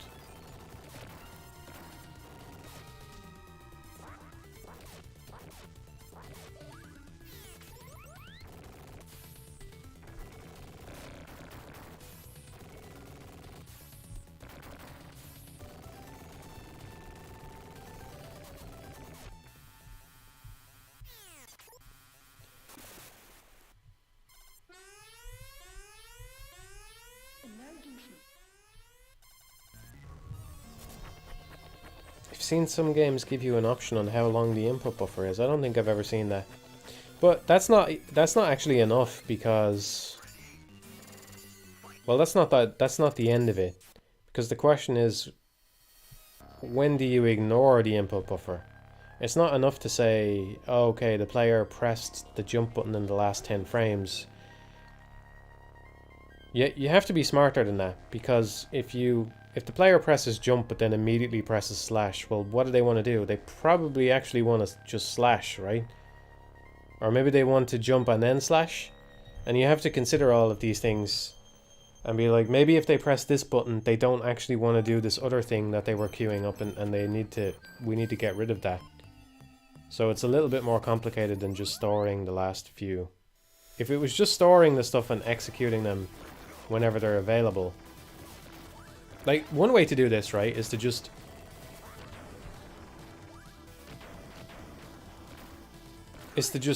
go through a list of the last 10 frames of input and just and everything together, you know, just like frame 1 and frame 2 and frame 3 and like, if any of those happen to be a jump was pressed input, then it'll come out as true at the end of it all. You know, that's the simplest way to do it, anyway, that I can think of. But that doesn't account for things like what actions we actually want to...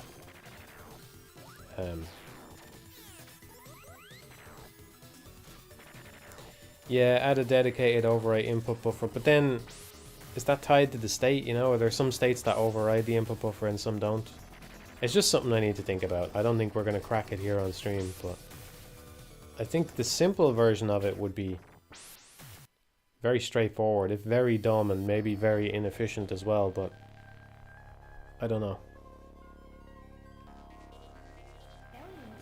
Yeah, Bob says it's kind of scrolling off screen for me now, but if you really want tight execution, then no input buffering is the way to go.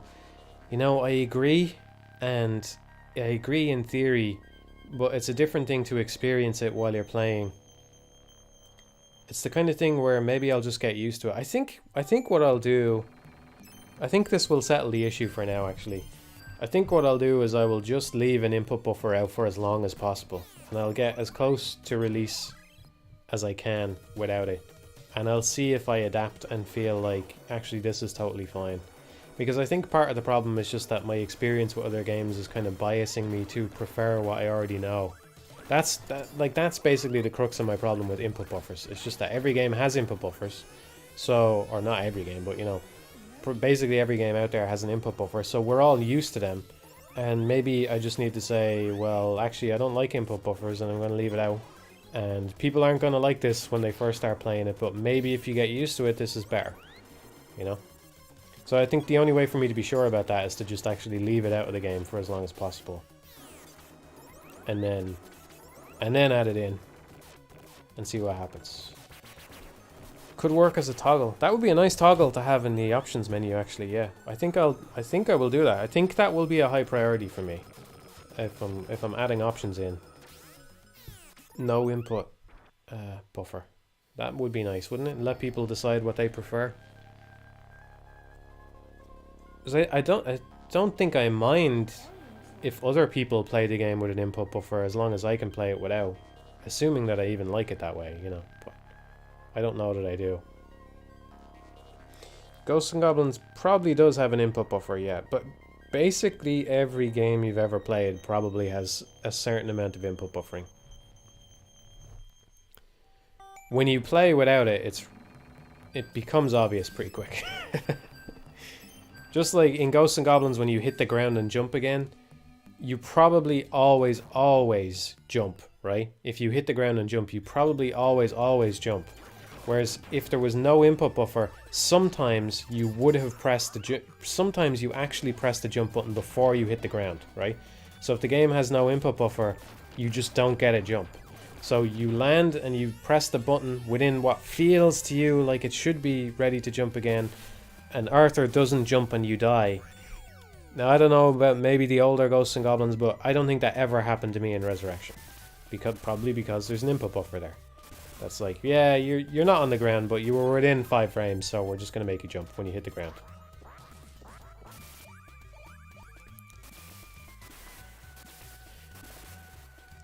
I think the best defense of an input buffer is that it's kind of like, I don't know, when the game doesn't have one, it's kind of like there's like a huge payoff. Like the timing of your button press undergoes this huge payoff shift where it's almost always better to, like, being even the tiniest bit early on the button press is catastrophic because you think you're about to do something and you don't. So you always want to be a little bit late on every button press, which maybe doesn't feel that good, but maybe you just have to get used to it. I don't know. At the very least, I think it's something that's worth re-examining while I'm at all this shit anyway, you know? So, and it's nice to be able to not just have to think about it, but have something that I can experiment with and actually feel it out. Right now, it doesn't feel... If you ask me right now, will the game have an input buffer, I would probably say yes. Because I'm not convinced, based on what I've played, that I want to leave it out, but there's something in theory is telling me that maybe it's better to omit it.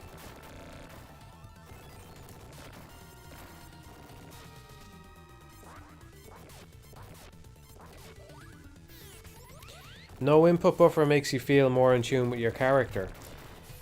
You would think. This is what I'm telling you. You would think, but I don't know, man. It's because I'm telling you, if you think of a game that you think doesn't have an input buffer, it probably does. That's what I'm telling you. That's what I'm telling you. You think of a game that you think doesn't have an input buffer that you would use as an example of feeling more in tune with your character, it probably does have an input buffer. And you know, I am usually thinking of Super Smash Bros. Man, like, well, fuck off for coming up with like one example that actually counts. All right, just fuck off. Leave that alone. Set that to one side. Yeah, that doesn't have an input buffer at all, does it?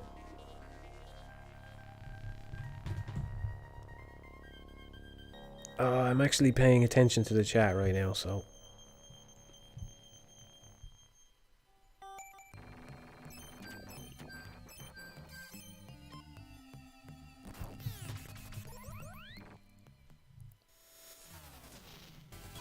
Worry more about animation cancelling for high agility. Well, it's not that kind of game.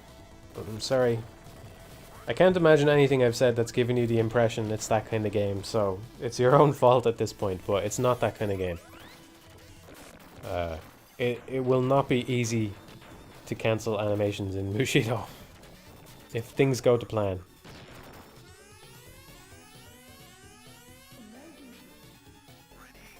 It's arguably too punishing in some ways. Like, for example, if you hold the sword up, this is one of those awkward problems that is kind of a no-win scenario. I think holding the sword up is cool and is an interaction that I actually really enjoy right now. But either you have to give the player an extra button that they can press to cancel the sword so that they can let go of the slash button, or you have to just... It has to mean that anytime the player raises the sword, they are committed to eventually slashing. You know? So right now, if you raise the sword, the only way to get the sword back down is to slash and endure the slash recovery animation. But like, I think I'm okay with that. I think I'm okay with that being the way it works, because it's just the kind of game where you have to choose your actions carefully and commit to them, right? So if you want to raise your sword, you have to bring it down properly at some point.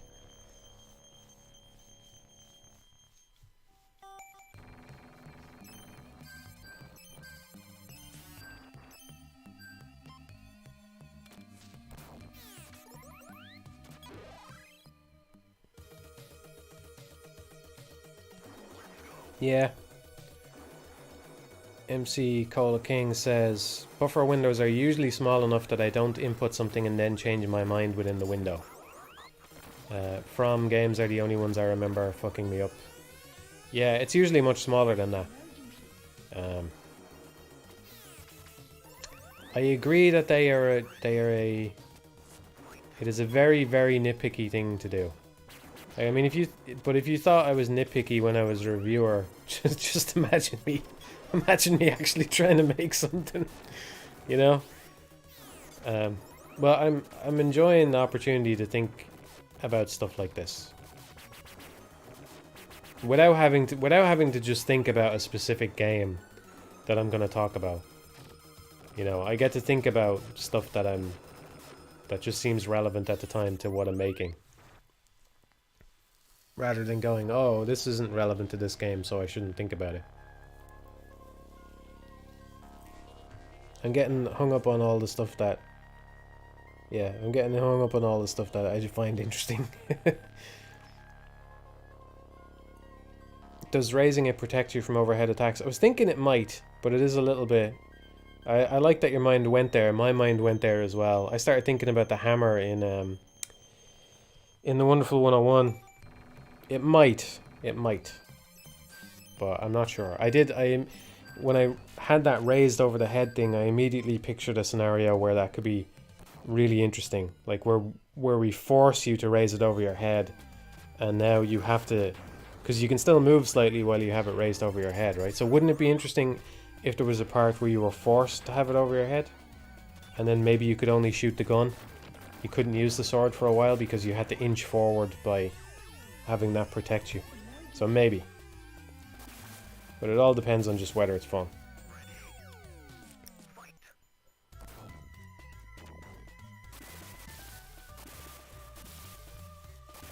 There's no blocking. No, there's no blocking at all. But I'm open to it. I'm open to it. I don't think it's... Yeah, I'm open to it. Like the little temp sprite that we have actually holds the sword up in front of him as he walks forward, and I'm thinking maybe that means something as well, you know? But I don't know. I really don't know. I should probably stop talking because I might get people's hopes up for mechanics that aren't going to be in the game, but it's kind of cool to... But basically what I'm looking to do is for him to have a very small moveset, but where everything has a little bit of nuance to it, you know? Like raising the sword makes you move slower, but you get the slash out quicker. That's not a huge interaction, but there's nuance there, I think. There's interesting nuance there. And that's kind of what I was going for when I added in the flutter to the jump, you know, where it raises a little bit. Because like it can get you up onto a platform, and it can get you up onto a platform that you're not normally on or whatever. I'm out of the loop with your game as a casual stream viewer and non-patron. If you're comfortable labeling it, what sort of genre is the game? It's a gob-like. So that should explain everything you need to know. The primary mechanical influence would be Ghosts and Goblins. That's the game it most resembles mechanically, I would say. Or that I wanted to resemble most mechanically. But you don't have to be a patron to read all of the blog posts that are on the Patreon, so you can read them without being a patron. But yeah, it's basically It's a slow-paced action platformer where you have to move forward very carefully.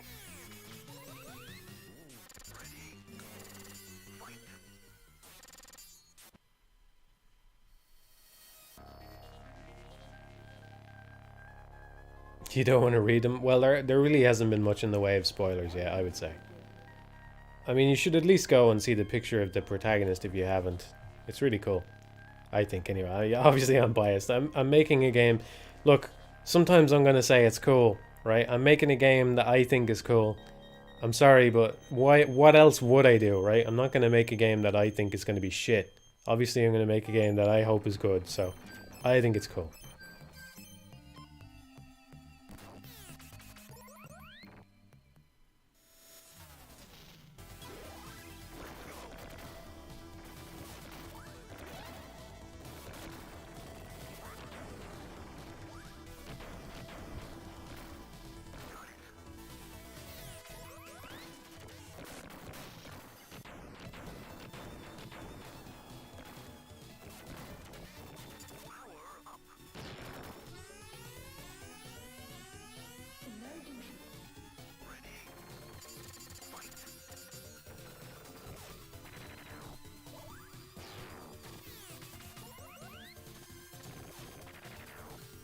Yeah.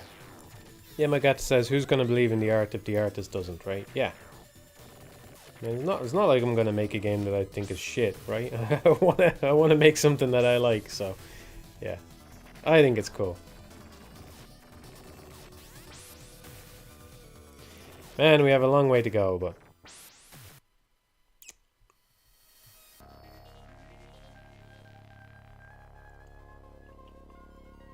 do your own no damage run of Mushido before releasing it so you can hold a world record for a while, yeah. I don't know if I'll be able to, man. Not legit, you know? I don't know. I think at a bare minimum I would want to at least no damage each level. But doing the whole game back to back, I don't know. I don't know if I'm up for it.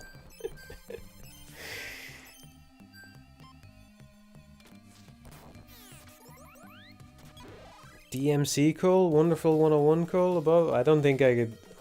Yeah, I don't think I could go there. I like it. It's, you know, it's tuned to my tastes, obviously. Right?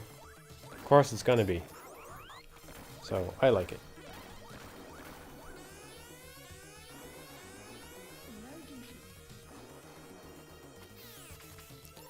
No, Robo Guy, I mean, there's a piece of art of him. That is placeholder art. Yeah, you're looking at the... That's a temp sprite, yeah.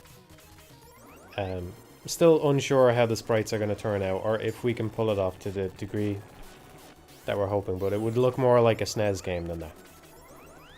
Ideally.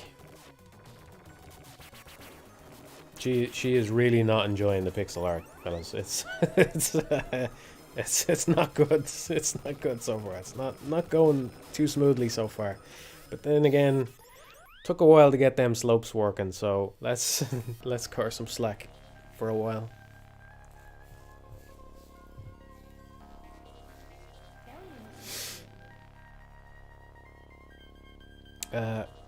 Well, the game is complex in some ways in that, you know, obviously I want to have enemies that move around and do a bunch of stuff and make you feel threatened, but it's going to be simple in a lot of other ways. So I think for saving, it's just going to save whatever stage you were at. Just a few checkpoints. I really think it could probably... The save file could probably just be one fucking variable. Maybe two, your current health level. But even then, we could probably just respawn you with full health. If you're going to abuse that, whatever. But right now, I imagine that the save... Depends on what else we put in the game, I suppose. I suppose we might want to store some more information in the save file. But, basically, just... Yeah. Yeah, well, it's not going to look like the concept art either, because it's a sprite art game. So it's somewhere between that temp sprite and the actual character art of it. More towards the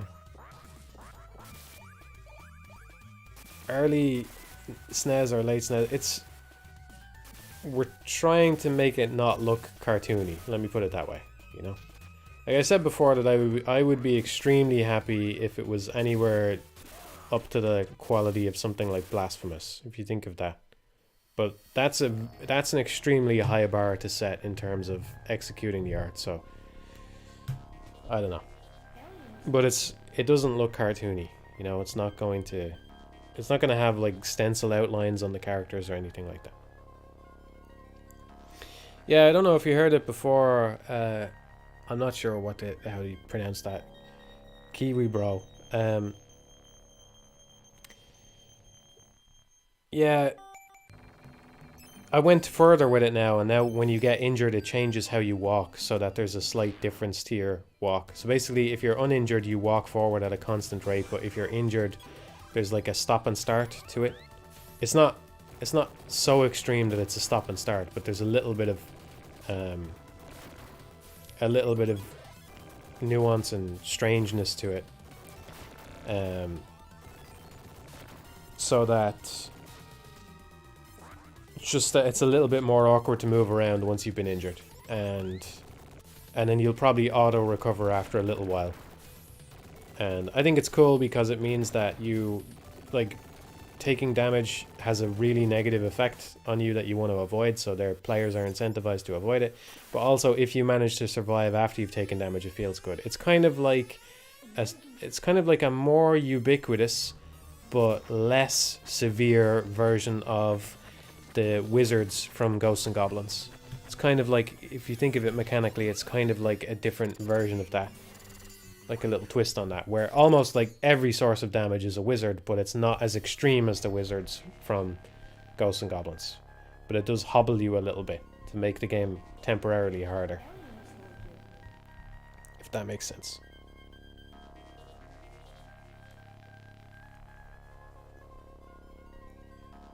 No, I've never played through Alien Soldier with the question mark HUD. Maybe I should.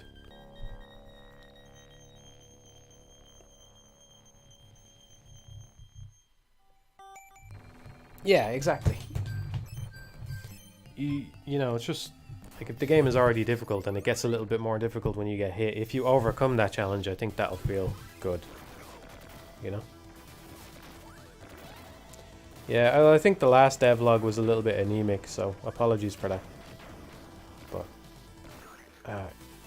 I think the devlog about the Ghosts and Goblins stuff was good, personally.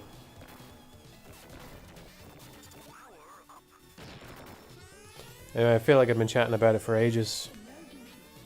Just yak about Bushido. I really probably shouldn't talk about it so much. Less talking, more doing, you know what I mean? Like, just let it... I gotta just let it speak for itself.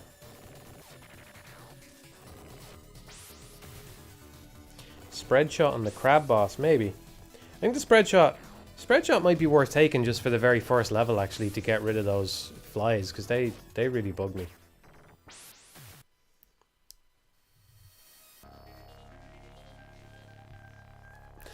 Thank you, Jam.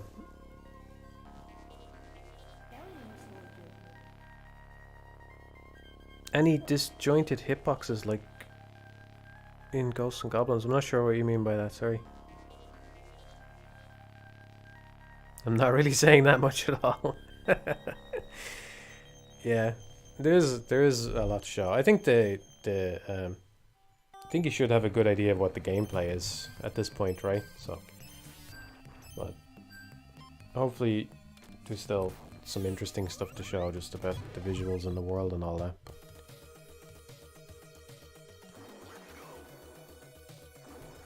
Nah, there'd be no lyrics on any music.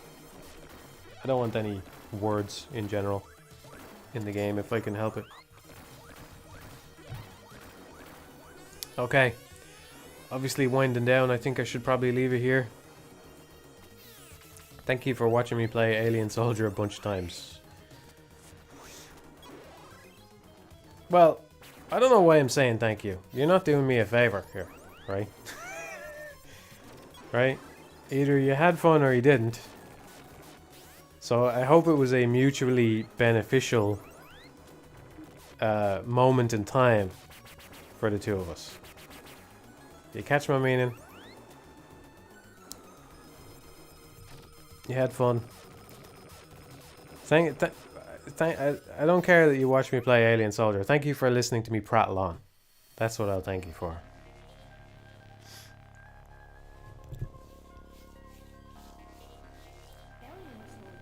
Exactly. Say so says I wouldn't be here if I didn't want to be. Exactly. Exactly. Thank you for the mutually beneficial Alien Soldier stream. Happy to do it.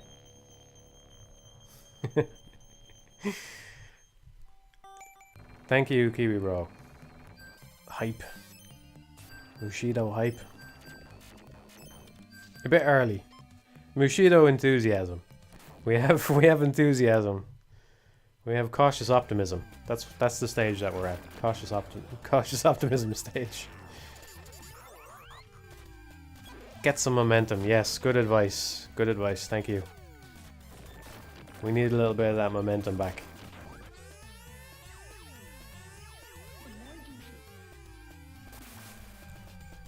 Alright, everybody. Always drag it out too long. I'll see you next time. Don't know when that will be. Maybe soon, because I obviously let my Alien Soldier skills atrophy and it hurt a little bit earlier, but and I don't want that to happen again, so. But we'll see, right? Alright. Good night, everybody. Hope you have a good one. I'll see you next time, maybe.